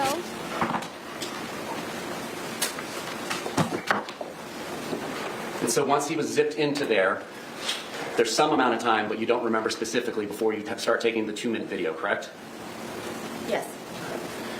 And then that's when you say what you say, and that's when he says what he says. We've all heard it, correct?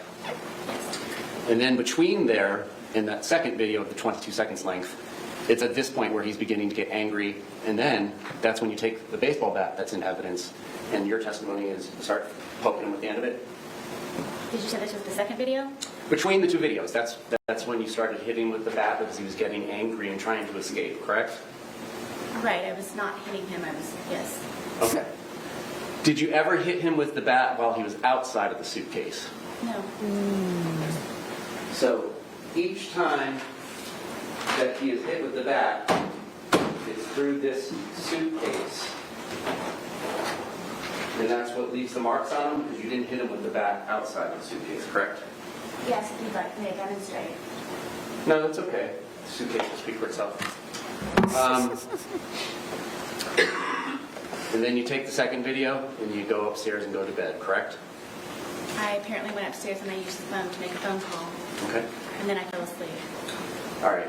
And at the point in time when you left and went upstairs, he was still inside the suitcase, correct? You would think that being in fear of her life, she would run upstairs, barricade herself in, and then call Brian and be like, oh my God, Brian, I need help. Please come over. Please help me. But that didn't happen. She was just drunk and she was just talking her nonsense. And he's like, okay, bye. Correct. Was he still asking for you and calling your name? Not that I can recall. Did you say shh to him again? I don't remember. Did you tell him that this was his problem and it's on you again? I don't remember. Did you do anything to help him escape from the predicament that you zipped him up in? No. No other questions? Any redirect examination?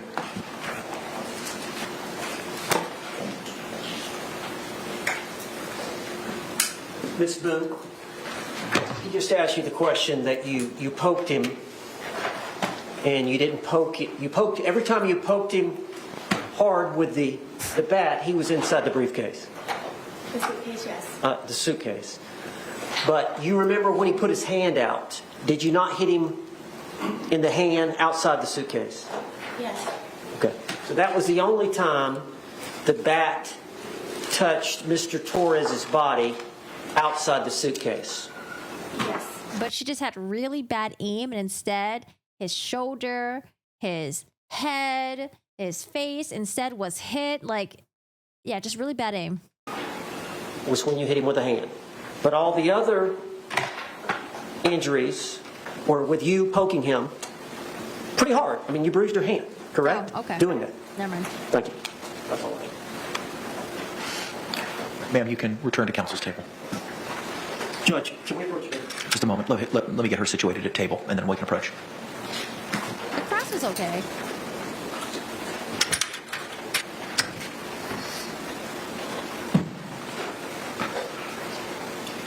I think I expected more dramatics with the cross-examination. I thought she had no injuries. She claimed to have had... Got a little back rub there. She claimed to have had some sort of injury on her hand from holding the baseball bat. They showed the picture on the screen, and it was really hard to see. It was very overexposed.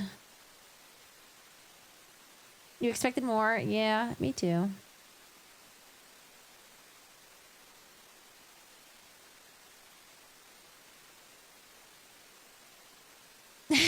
She thinks she's a rock star now.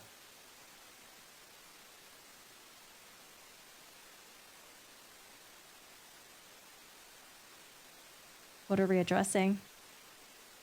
All right, so Owens mentioned tomorrow we're going to hear for Dr. Brennan. Dr. Brennan, again, was the expert for another case where that woman was acquitted for the murder of her husband. She claimed self-defense. And then we hear from law enforcement, I think, tomorrow. He's going to say law enforcement are involved with the other incidents between her and George. And then Thursday morning, it's going to be Dr. Harper. Dr. Harper is the one that says she qualifies for battered spouse syndrome.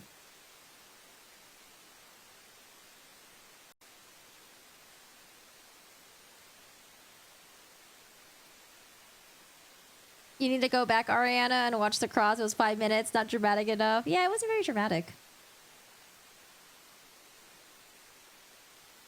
I feel like there could have been a lot of gotcha moments that didn't really happen. Also, she knows to follow the script. Follow the fucking script. Anything outside the script, just say, I don't know. And that is what she did.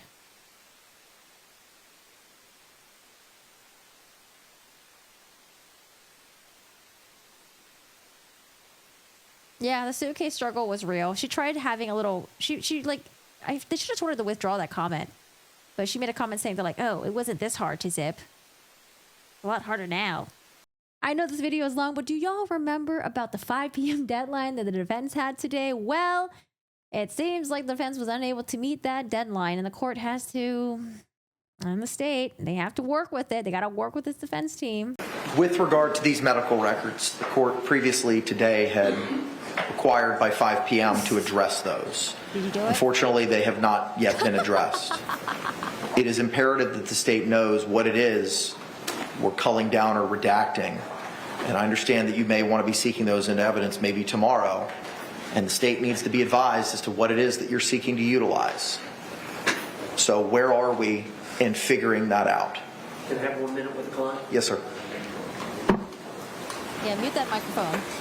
Oh my goodness. So the 5 p.m. deadline was not met. All right, so we're addressing it. There was like these house records that the defense is bringing in, I think. They're talking about the house records, right? I think it's the house records. The state needs to know what the fuck it is that they're using.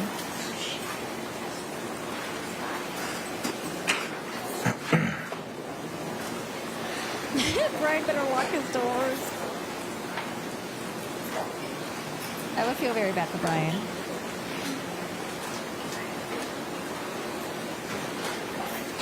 I mean, honestly, the video, the interrogation, the body cam, they all speak for themselves.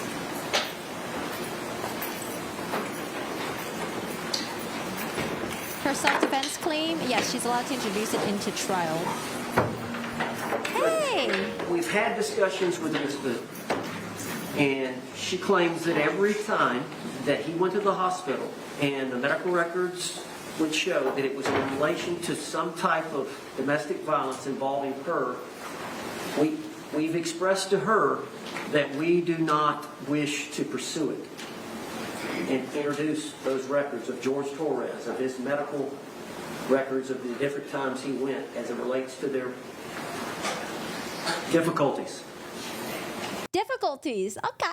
Difficulties. Is it because if we introduce the medical records of Sarah Boone, they would have to show that George also had injuries as well?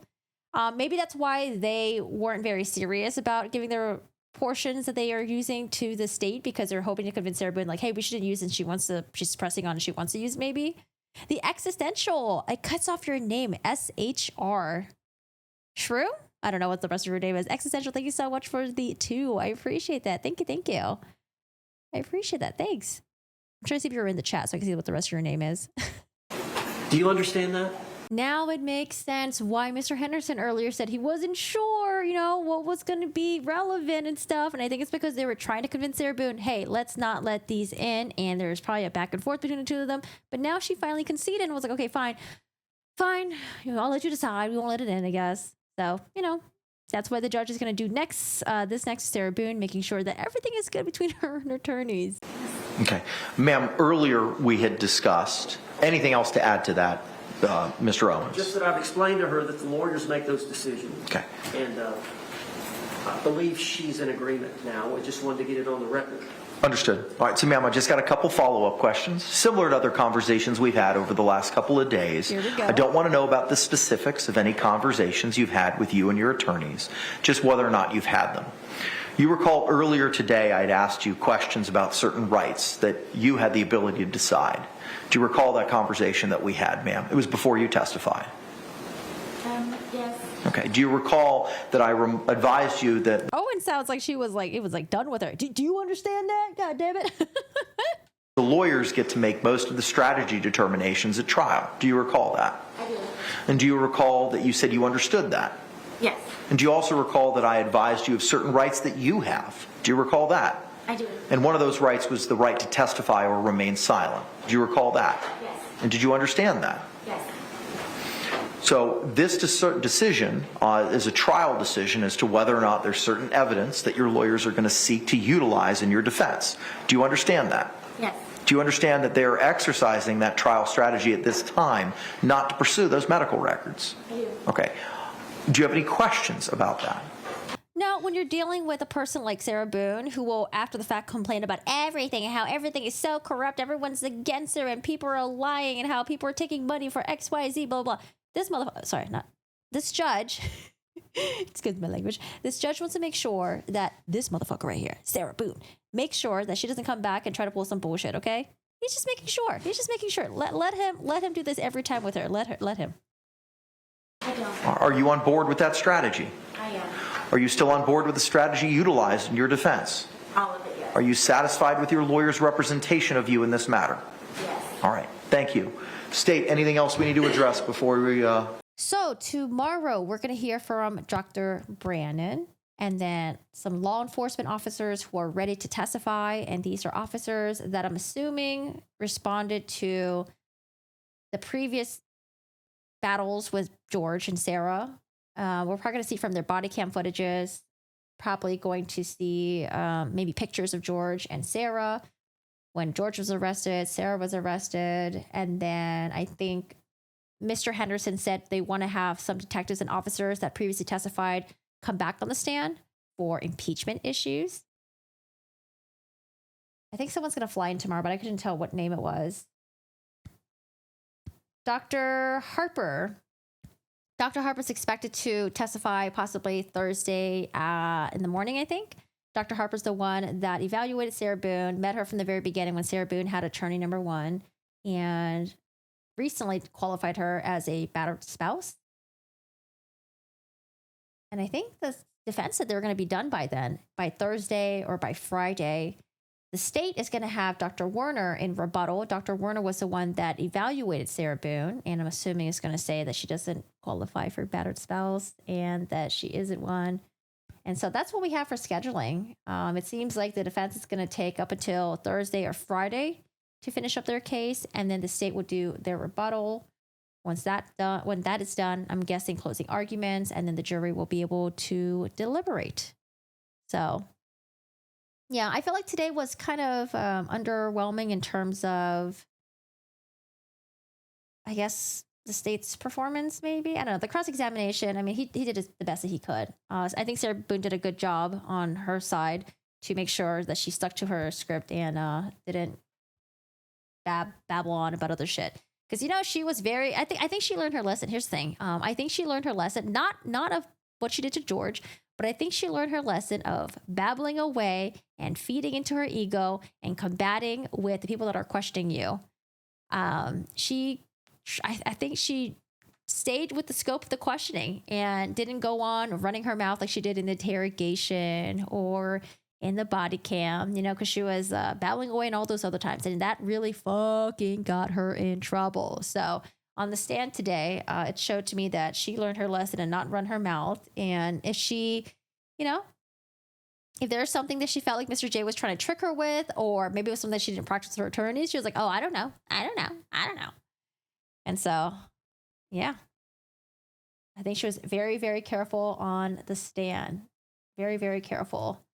Because I think Mr. J tried to, you know, get her to say certain things, and she was just like, oh, I don't know. And then what happens when you have a client, or when you have not a client, when you have a defendant on the stand that's testifying, they say, I don't know. I mean, you can keep asking over and over again, but then you're going to get the objections, ask and answered, or objections, you know, you're badgering the witness or some shit like that. And so when she said, I don't know, he was just like, okay, fuck, like, that's all we got, you know? But I don't know. That's about it. Today was quite a roller coaster.